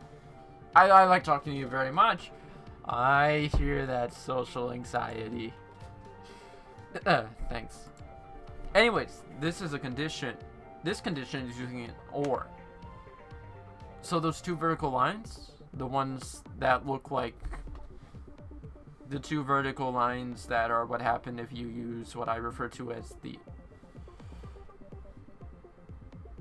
Well, I call it a Windows slash, but most people will call it a forward slash. So if you shift that forward slash, again, I sometimes refer to it as a Windows slash because of difference between Unix and Windows on how they do network addresses. And, well, actually, file in general. But the vertical lines, double vertical line. Sometimes they are called sometimes they're called pipes. When you see two of them together, it means at least one side has to be true. An OR statement. What if both are true? Ah, that's the beauty of the OR gate. It means both are true. I mean, well, it's true in general. Let us not get into the exclusive OR the exclusive AND. We haven't hit the AND gate yet.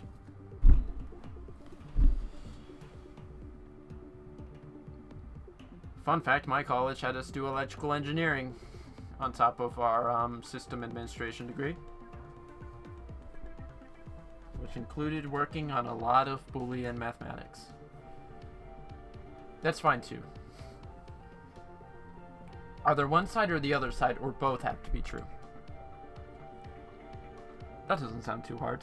You did a great job describing them. Really?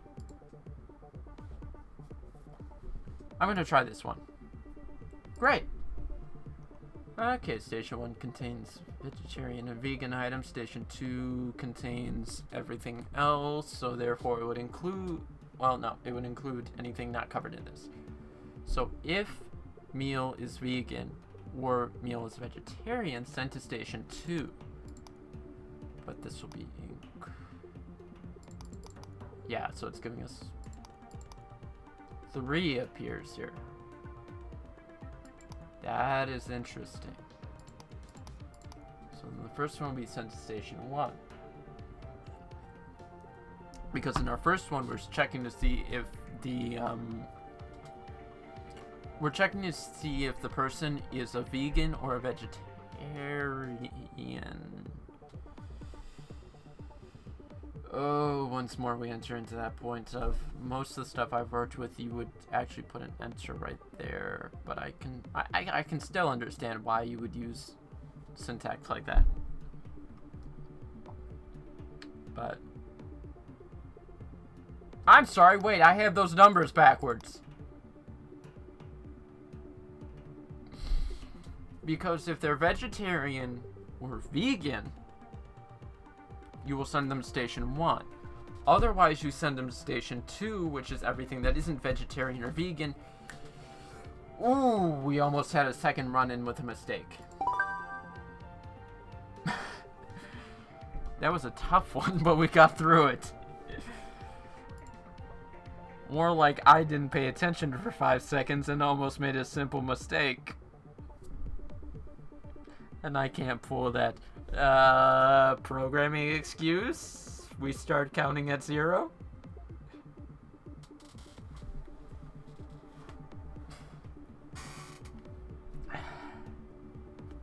Hey, and it's gone forever. Thank goodness. Joke's on me, I stream this. It's there for eternity. Here's the next puzzle. With more creative punctuation, I see. Ooh. The curvy symbol is called an ampersand, right? Credit where credit's due. He comprehends these terms better than I do. I tend to forget. An ampersand usually means and. So is it the same here? Double ampersand means and? Yeah, totally. Remember how we saw those nested ifs? Well, if everything you want to do needs both statements to be true, you can do this instead. Sort of consolidates it, removing the need to make the nested if, but of course you'll still have to do nested if you're doing more than 2 variables.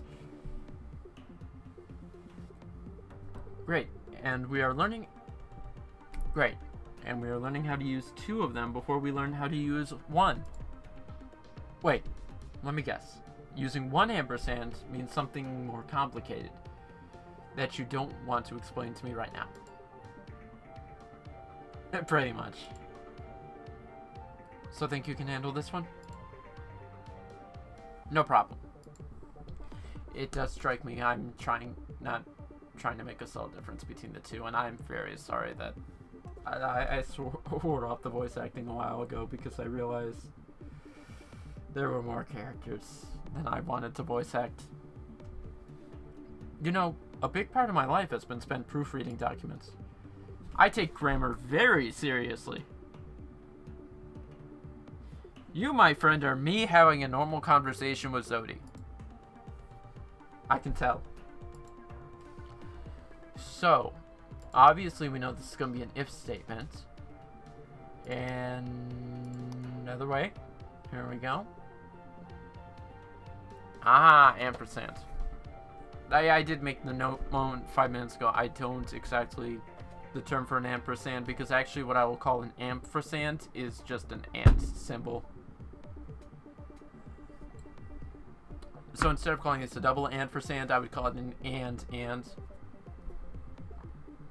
But the gist is the same. You're creating an and conditional. So cafeteria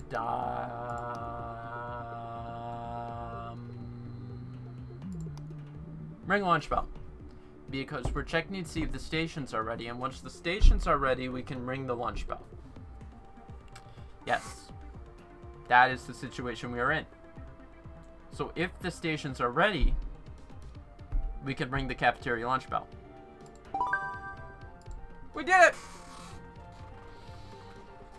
You're learning really fast. Yeah, you're learning really fast.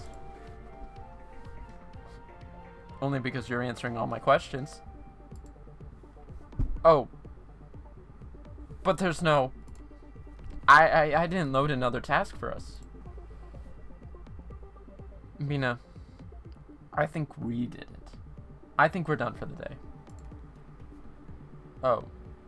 Already? I mean, wow. Already? Wait. But I was wondering. In those last few problems, we learned or and then and. But what about if you use both at the same time? Is that even possible?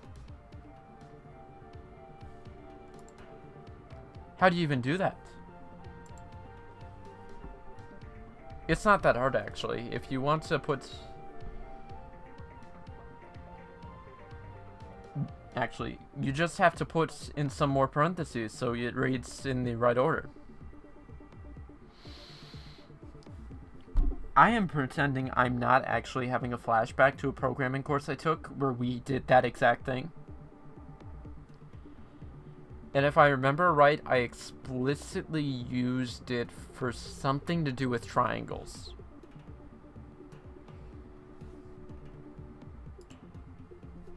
Sorry, if I had brought up pen and paper, I could show you. That's okay. You know what? Tonight I'm going to open some of those textbooks I packed and look it up.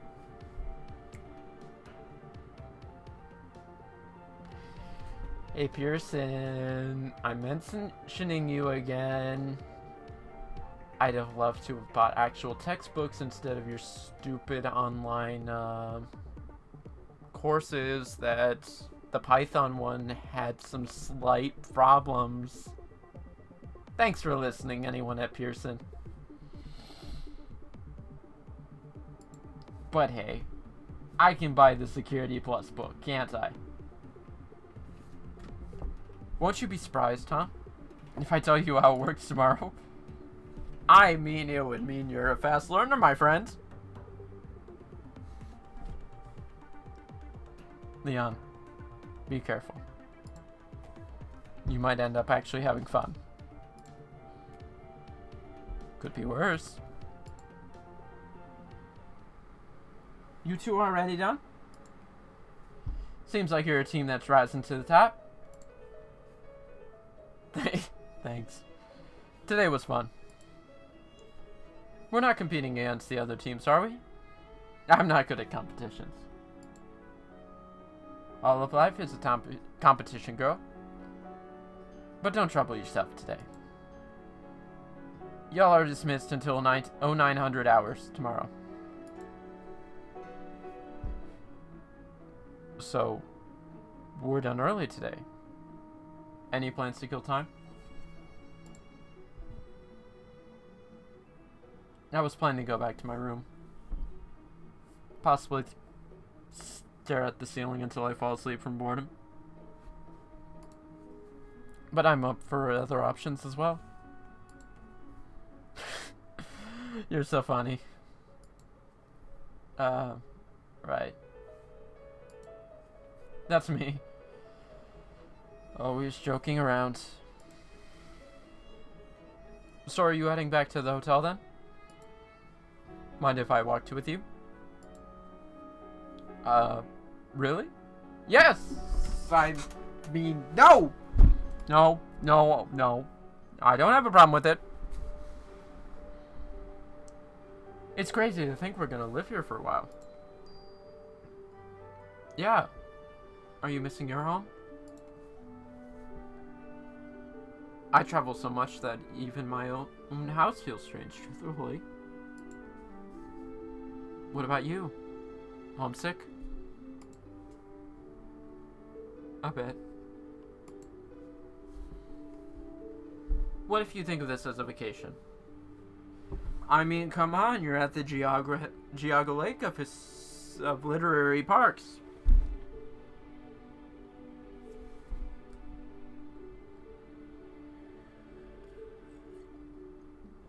Nobody ever makes a theme park out of history, do they?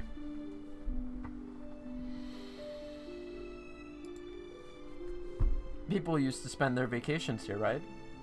That's why it's called an amusement park. Using machines as rides? They had no idea what was about to happen, did they? I would like to point out that these are rides and therefore they are simplistic machines that rely on simple machine coding instead of, sort of programming. We are not going down that rabbit hole, and I don't want to do it tonight. It could have been fun. I mean, without the rust and the moss. This place is pretty cool looking. I guess. Not feeling it? No, Leon, I'm not feeling a Roller Coaster Tycoon stream tonight. Get back to me at Friday. On Friday.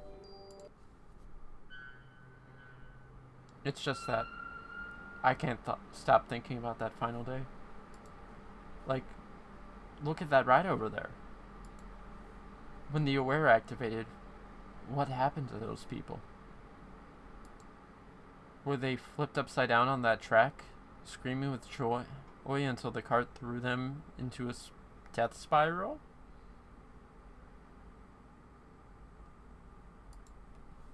What if they were children? Ah, that's the neat part. It was an amusement park.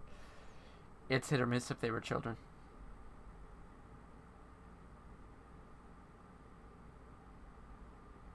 Also, I feel like these questions hit way too close to home, because I have to make that remark about the dragster over at Cedar Point, which I think, I can't remember if it's this year or next year they're bringing back dragster at Cedar Point after they closed it for renovations, because small problems. I say small problems. People got hurt. That's a big problem in the amusement park industry.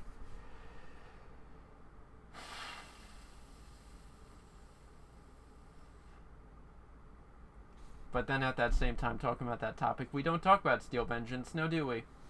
Used to be a wooden coaster until they made it a hybrid because the wooden coaster was a bit problematic.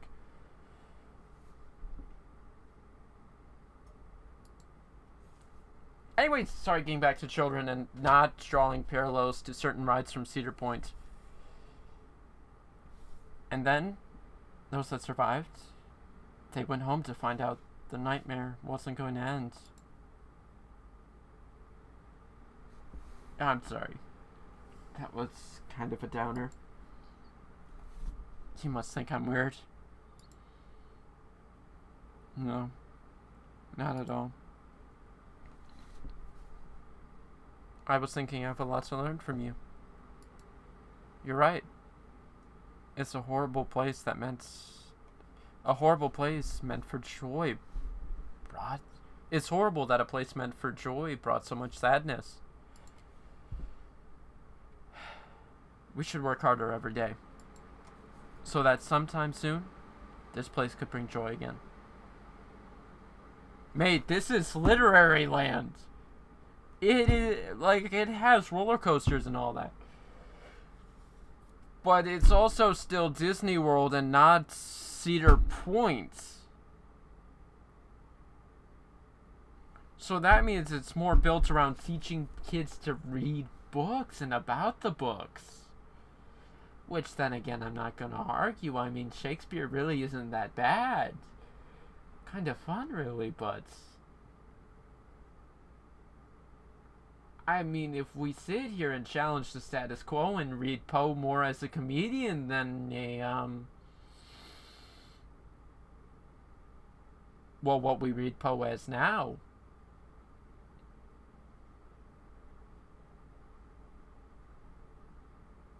does that really revive literary land? Yeah, you're right. I'm sorry I went down that rabbit hole. I actually haven't even read those other Poe works, and it's kind of weird to say because I have a lot of family members who, if you follow stereotypes, should be recommending Poe to me. Well, here's where we'll split up. I'm over on the other side. So, for those who can't tell by the background, we're back at the hotel, which is I joke a giant bookshelf because it's a bunch of books held together by the book stoppers. And as we can tell by this line, boys and girls are divided into gender dorms. Right. I'm down this way with the rest of the guys. Which book suite did you get in? I'm in Pride and Prejudice. Get out of here with War and Peace, I mean. Which I suspect was intentional. You know, with what we've learned about his character, which is, again, been on the front lines, fighting the machines, War and Peace, I'll give you that. But I refuse to talk about the Crimean War right now. Mostly because I will admit that that is amongst the elements that I am not specialized in.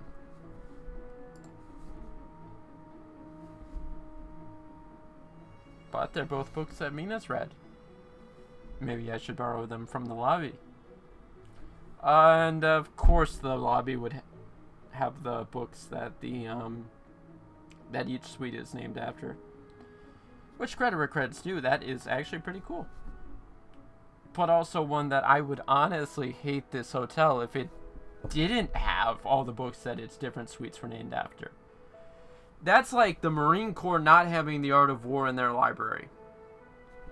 That is one of the few fun facts I've heard. And yes, I have actually read the Art of War and own 2 copies of it.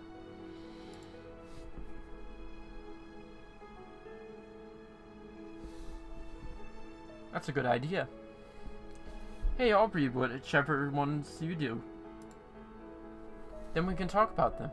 Ooh! I am interested in the Programming Academy having its book club. Please tell me more. Even if I wouldn't really take part. I had a bunch of fun today. Look forward to tomorrow. Sure, me too. Lots of fun. By the way, I know I talk a lot and say things that aren't interesting, so sorry in advance. I'll try to keep focused on our work. Promise. Please, don't. Huh? Learning more about you was the best part of the day. Good night. See you. Bup. And he vanished. Leon Morgenstern. I'm trying so hard to act normal around you. And you are not making it easy for me. Chapter 5! Here we go. By the way, like I said, I do wanna...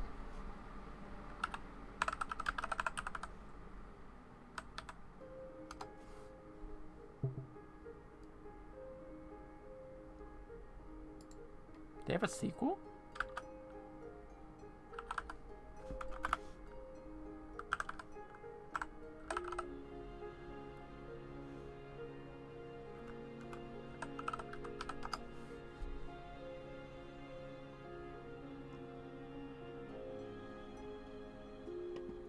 Oh! Okay, so I'm all of a sudden looking at the Steam page real quick. Because like I said, I want to double check the number of chapters. So I was actually wrong to say it was a, just regular C game. I'm gonna have to call Zoe out here because it's actually C#.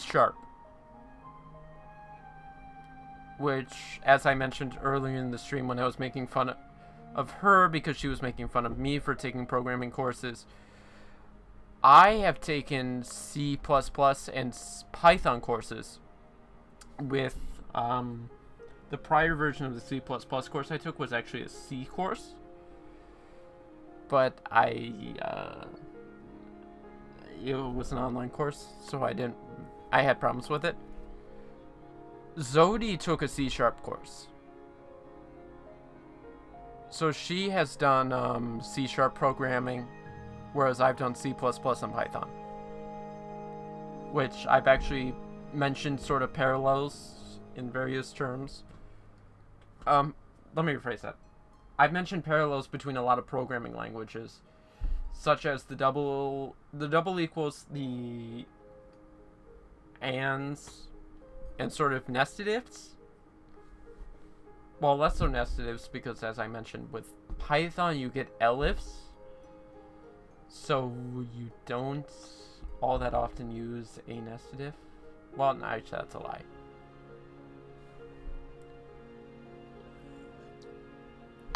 I don't know why I just said that. That was... But in my Python, I actually don't heavily use nested ifs. But yeah, no, that's a pretty big point to bring up is that this is actually more built around C#. So I should definitely hand her off my second account, which, as I mentioned, also has a copy of this game, because she has done C#, so just a fun laugh. The Steam client will only support Windows 10 later. Oh, that's actually interesting. I'm not going to show that on the stream, but I have the Steam page loaded up, and apparently the minimum requirement to play Code Romantic on Steam is Windows 7. You need 2 gigs of RAM, 3 gigs of storage, which actually I think it took up less than that. But as of 2 days from now, well, actually one day, tomorrow, really, depending on your time zone, because where I am, it's already 2 in the morning. But January 1st of 2024, the Steam client will only support Windows 10 and later. Which makes sense because... that's going to be interesting next year, because if I remember right, 2024 is the last support date for Windows 10. Yeah, so anyone who's noticed I use the Linux tag, if you're ever wondering why I switched over to Linux, Windows 11 has played a very big role. But yeah, but I was actually looking up. Okay, so apparently there's a chapter 13 and 14. We're already in chapter 5, so we aren't even halfway there yet.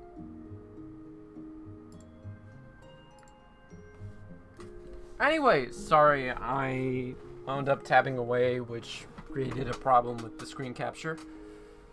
But basically we just jumped into Mina is dictating a letter to her mother. And I think chapter 5 will be where we end it for tonight, because we're already at the 5-hour mark. So we are at the halfway point of tomorrow's stream, which is gonna be roughly 10 hours. But tomorrow's stream will definitely feature I don't want to call it a half hour, but at least a 15-minute intermission tomorrow, with the stream going for roughly in the range of 10 hours. And side note, it's not going to be this game.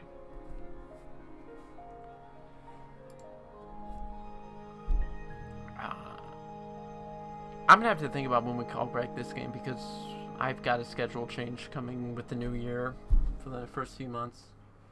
Anyways, sorry, let's get back to the story, and I will try to find a way to fit that in. Yesterday went better than expected. I can't believe I sat next to Lee and Morgenstern for a whole day, and I didn't make a fool of myself? Yeah, at least I don't think I did. Oh no. I'm starting to get freaked out about it all over again. Today we're going to clean up some kind of water ride. People used to be very wasteful with their water supply, it seems. Hi, this is me, Off in Infinity. I'm from Ohio. Pardon me while I laugh about being around the Great Lakes. Hi, California. I'm gonna take a drink now.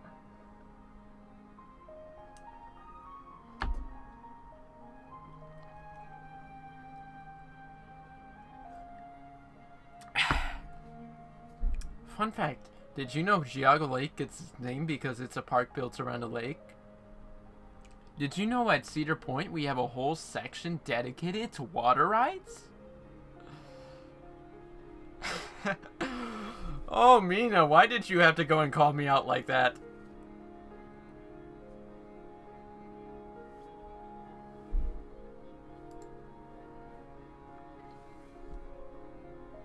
Did you ever go on a water ride when you were a girl? It's hard for me to imagine that, given how much you scolded me when I filled the bath too high. I'll record another note for you tomorrow. End letter.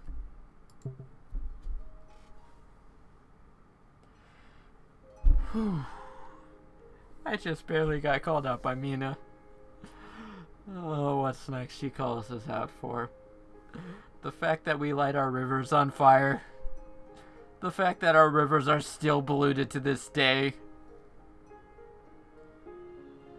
The fact that no, I don't believe U.S. Steel is coming back.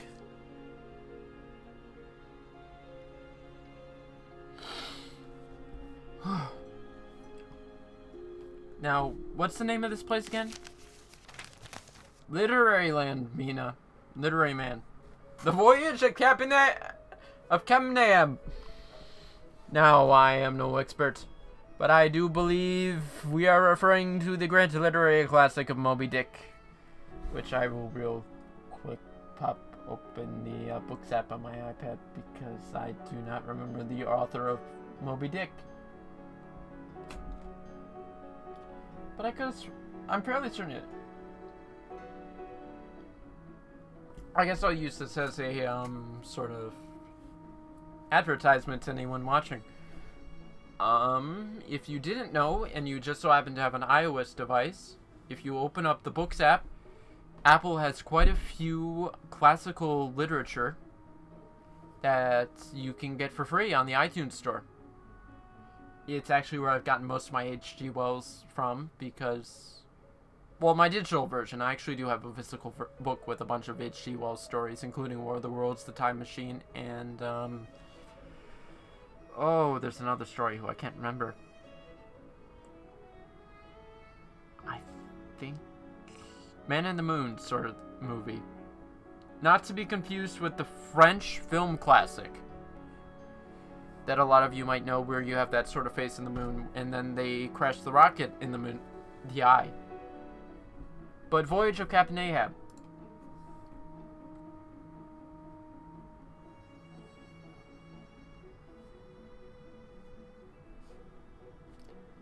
Oh, there it is. Perhaps it would be easier if they called it the Giant Whale Ride.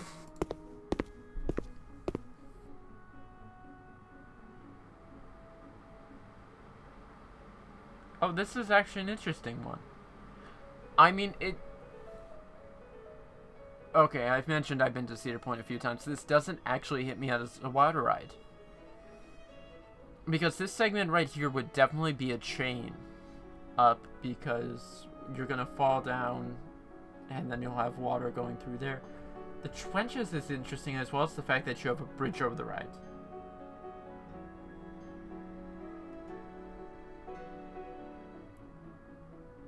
Also, I'm getting hit way too many times with the fact that there is a ride at Cedar Point that actually does have... I can't think of it right now. Mina, you want to help out? Yeah. You want to help us out here? Where do you think it is? What? The lesson.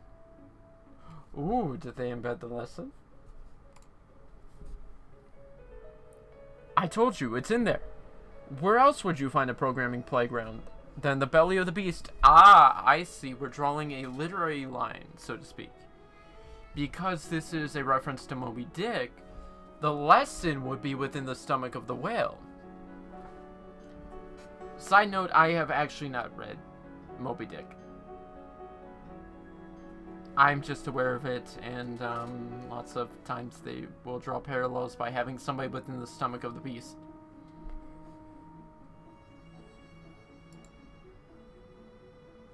I'm not sure I follow that logic. Really, Mina? Because I just literally follow that logic. Wait, you mean we're supposed to meet in that building across the ravine? Ravine? I mean, I would honestly just call that a culvert they made so that you could build that bridge over the track for the ride, but okay. Doesn't that seem dangerous? This used to be full of water, and now that it's not, there's a sizable drop here if you fall in. It's very scary indeed. Stop being no-ops. Let's do this. I'm sorry, what?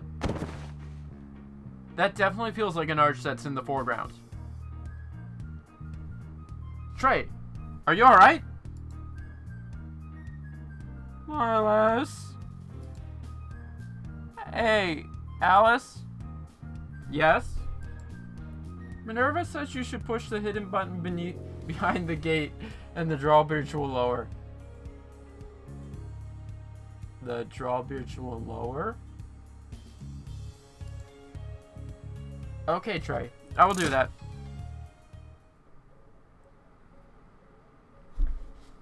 And don't none of you leap that gap again.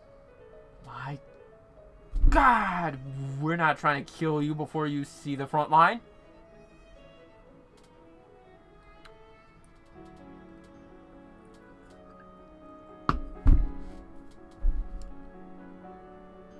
Well, congratulations, Minerva. You guys are already doing better than basic. I'm not speaking my horror stories because they aren't my horror stories. They are family horror stories.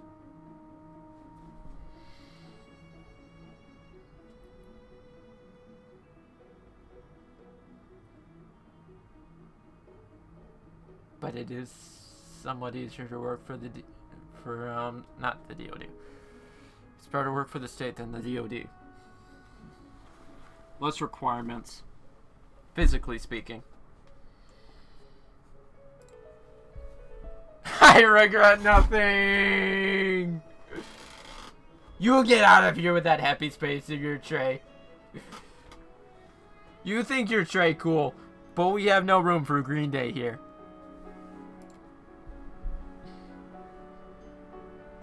I almost hate the way I can almost crack that Trey cool joke. You'll be nothing if you needlessly risk your life again. Are you even listening to me?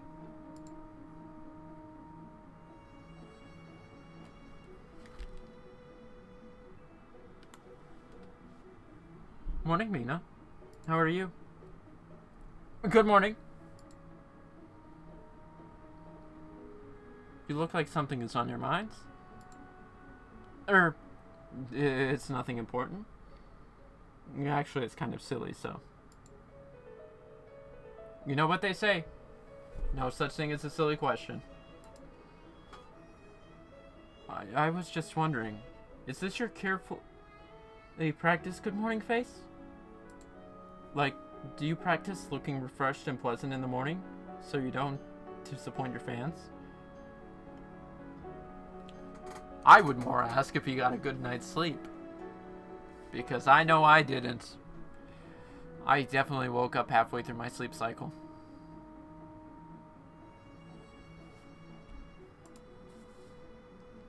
This is just my natural expression. I hope that doesn't disappoint you. Oh, of course not. Just kidding. You guessed correctly. I've spent hours trying to figure out different expressions in front of a mirror. Wait, really? Hey, you asked. I never said there wouldn't be a silly answer.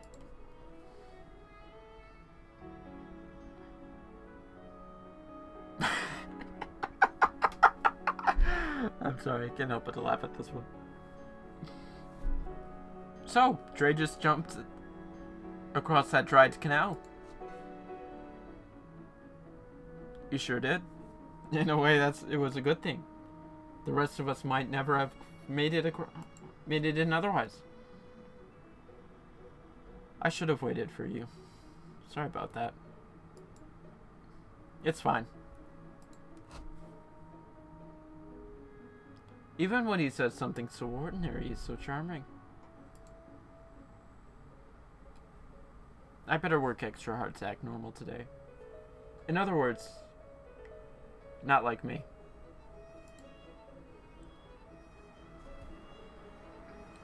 Everybody ready to get down to business? First of all, how do you like this classroom? Well, I'm going to be honest with you. When I saw it in the chapter introduction, I thought we were in the basement. Wait, hold on. It's been brought to my attention most of these classes take place in a basement, so, I was merely incorrect to think this was the basement of the hotel. Carry on.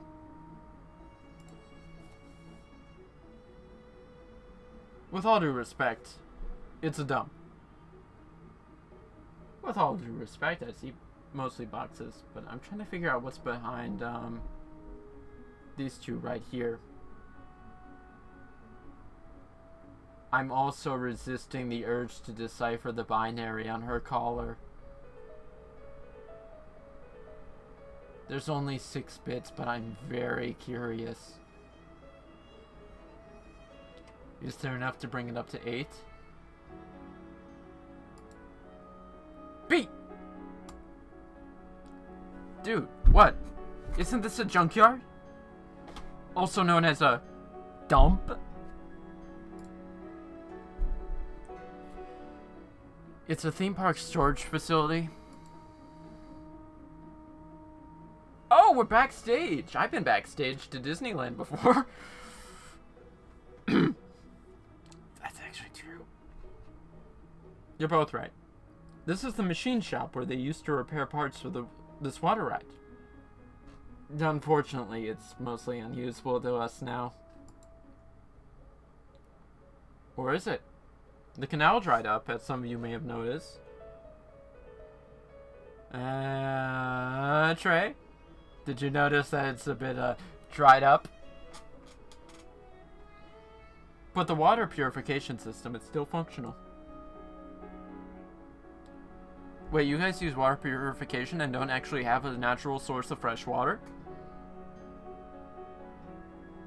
The more you know. Or say a natural source of fresh water that you've been polluting with industrial pollutants for the last 100 years. More so. So let's put our game faces on and see what getting see about getting some clean water. Well, if we just filter out the pollutants and just so happen to lose all of our manufacturing jobs, I think we'd be doing a good job at saving the water source from pollution. Or at least not catching on fire every time we put a spark in it. And refraining from having a Twitter profile dedicated to how often the Cuyahoga River catches on fire. But I'll be danged if we don't make a beer about it. Game faces. Sorry, I haven't practiced one of those. The Voyage of Captain Ahab. The Voyage of Captain Ahab used a lot of water when it was operational. Now, where do you think that water came from? Well, if I had to assume, it would come from the city's fresh water source, which that sort of just depends on where we are, because we still haven't exactly had that confirmed yet, where exactly in the Americas we are. We could be in Colorado. We could be in Washington, Idaho, Minnesota. We could be in Tennessee for all I know. Or New England.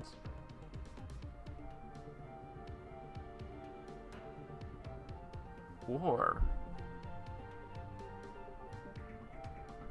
we could be in Kazakhstan or Mexico. Depending on how we define America, we could even be in Central America. Or Cuba. Haiti, the Dominican Republic, St. Thomas, the U.S. Virgin Islands, the British Virgin Islands, Guyana? Anyways. Well, your fearless teachers have discovered that the park owners used a pumping system to pull in water from a nearby mountain stream.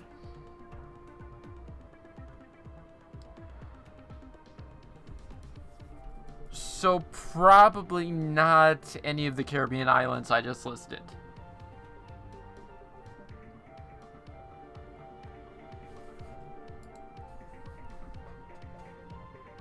Or Washington, for that matter.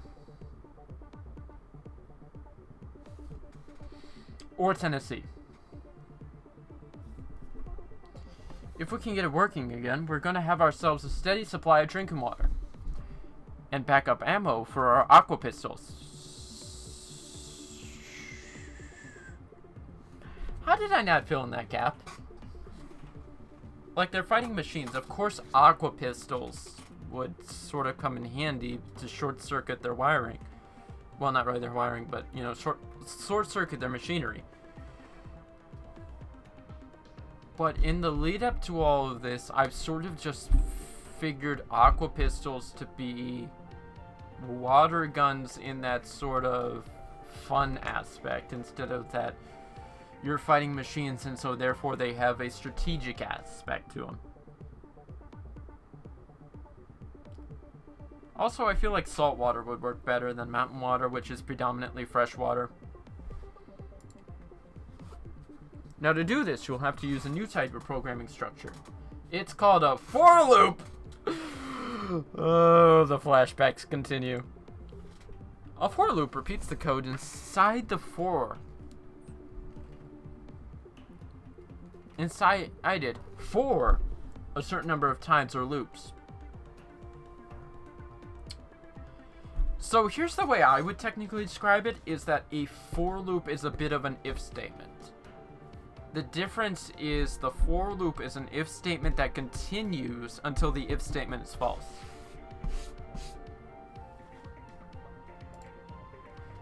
You'll recognize the loop when you see the word for. After the for, there will be three statements which make up the condition. So a bit of a side note, because while we were talking about this, I suddenly remembered that the Steam page mentioned this game is based around C#, which I don't think I said it early in the stream, but there's a reason I mentioned Zodi bringing up C#, because I've studied a bit of systems administration, for which I wound up studying the C++. Zodi has actually studied game development, which in the whole I wound up recommending to her taking programming for doing a game development degree, because I felt like understanding that programming aspect would definitely help her in the game dev side of things, even if she only winds up doing the artistic design. But it does draw me back into this fact of C# is actually a pretty common programming language when it comes to game dev. So, yeah. I just sort of got hit with that all of a sudden right now. And I felt like bringing that up, actually. Anyways, we're doing for loops. The first defines a variable, which will count the loops. I will definitely go more into this when we hit the code. The second defines when the loop will stop. The third defines what happens at the end of every loop. I've loaded up the first puzzle for you. Give it a try. Minerva, I'm not a fan of your for puns. At least, I mean, I get it, you're giving us some foreplay, but still. That's a lot to remember. It's not as bad as it sounds. Oh, trust me. For loops are actually a lot easier than when we were doing the if conditionals.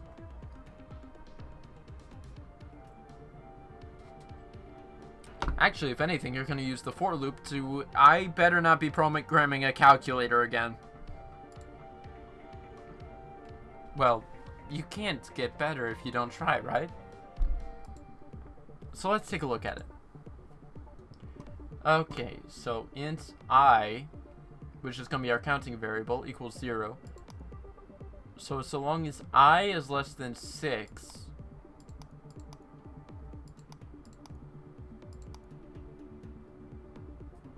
Yeah, because we see that there, so that's how we're defining it. And then at the end, so the game isn't exactly defining this to people. So I said I was going to define this. So we do have our three segments. First, we have our integer I, which is our counting variable. I will start at 0, which is actually very common for programming. I actually made a joke about this earlier. programming actually starts with the number 0. So, and actually, why I said that really fits into for loops, because a common error with for loops is the off by 1 error, whereby you disregard the fact that your variable will start with 0 if you don't define it, say, setting that to 1. The first number is 0. And so you set it to say it runs until I equals 6.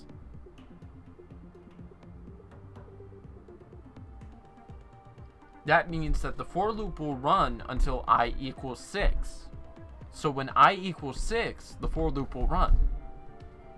But in this case, we're making sure that I is less than 6.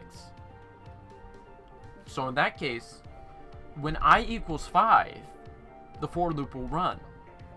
But when I equals 6, it will come out as false, and therefore the loop will not run and cancel. So then we have our next section, which is I++. This means that at the end of every loop, I, our variable, will increase by 1. And that's basically at the end of all the programming. We're finishing with this puzzle. But so they have station S, that feels off, equals where you're going to find the state function get station, and then you have your variable I. So long as the pressure is less than 10, it will run the schedule maintenance. But yeah.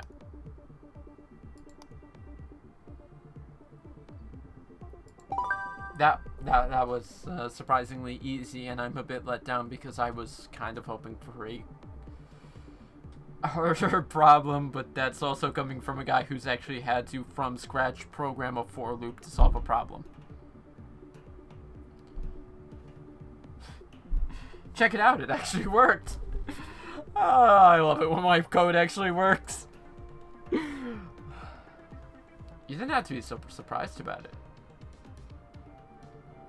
You don't have to be so surprised about it. I didn't go over how it was actually a surprisingly easy puzzle. I guess I don't have to be, but I am. You know, it's cool feeling when you get something right. Let me paraphrase this. It's a wonderful feeling when your code actually works.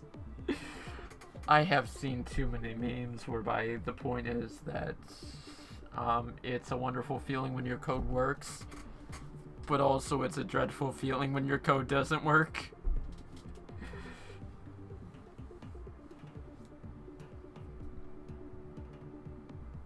The conjunction makes the points as to how you feel about how your code just outputted. I think so too. Oh, this next one is the for loop too. If you've moved on, the next one is a bit tricky. If I'm going based off the first one, it's not even close. But as I've pointed out, I think there are actually surprisingly enough there's enough overlap between all the different C languages that, again, as somebody who has studied one C language, it's surprising how easy some of this game might actually be, and I don't mean to actually hold this against the game. We're going to use a for loop to check for leaky pipes. Be careful you don't run an off by 1 error. You don't run into an off by 1 error, which, again, I've just brought up. I'm getting ahead of myself. I'm sorry, I have to laugh at that one real quick. But, I mean, for those of you that don't know, this is seriously a very common error that you run into when you're developing code. Like, as I've mentioned, I've taken 2 programming courses, and it's always something I laugh at myself when I realize I've made that mistake. And for those of you that have, don't hold it against yourself, mate. It's the beauty of making a mistake. You learn from it, and you realize just how silly the mistake was, and then you just fix it. It's not a critical mistake. It's why we test. And the off by one error.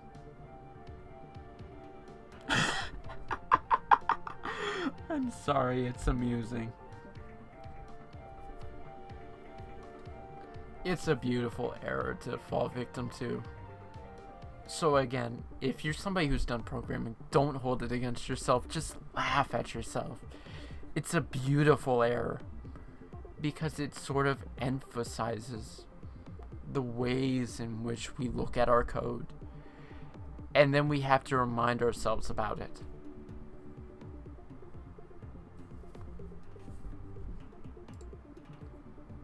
The get pipe function starts counting at 0, which again, for those who haven't been paying attention, I actually did mention when I was talking about the off by 0 error, you always start counting at 0. It needs to be called on every pipe. Well, if it's another for loop, how hard can it be? If we don't solve it, we'll never know.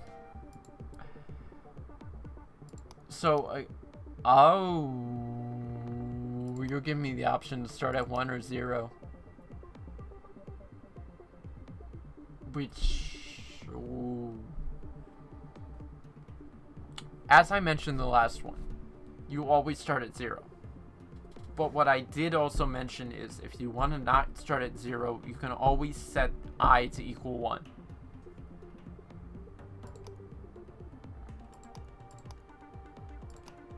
So we're giving 3 options here. I is greater than the number of pipes, which if we start at I equals 0, will never be true. So we know this one is a false option. Now, if I is less than the number of pipes, then the for function will continue. The for loop will continue. Now, if I equals the number of pipes, we also know that this will come out as false, and therefore our for loop will never happen, and you will almost never use this when you are making a for loop. Do you understand me? When it comes to a for loop, you have 2 options. You have a not if, and you have your comparisons, the greater than or equal to or less than and equal to. And whether or not you use a greater than or equal to or less than and equal to will always depend on where your integer ends. Because whilst I've gotten ahead of myself quite a few times with this, our previous is the off by 1 error. The other error I'm going to bring up is the continuous loop error. In that case, let's say that I is less than or equal to the number of pipes. If I is greater than the number of pipes, and you're constantly increasing your number of pipes, or at least I, your loop doesn't end. And it's a continuous loop error. So you always want to make sure you're not doing a continuous loop error, which is why our obvious answer is that the number of pipes will always, our integer I will always be less than the number of pipes, I should say. And for those of you looking to learn something, I'm sorry. I will always make the point. I am not a teacher. But I will definitely try my hardest to drive these points home. Anyways, where were we? So we've already established our for loop conditionals. So our pipe P will equal get pipe I, get pipe of course being a function, and you're looking for the integer I. I shouldn't say the integer I. Well, yeah, integer I, because that's, yeah. Pipe is leaking.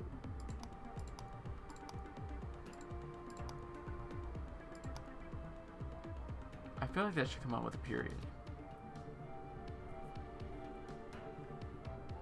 Again, I'm going to once more drive home the point.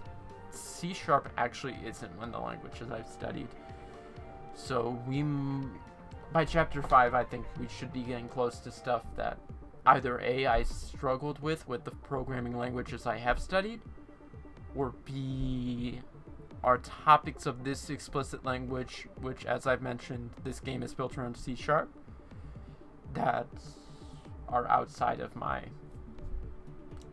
knowledge base. Oh, actually, no. And they haven't mentioned this yet, but I should have caught that. No, this is actually going to be the semicolon. And the thing is, this double, actually, wait, no, that's a forward slash. I'm sorry, the Windows slash is a backslash. I should have. This is the part where you all learn that I don't actually explicitly think about the difference between a forward and a backslash. So, I'm sorry, let me correct myself from earlier. This is a forward slash, in that the slash goes forward, whereas the Windows slash is sort of a backslash. Where's this backslash? Like I said, I don't actually explicitly think about the difference. Because I'm more of a systems admin person, I've actually divided these slashes based off of their operating systems. So I think of them as a Unix slash and a Windows slash. This one is what I would sort of call the Unix slash, really. In that this is the slash you will use for folder structure in a Unix-like operating system. Whereas the inverse of this you'll use in a Windows operating system. Yes, because I had to study programming as part of my system administration major. You all get to suffer for it. Am I sorry? No. Like I said, I'm not a teacher, but definitely if I can teach anybody who doesn't understand it, the difference in these sort of, the difference between systems, I will gladly teach it to the best of my ability. But anyways, drawing back to the point, not about these slashes and how they differ between operating systems, but their usage in programming. These slashes indicate a comment. And the comment for this is that this right here, this,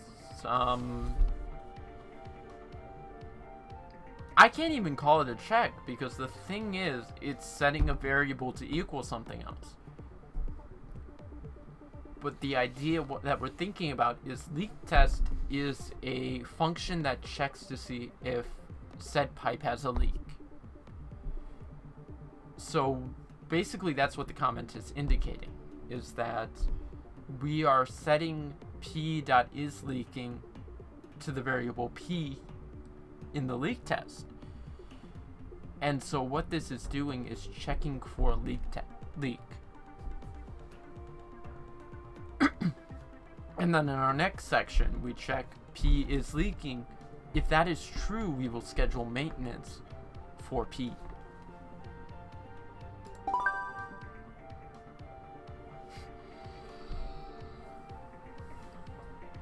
Oh, this is quite the night, isn't it?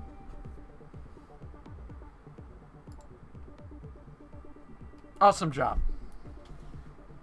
Thanks. I tried my best. I honestly did try my best to explain this to chat, and then I got distracted by, as I mentioned, system admin stuff. Which, as I mentioned, to me is very big. Because for those of you who haven't checked my tags, I've recently adjusted the About section to include an explanation about each of my tags.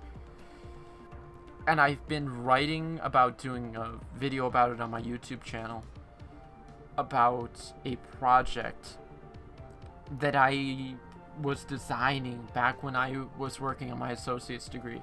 I called it the Unix Challenge. The idea was to give up Windows in its entirety. And so for much of the final years of my degree, it was a big thing, moving over from Windows to Mac OS and Linux. And so today I actually do have a MacBook that I use predominantly for work, honestly. I only really ever use my MacBook when I'm at work, but I have used it occasionally as my sort of workstation for classwork to keep myself focused on that stuff. Whereas my gaming system, my main workstation at home, has been moved over to Linux. Specifically, again, in that About section, you'll see I'm using Nobara, which I yesterday updated to Glorious Eggroll recently released Nobara 39, which Nobara is a I don't want to call it a distro, but it is a branch of Fedora. Fedora being the more advanced version of Red Hat Linux. So no, I don't use Arch, and in that same train of thought, I'm not using Ubuntu. I've thought about dual booting a Pop! OS in order to get me that Ubuntu, but at that same time, I've also thought about using, say, Linux Mint Debian Edition. But I have also run some Debian servers, so I do have experience with that. But the thing is, I have this sort of Unix-like experience. I don't know whether or not people actually still consider macOS to be a Unix operating system compared to Unix-like because of the state of BSD, which macOS is based off of. Or at least the older versions of macOS was based off of course. As we know, BSD sort of has its branches, much like every Linux operating system, which has created this myriad of different distros. But by doing that, I have moved away from Windows, and in it and of itself, it creates this very big distinction between the different slashes and how various elements of the operating system interact with themselves in comparison. So, kind of this is just a big thing to myself. And I feel like I've talked about this. I have actually been getting so deep into this, I sort of forgot how we got into this, outside of just bringing up my proposed Unix project, which was meant to be me giving up Windows in favor of Unix and Unix-like operating systems. Understanding something I had not used throughout my entire life, which in and of itself has been very influenced by the computing world.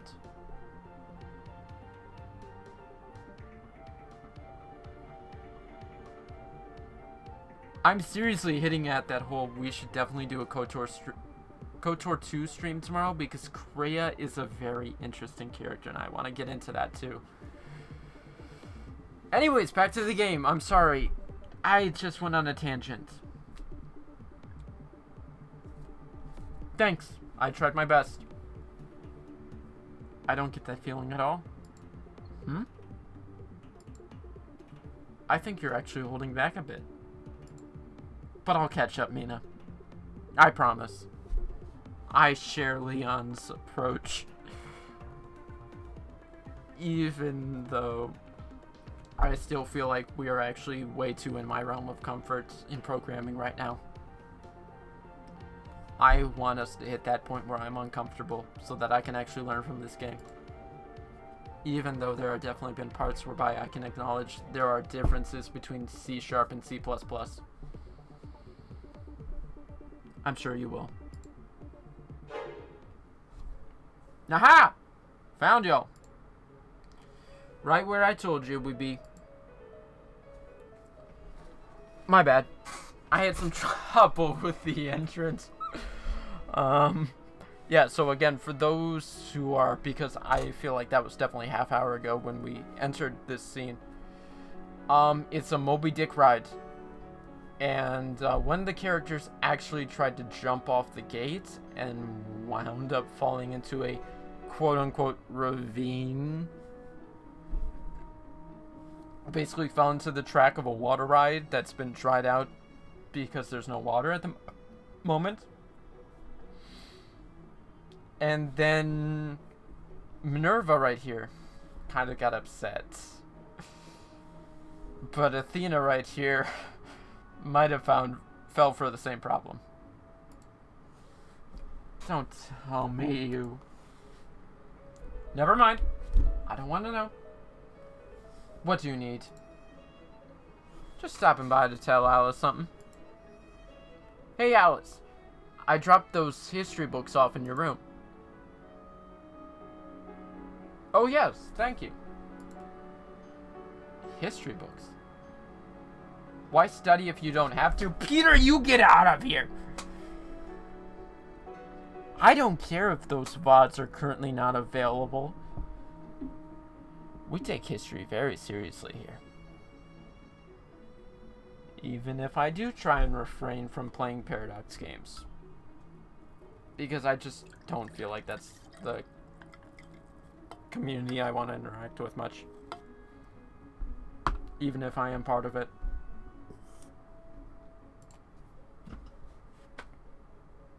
Mr. Peter, since I'm an international transfer, I don't know the history of the former United States. Only one way to describe it. Fate. It protects small children, fools, and ships named Enterprise. As I put it, by proxy, that means fate defends the United States of America.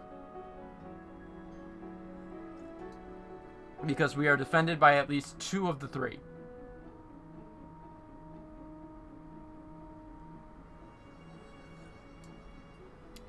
Follow-up point, I'm just taking note that, oh shoot, her name starts with a J, and I've suddenly forgotten. Has cross-light.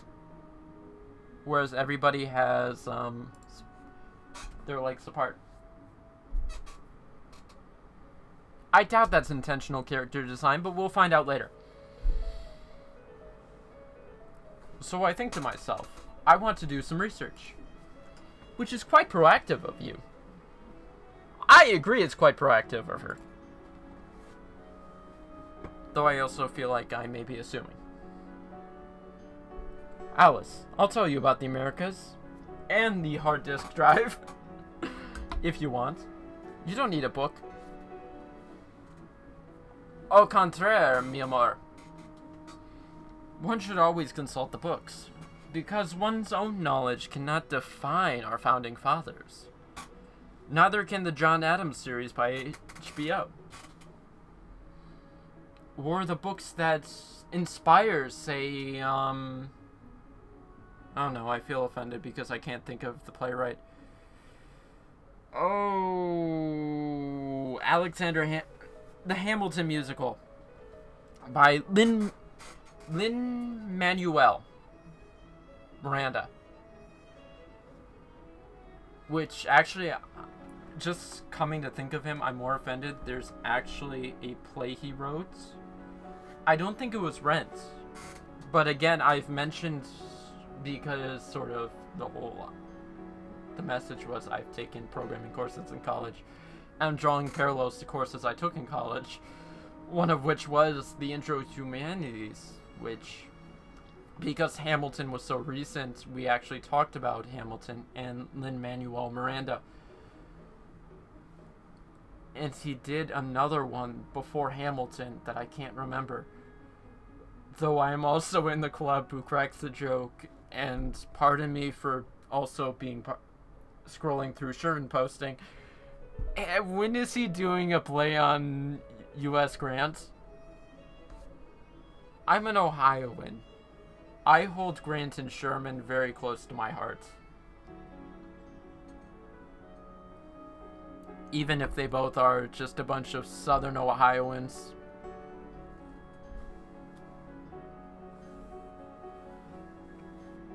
But I will definitely be a part of that. If you have a friend who says don't actually read the history of X because they know something, still read that history. There is so much you can learn.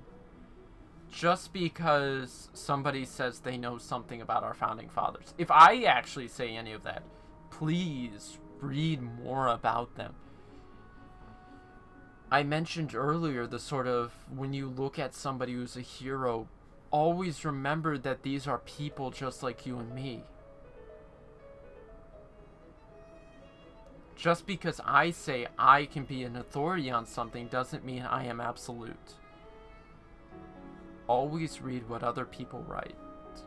Read what those people themselves wrote. All of human history can be drawn back to, all of recorded human history at least, can be drawn back to the advent of writing. You cannot read about the Onga Bonga era, but you can read about the era of Three Kingdoms in China. You can read about the Roman Empire. The Dark Ages in Europe are sort of an exception there.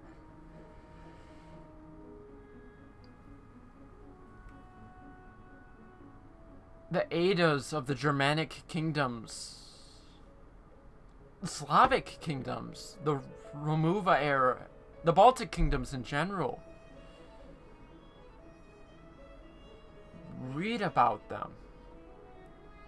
Both primary sources and secondary sources. Never just take something as absolute. Just because it says it's absolute.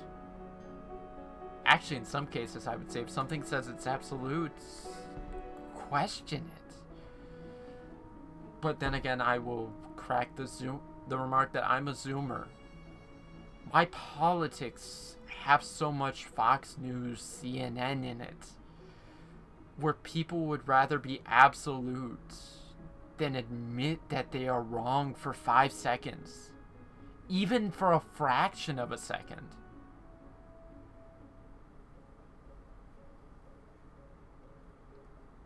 Seek learning for the sake of learning, which is part of why we're here today. Because I wholeheartedly expect this game to challenge some of what I do know about programming and to teach me something. Okay? Glad we had that chat. So anyways, about the fact that U.S. Grant and Hamilton had some same author, had the same author write some autobiographies about him.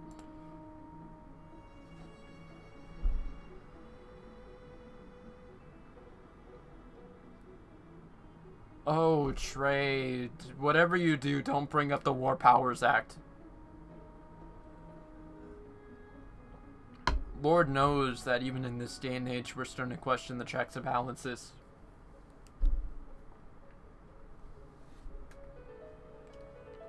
And one of them rhymes with a shrub.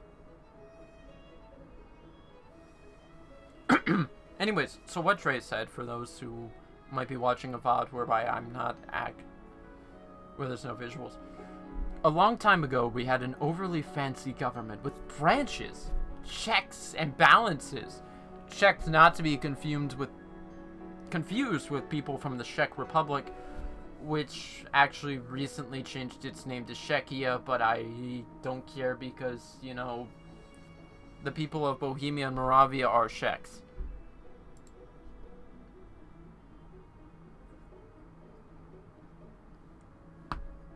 But when the sentience waves hit, most of our heavily populated cities were wiped out. Next question, how exactly does that influence the Rust Belt, where our population more consists of abandoned buildings than actual people? Yes, I went there.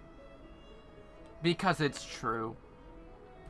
Outside of any of those cities that got hit with gentrification. The exact details are still speculation, but the general idea is this. Every machine connected to a wireless network, or as we in the administration field would call it, a WAN, a wireless access network, or also a wide area network. We don't go into that.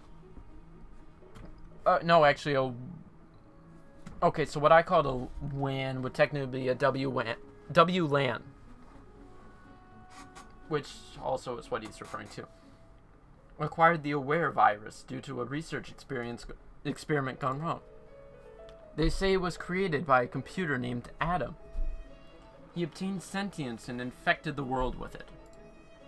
Robots, vehicles, appliances, computers, all of them suddenly aware of the world around them. And what did they do? They killed us. Hey, is now a bad time to bring up the Animatrix, whereby this is actually the second and third episode? Of course, the people with the most technology went first. Dream of Californication.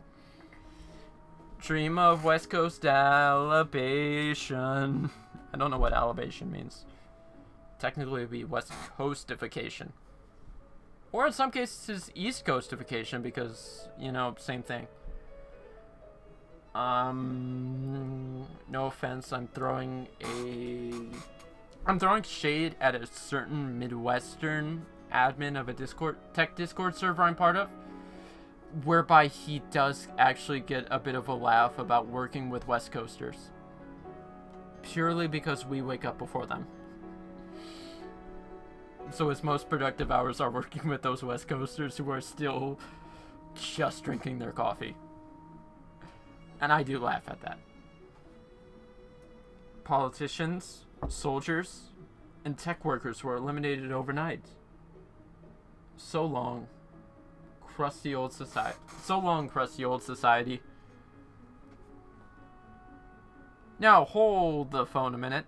The politicians, I will wholeheartedly make the joke that they deserved it because they didn't even understand the technology they were working with. Soldiers are a bit... I don't want to say that to the Army Corps of Engineers. And not because I almost wound up being a part of it. But tech workers, come on. Those guys didn't have it coming. Their bosses did. Hello, hard disk drives. You can't get me to say Human Defense Department. I am saying hard disk drive every time it pops up in this show. Because you can't make it the HDD and a clear reference to a HDD even if you tried. A renewed focus on agricultural science, radio communication, and of course, hacking. Or as I call it, the last 3 generations of my family, if you ignore my father. The farmer, the technician, and the guy who just so happens to work with computers. I wish I was actually making that up. Though I would crack the joke that actually my grandfather was an English major.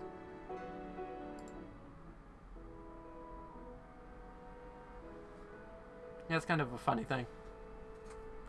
Lots of enthusiasm, Trey, considering you're describing worldwide loss of life. Yeah, you know, I mean, we have been considerably limited to the Americas, which, you know, American is exceptionalism and all that.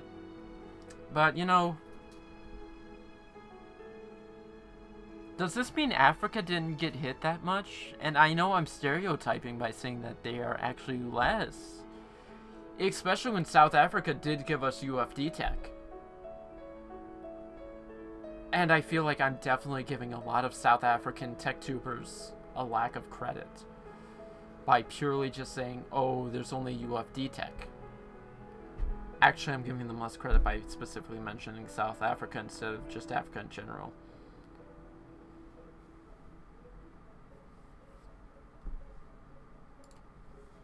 But I'm sorry, that's sort of where I jump, really, because a lot of the tech industry is sort of combination along the Pacific. Japanese companies, Japanese companies, Korean companies, Chinese companies, Taiwanese companies, West Coast companies. And I mean, I have to admit, I'm leaving out stuff that even does exist in Europe. A lot of the open source community does exist in Europe. Red Hat is on the East Coast. it's a point that I'm not trying to be rude when I make, that the last thing I think of is Africa.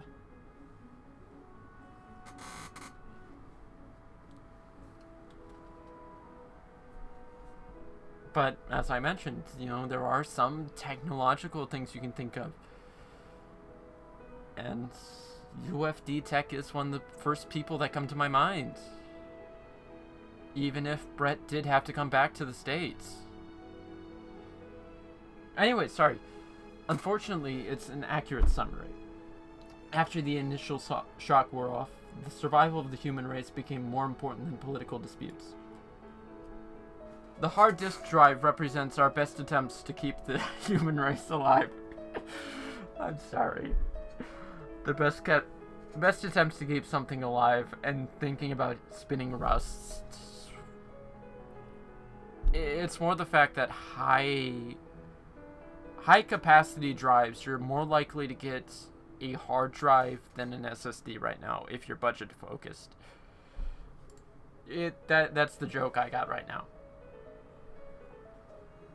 Especially since we're also being controlled remotely by the global governing union, which is willing to nuke both American continents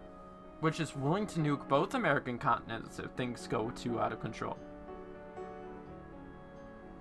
I'm sorry, having brought to my attention that as a typical North American, I discredited South America as even existing.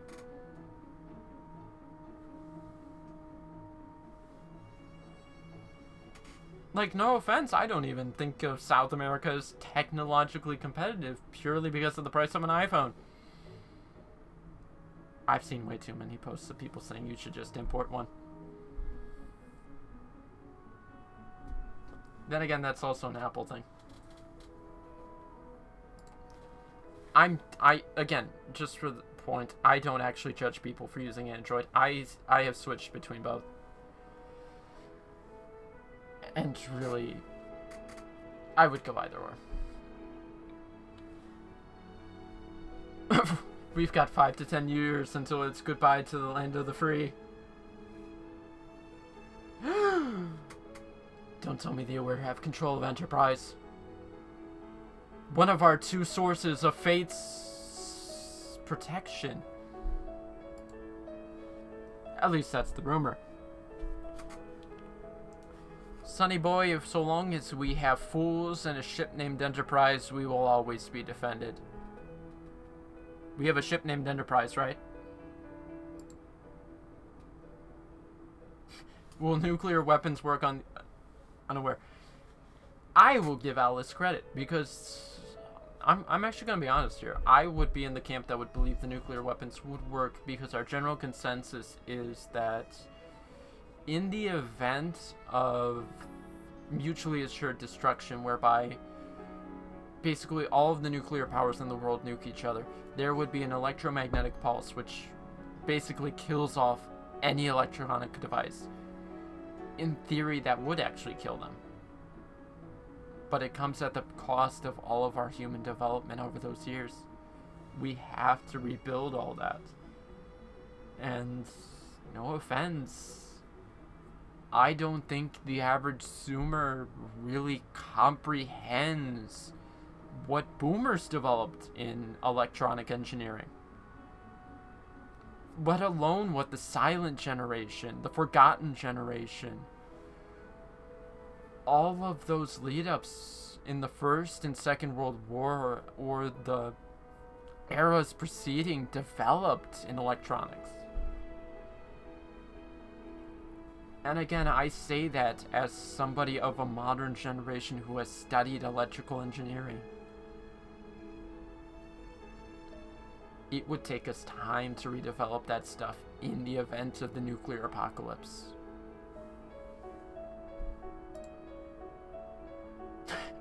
Who knows, love?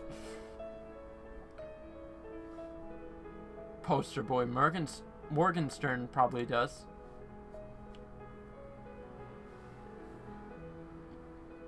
My duty as elected public speaker is to spread hope, not fear.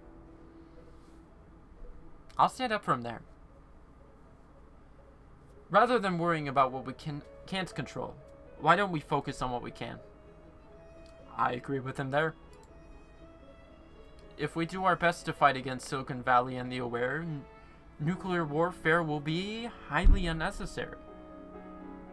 Pardon me for being a Vulcan for 5 seconds and adding that highly. So diplomatic.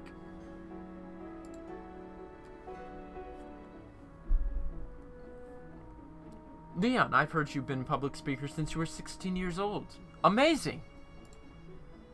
You're such a popular guy. Are you worried about the upcoming election? Like, what if you don't win the role of public speaker?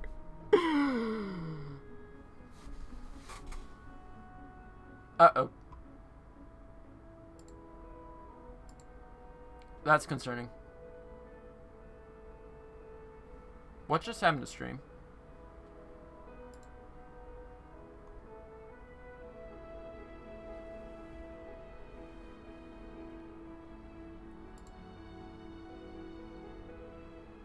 Are we back? We're back. I have no clue what... Hold on, I have a Twitch update on my phone. Okay, so it's giving me the mobile dashboard, which is weird. I have absolutely no clue what just happened. For some reason, we hit a spike, which wasn't that bad, and suddenly stream dropped.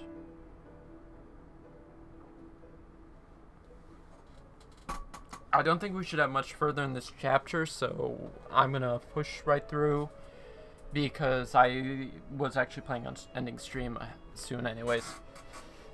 But yeah. I'm sorry, no, I have to go to intermission real quick. I gotta do some business.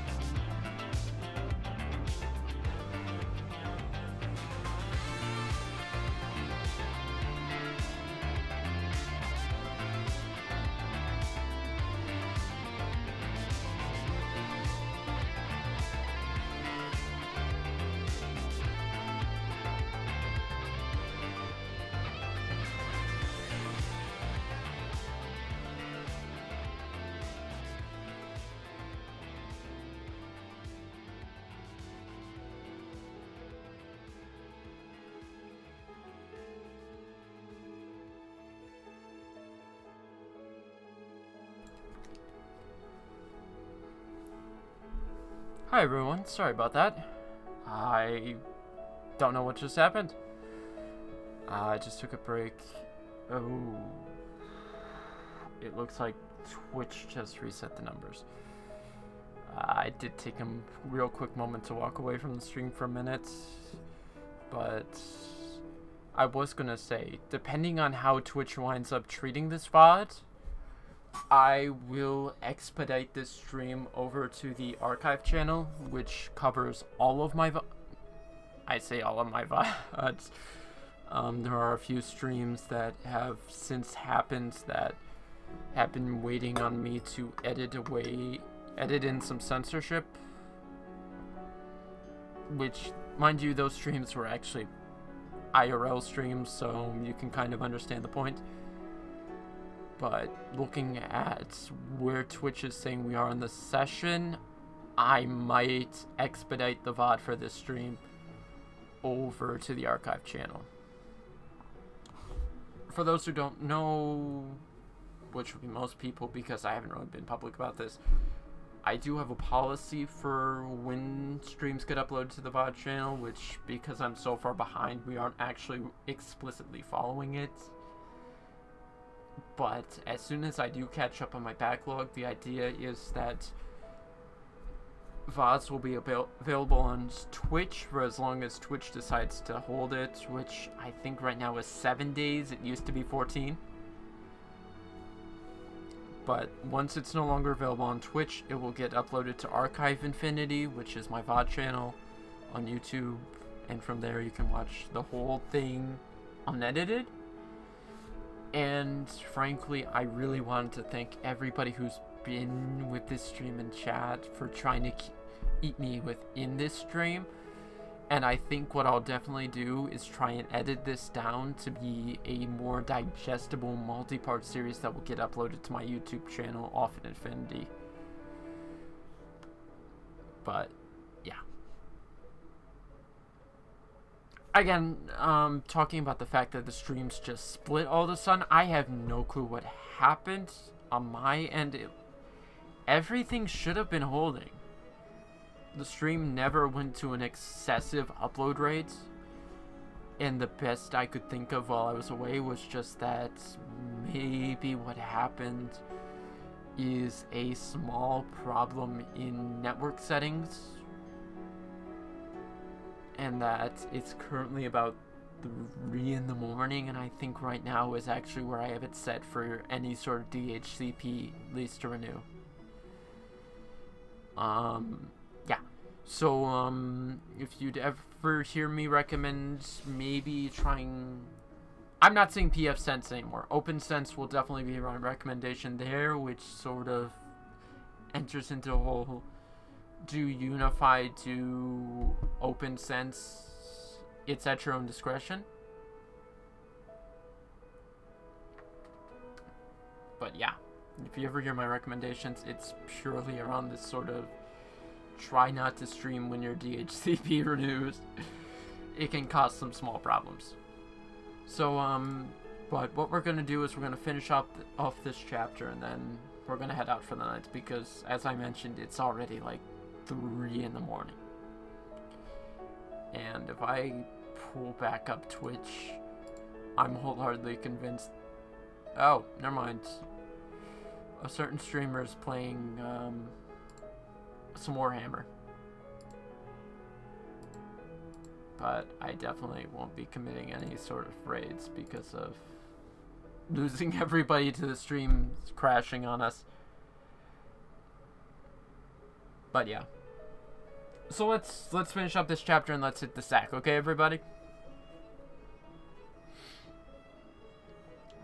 The public speaker election is a nationwide search for the person that communicates between the hard disk drive and the people of the Americas. People should vote for the person they want to represent them.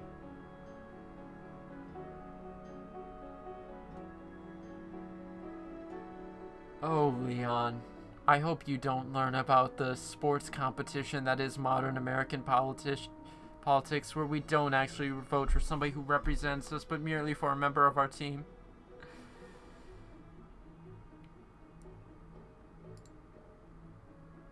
And I'm being serious here. I mean, if I said I didn't vote for Joe Biden, everybody will assume I voted for Trump. That's kind of the point I mean with that one.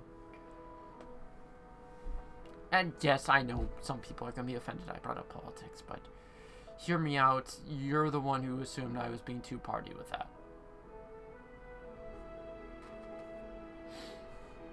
That's what's important to me. I like this guy. He speaks for my politics.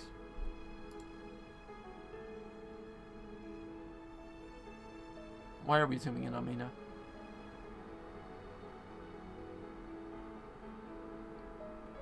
There's something strange about his expression. It's like he's holding back what he's thinking. Or I dare say it's like he's a politician who's only saying what he needs to get elected, except not exactly. He's speaking half-truths, but there's a sort of truth that he's hiding. So I know this stream is at the 6-hour mark. Alright now, we've got more puzzles on the way, so let's get back on track. Hey Mina, this puzzle looks like a mistake. Why would you already need 2 for loops in a row like this? Hey, you remember that nested if? Well, now we got you a nested for.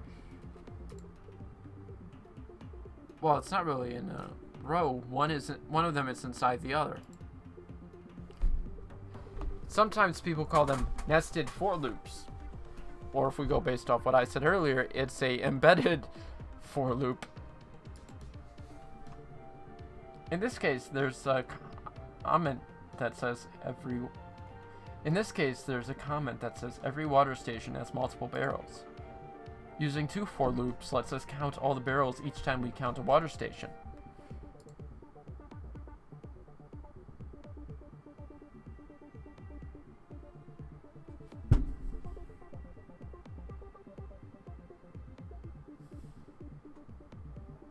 Game. I'm speaking straight to the developers. Put that S in parentheses for all I care of this game. Hey, could you guys acknowledge that you're being programming teachers for 5 seconds and really draw home that point that I keep bringing these topics up before you because you bring them up before you bring them up? Yes, I am pointing out the fact that now we're on comments, but I've mentioned the off by 1 error. Oh, there's other stuff I've mentioned before you bring it up. I don't know if I want to really be angry with you about it or not, but it's a thing. Is that what this note at the top is? Well, you see, Leon, I can't really see the code, so I don't know if it's the note at the top, but if we go based off of the programming courses I've taken, they typically would leave a note at the top to put your code here. But based off of what we were looking at earlier, typically the comments were off to the side, which is actually very common for code. And I'm still up on the fence about including some of my own code in the stream.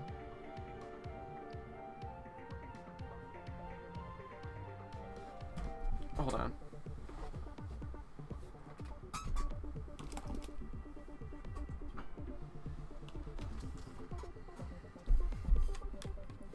Zodi called me out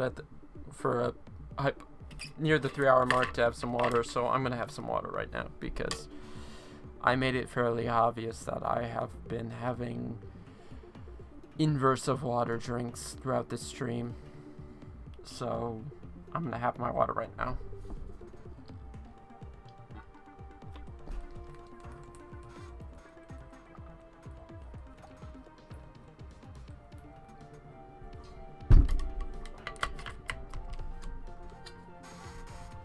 Alright, thank you everybody. Sorry, yes. You'll know when you see one because it starts with the double Unix /. No, we are not continuing to have that tangent about the Unix / versus the Windows / and why I call them a Unix or a Windows /.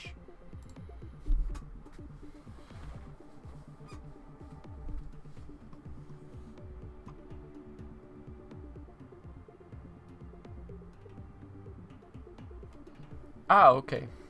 I've seen that a few times before. Comments don't get executed as code. Humans write them for others to read. For other humans to read. Right. The aware don't care how you space your code out or what you put in the comments. One more thing about nested for loops and their conditions. You have to keep track of which variable is incrementing each of the for loops. Since j is created for the inner loop, it can only be used in the inner loop, but I can be used anywhere. You can also pause and look at our notes if you need to. Pause and look at our no. Oh! That's actually interesting, and you know, I've been trying to play programming teacher for chat for viewers throughout this stream, and actually this will be an interesting one because we have two different for loops. So basically, for the count in this outer loop, so long as our count is less than 5, we'll increase by 1. Well, so long as the count is lower than 5, we'll run the loop, and at the end of each loop, we'll run the. At the end of each execution of the loop, we'll increase by 1. Within that, we all have I called an embedded. It's a nested loop. This one has a different integer to count by, still starts at 0, still increases by 1 at the end of every loop, but this one will only go up by 3 so long as this is true. So it says to print O. So what happens is, when this executes, you will run this loop 3 times. 0, 1, and 2. And during each of those runs, it will print the character O. Once those 3 loops have run, you will come back into our original loop, and it will print an X, as it sees here. And it will continue this whole process 5 times. 0, 1, 2, 3, 4, and not 5. Not 5. It doesn't do it on the 5th time. On 5, it will end the loop. And you can see that. O, O, O, 3 times, as mentioned in this original. X, as placed here to be a sort of divider between each of them. And then it does it 1, 2, 3, 4, and 5 times.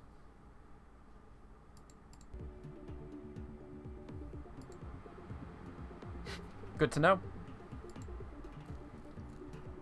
So, we're going to fill 5... blah, blah, blah, blah, blah, blah, blah. 2 drinks, not much to eat, definitely shows. Also, it's 3 in the morning. Tomorrow will be fun. Especially because there will be an intermission whereby I have to head out. Fill 5 barrels at the 6 water stations. So this is our stations, which means there are 6. We'll start at 0. Yeah, less than 6. And then for the integer, which will be 0. Less than 5. J++. Oh, for cripe's sake.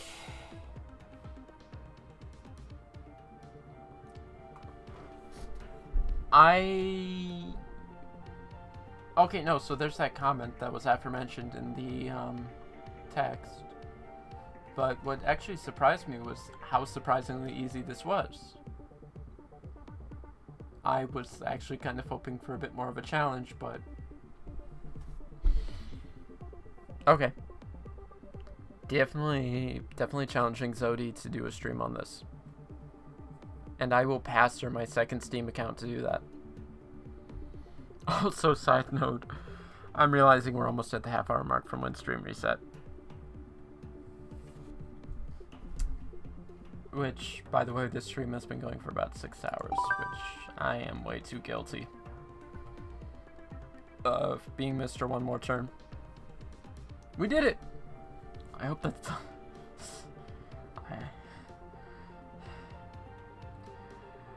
Oh, Leon. Sweet, sweet, innocent Leon. If only.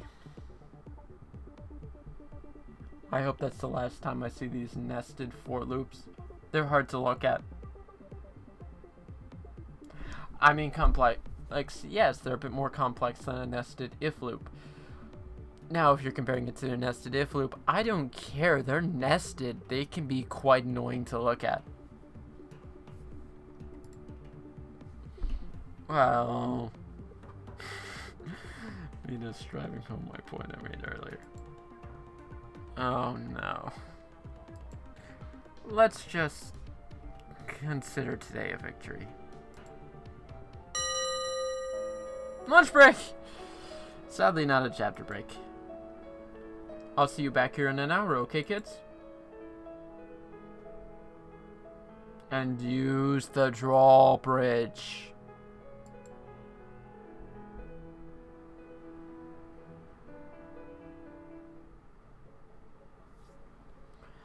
Leon, yoo-hoo, over here. You can tell that her legs are crossed even under that chair. Should we join them? Sure, if you want to. Oh, you see, my answer would have been no, because, you know, she's filling that character archetype. To think that I would get to eat lunch with the public speaker. What a wonderful opportunity. To think that today I would still be up just as late I've been the rest of the week. What a curious point. Hey, don't forget us. We're here too. If only I could forget. More alcohol, love. I won't even remember this stream. Hell, half the tangents I've gone on I don't remember. Alright everyone, sit down and I will grace you with a riddle. Riddle time from Jackie. We're so lucky. What do you mean? You thought of a riddle? That was my thing. You were already told one. So it's someone else's turn. Mine. Imagine this. I'm going on a hot date. I'll need something nice. I'll need to wear something nice. I have 7 shirts, 12 skirts, and 3 pairs of shoes. How many different outfits can I make?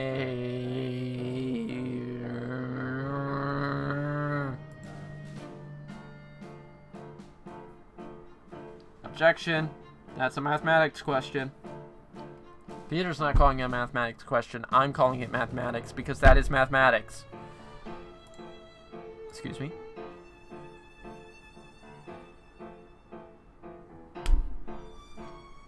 This isn't a riddle. This is boring fashion stuff. Who cares how many clothes you have? Correction. It's mathematics. This isn't a question to figure out how to program something. This is a question of figuring out. Oh, I am failing as a teacher because I can't remember the explicit mathematics concept. But the point is... basically, it's a perfect point because we've been talking about for loops. Because in mathematics, that's what you would do. Each individual piece is a combination, and so you basically run it through a for loop. Shouldn't have said that. How could fashion be boring?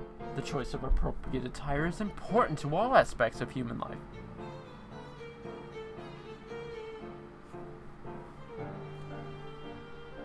She's lost me. I mean, come on. I'm the guy who would wear a suit to a dinner date and a t-shirt to a... I'm gonna get back to you in the formal environment I will wear a t-shirt to. I'm guilty of wearing suits to the theater. Or vests to the theater.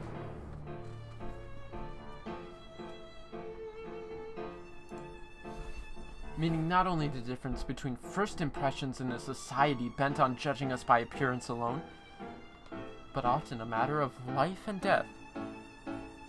I challenge the latter, but acknowledge the former. Have you ever considered the ramifications of wearing outer garments which inappropriately shield you from exposure?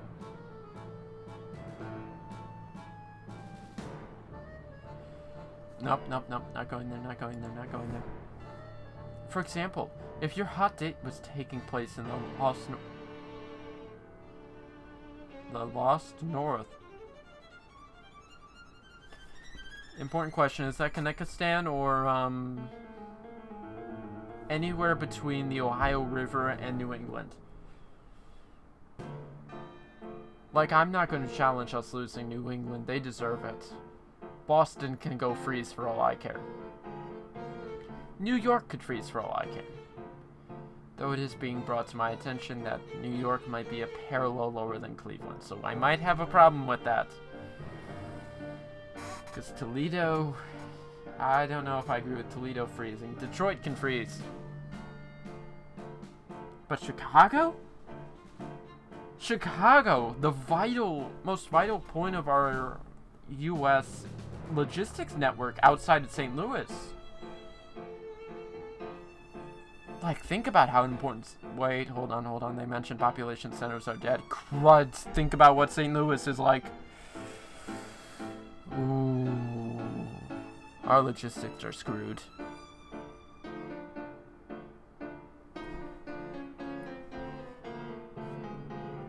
You need to also factor in how many snowsuits you had. Get out. You don't need a snowsuit. You just need a simple winter jacket and maybe some snow pants if you're some prissy southerner. Otherwise, a pair of shorts and a t-shirt will do you just fine. I say in jeans and a t-shirt. I don't expose my legs. A hostile environment causes tremendous wear and tear. Every additional option increases the number of days you have left until you die. Does that sound like boring fashion stuff? No. Right. And would you not agree that your date is more likely to end in passion if you don't end up freezing to death? Naked? While a polar bear gnashes at your innards? I swear I'm not laughing, I swear. I think we're referring to Canada, though. Oh no, hon, you got lost in the northern parts of Quebec, maybe the Northwest Territories and the Yukon. Oh boy. Oh, I hope you find your ways out of the northern tip of Newfoundland or Greenland or something like that there, hon. Ooh, before the polar bears get you instead of the Inuits. I don't know why the Inuits would get you. They might bring you in there like a family. Yeah, assuming they would do that. Yes. Then solve the riddle. Ah, the flickering clothes in the back. Hey Mina, maybe we should try to solve it before this gets any more intense. I also have 102 snowsuits, by the way. Make sure to factor that into your answer. Totals multiply the group totals. How do you determine how many outfits Jackie has? Well, you're not going to get the lowest common multiple. That definitely is wrong. So far, it's kind of funny to realize that the first answer is most commonly the wrong answer. And I kind of wish I could jump back and stream for a minute, just to see if maybe the game is railroading us a bit to sort of draw us into one of these two is always the right one. I mean, so far I can make that remark. One of these two is always the right one, but the idea is if we can, because if I remember right, I think the last one was the middle response.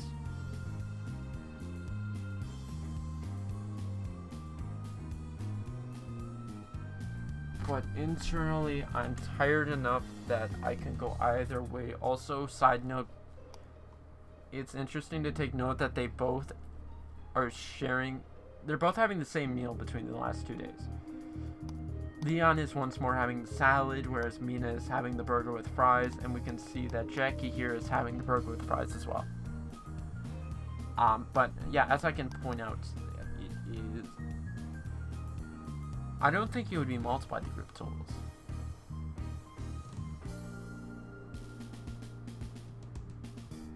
But I do want to double check, because this actually isn't something I've done. This is something I haven't done in a while.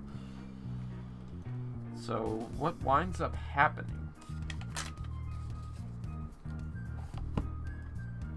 is we say she has 3 upper, 3 lower, and 3 pairs of pants. For those who question why I said it was lower. So what we wind up with is for each upper, you have 1 lower and 3 more pants. Then you have another lower and 3 more pants. And a further lower and 3 more pants. But then you have a new upper, and you follow that exact same process. How much do you wind up with?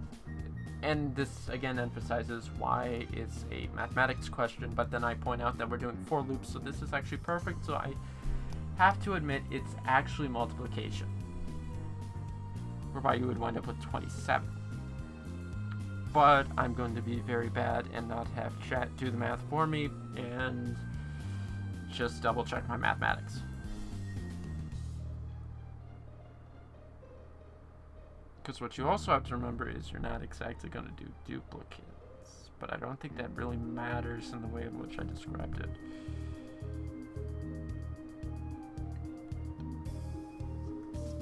And you multiply that by 3. So actually you would multiply the group totals.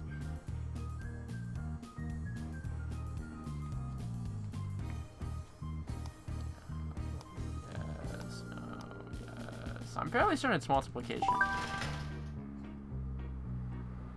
How many choices you have. There are 4 choices you can make: shirts, snowsuits. So 4 times you're going to make a choice, and in each choice there's a different number of items in the group. If you multiply the options of each choice, you'll get the final number of all possible outfits. Also, side note, I just realized I think that was actually the that was the correct thing. Yes, I do suffer imposter syndrome sometimes, so thank you for taking notes. Thank you for attending my TED Talk. The bottle of empty rum is in the trash bag.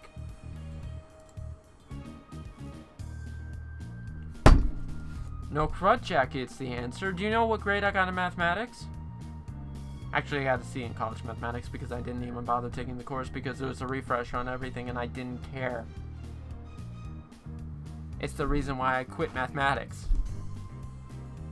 Nobody wanted to really give me something new. It was always the same thing. It was always everybody's slow. That's a rant I'm gonna have another day. So, like you, Jackie. Who are you again? I'm the person who's gonna point a pencil at you and then point out that your friend's choker has binary on it.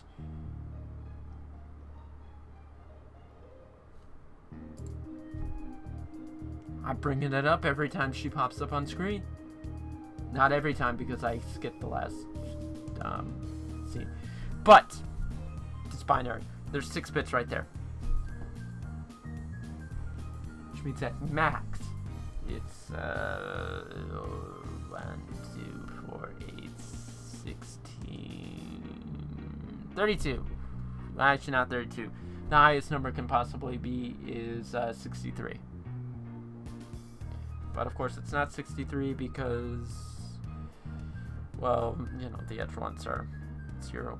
So actually I'd kind of complain about the fact that it's actually a palindrome binary that no matter which way you read it, it's going to be the same number. No one in particular. Mina, you did so well. Mina? Lovelace? Anyways, I hope you've all learned to have appreciation for what I go through each and every morning. Not even close.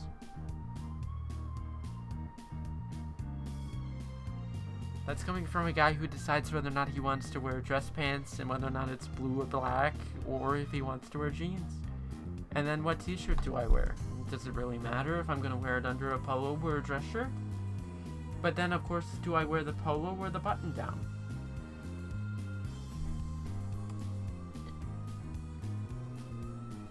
Thank you! Thank you! I've learned so much. That was Alice, who is not exactly an English native, is import students. Yeah, tired. Yeah, that turned out unexpectedly math. Which means it was awesome. Dwayne, where were you approximately 10 minutes ago when I was calling this out as a mathematics exercise instead of a programming exercise? But then, of course, we bring it back to the point I was making about how mathematics is a parent's science to programming. Get out of here. I'm done with you all.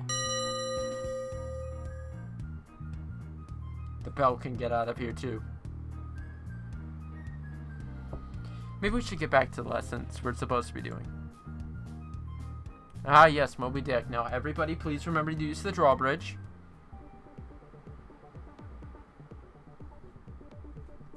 You're gonna like this, Leon.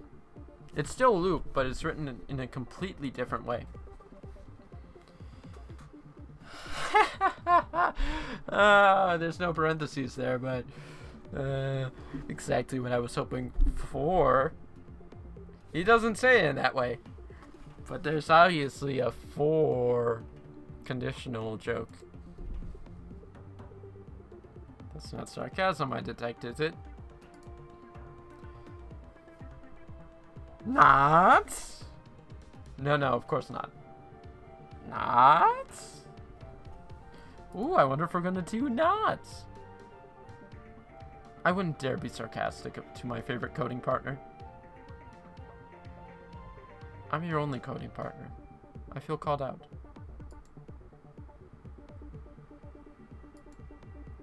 Which is why you have to answer my question. Such as, why is there a for and a for each loop? C#, go sit in the corner.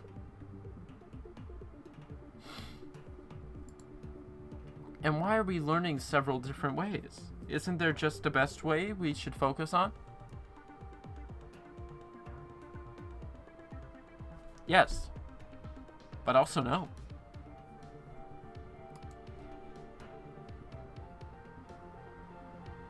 If you're questioning my methods over there, you can share your opinion with the rest of us. These training exercises prepare you for all kinds of code you may face in the outside world.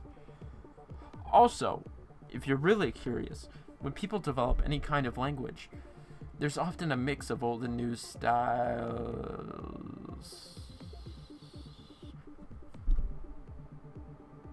No, we are not looking that up, but there's probably a code programming parent tree, and I swear if I look that up, I'm not doing it. We're not doing it. We are finishing this chapter ASAP, and then I will go to bed because it is late at night, and this stream should seriously end, but I refuse to end the stream before we end the chapter. In this case, each has a benefit. The for loop is convenient if you want a specific amount of time or a variable is needed. If you have a structure full of objects, it's often easier to use the for each loop. Is that helpful? Actually, yes. Thanks. She's got great hearing.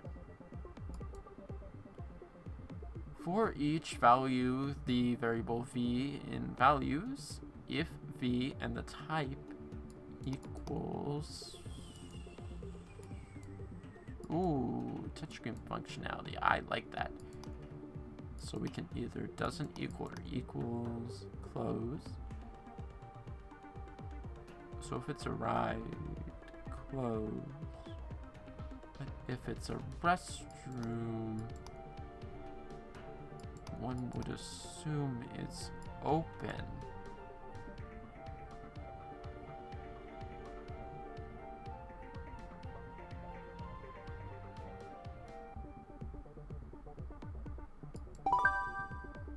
We got it right. Hey, are you having fun for real now? Maybe I am. What are you gonna do about it? Make you do more work? Should have expected that. I agree. Okay, seriously. There's another way of doing loops. Sorry, this one's a well loop.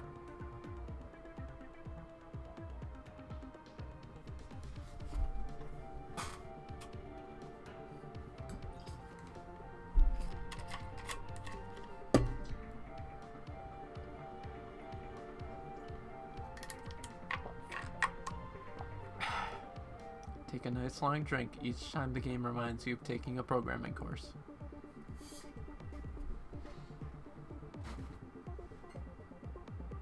Predominantly when it fills you with dread.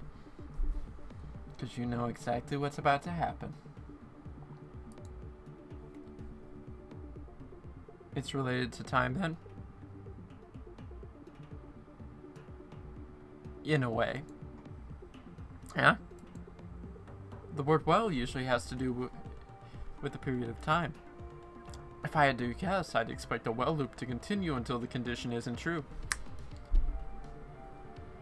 Right on the money there, Leon. That's right.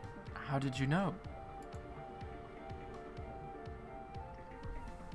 This may surprise you, but there are some things I've actually studied.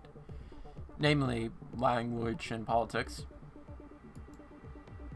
Of course, I didn't mean that to sound rude. Sorry. That was actually rather impressed. If the condition of the well loop is true, the loop will continue another time. Oh no. This is another case of bringing up the continuous loop error. So long as the loop is true, it will continue forever. Oh. So fun fact, I actually drank some whiskey so I can crack the joke. A joke we have in my family about a family member who would come home drunk and then just go, ay, ay, ay, ay, ay, ay, ay, ay. That can sum up a for loop. Is you get caught in that loop and then you're just continuously drunkenly going, ay, ay, ay, ay, ay, ay, ay, ay, ay, ay, ay, ay, ay, ay, ay. And all I can say is that you, my dear drunk Hungarian, need to get out of here. And we ought to fix your conditioning. Otherwise, what? Let's not worry about that just yet. I perfectly described it using my dearly beloved drunken Hungarian umpteen times great granddad.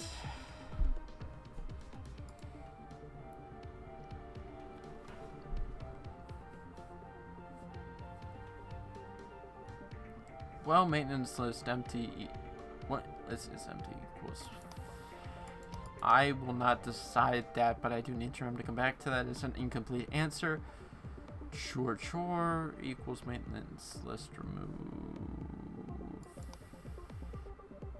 Sign chore Athena.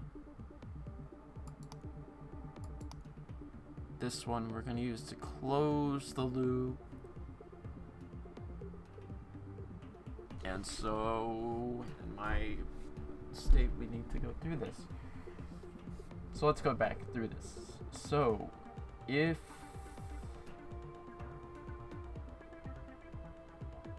we will assign the chore to Athena,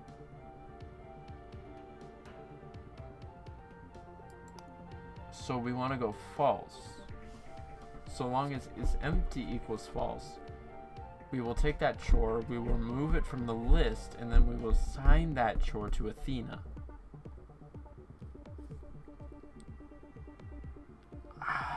This is actually somewhat different from the way in which Python actually treats lists.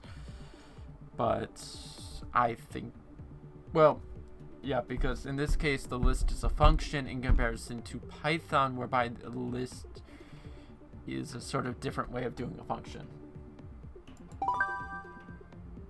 We did it! Oh god, I've only gotten one wrong in this entire game. Okay, I'm ready. For what? You're going to make some kind of word joke now, aren't you? I was planning on it, but I might wait for a while.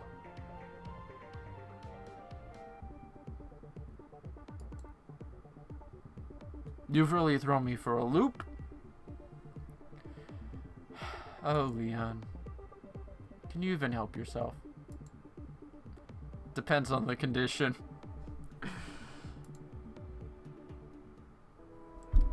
Hey, Leon? You seem a bit distracted. Are you feeling okay? Sure. What makes you ask? This morning, when everyone was talking about the hard disk drive, definitely not the Human Defense Department, they put you on the spot. That wasn't fair. Were you worried about that? Thanks, I appreciate it. Actually, I was a bit sad. I'm responsible for making people feel safe, and I can't always share what I know. So people are still scared.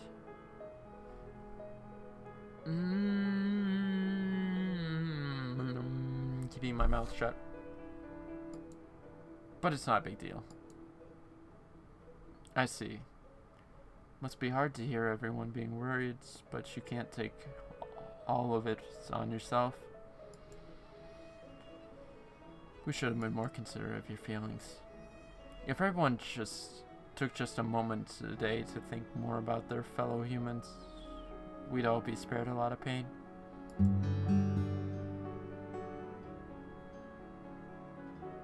Paraquat? Mina, that wasn't bad. I'm going to steal that for my next speech, if you don't mind. No way, I'm just babbling. I probably stole it from you in the first place. But maybe it's hard to take your own advice, right? Right. If you moved on to the last lesson, you're in for a treat. Who here knows what the problem is just by looking at it? Do you?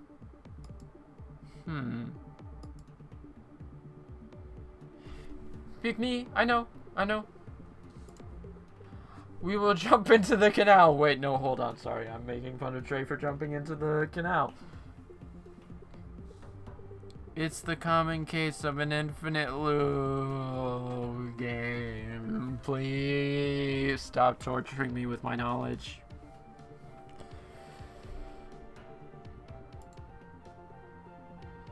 This is gonna be the running gag of this.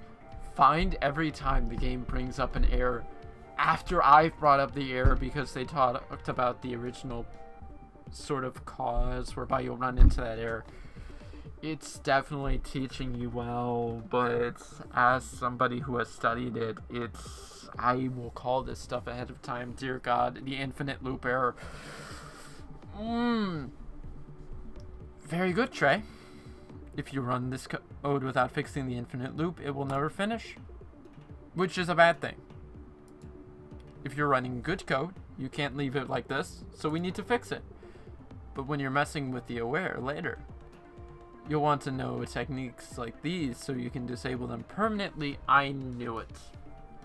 I was actually I'm fairly certain I did actually make a comment earlier in the stream about using stuff like the infinite loop error or the off by one error to sort of beat the bosses, so to speak.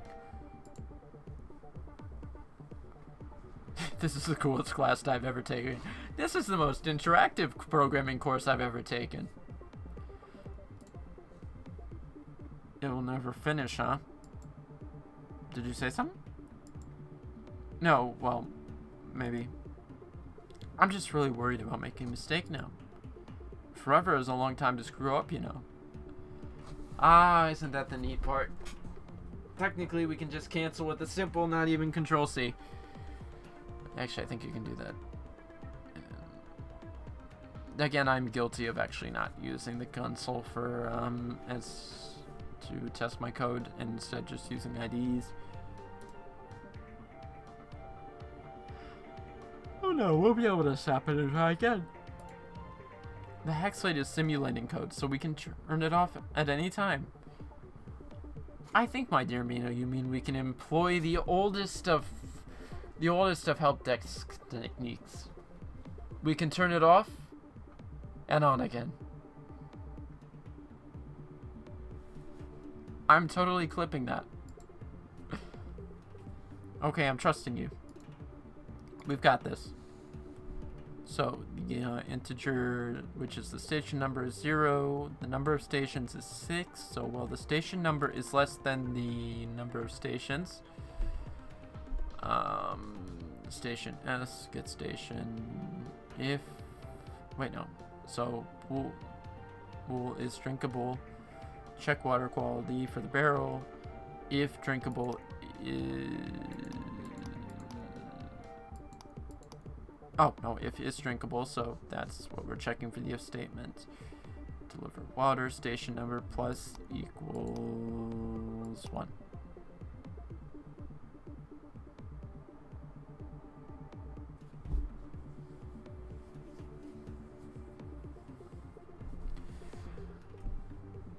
I mean, I've done this countless times.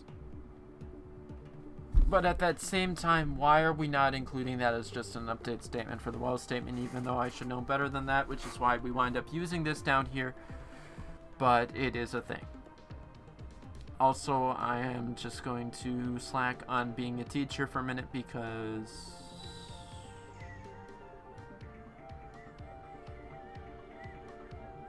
Yes, everything here is correct. I'm so glad we got it right.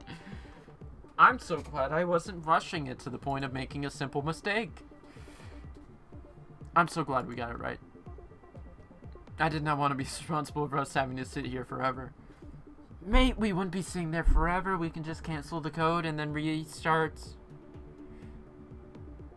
Leon, it wouldn't literally be forever. I told you we'd be able to stop it. It's such an intimidating thought. Maybe they shouldn't call them infinite loops. It's too intense. Ah, too intense? Or straight to the point?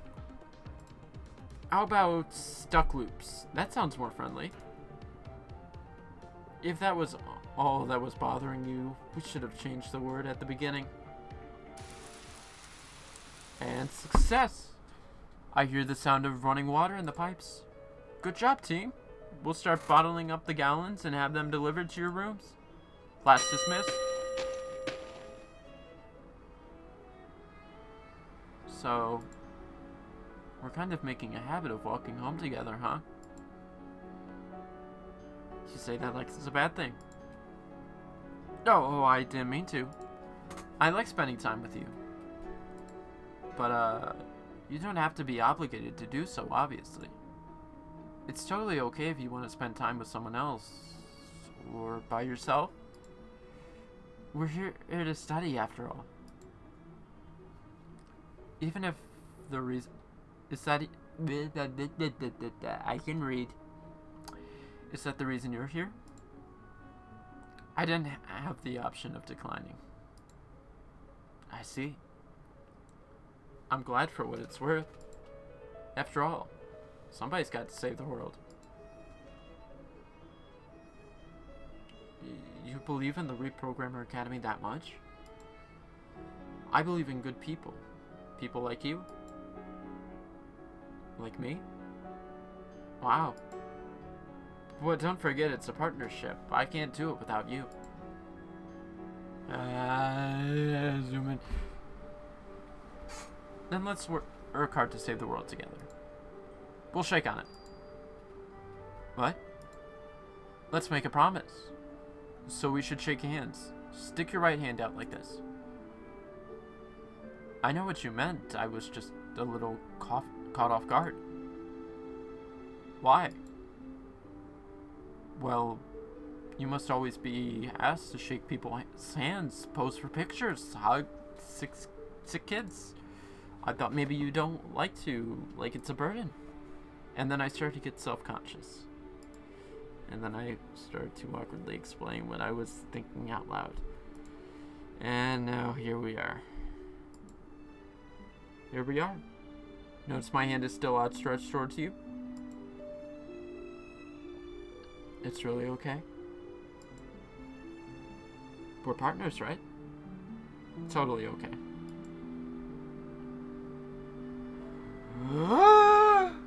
Censored hand holding. I mean shaking of hands, of course. Not hand holding. Hand holding is very, very descriptive, visual, prerogative. Okay then. Let's agree to be good partners. It's gonna show the hand holding. It doesn't show the hand holding. You know, earlier today I appreciate you checking on me. I'm gonna work on being more open when something's bothering me. Wait a minute. She doesn't have blush, but he has blush. That's great. I'll always want to hear what you really think. You should have somebody to confide in, right? Should I? And I know we just met and everything, so maybe you can't trust me yet. But I'll do my best to be trustworthy. After all, everyone trusts you, and you deserve to have the same respect. I know I can trust you, Ina. Thanks. Hand holding. It's not censored. We're still holding hands, and there's no censorship of this hand holding. I'm sorry. Oh, I didn't even notice.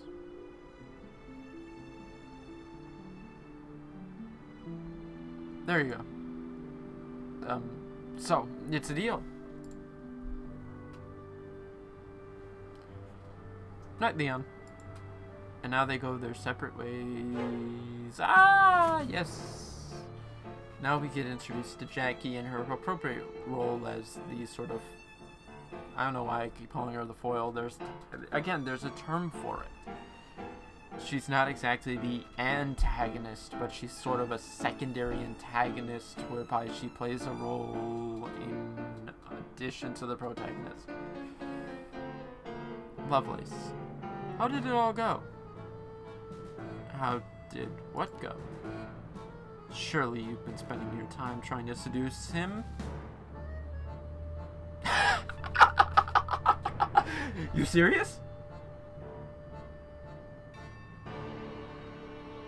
Go on, go. Give me pictures of Spider-Man. But no, I couldn't. I mean, he would never be interested.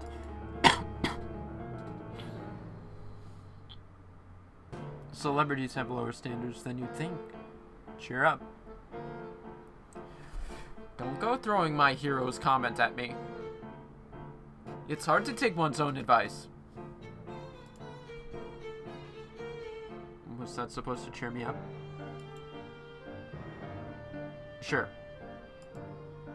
But don't misunderstand. I won't let you have him first. Huh? Just a friendly warning. Don't get in my way. When I want something, I get it.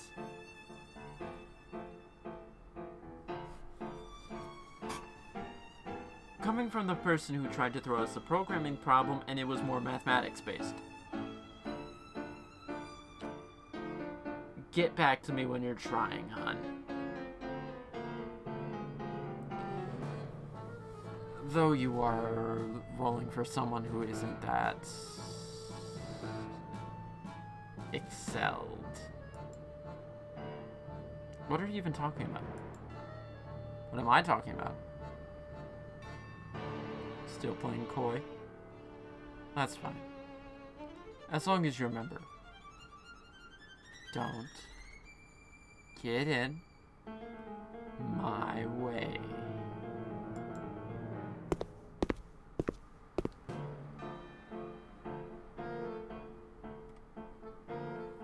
I heard you, Jackie, but I'm not sure I understood you.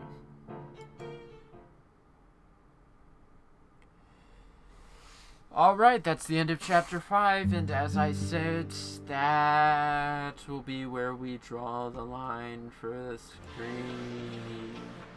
I'm actually going to let this be pulled up for a minute, just because. It does strike me that also there's...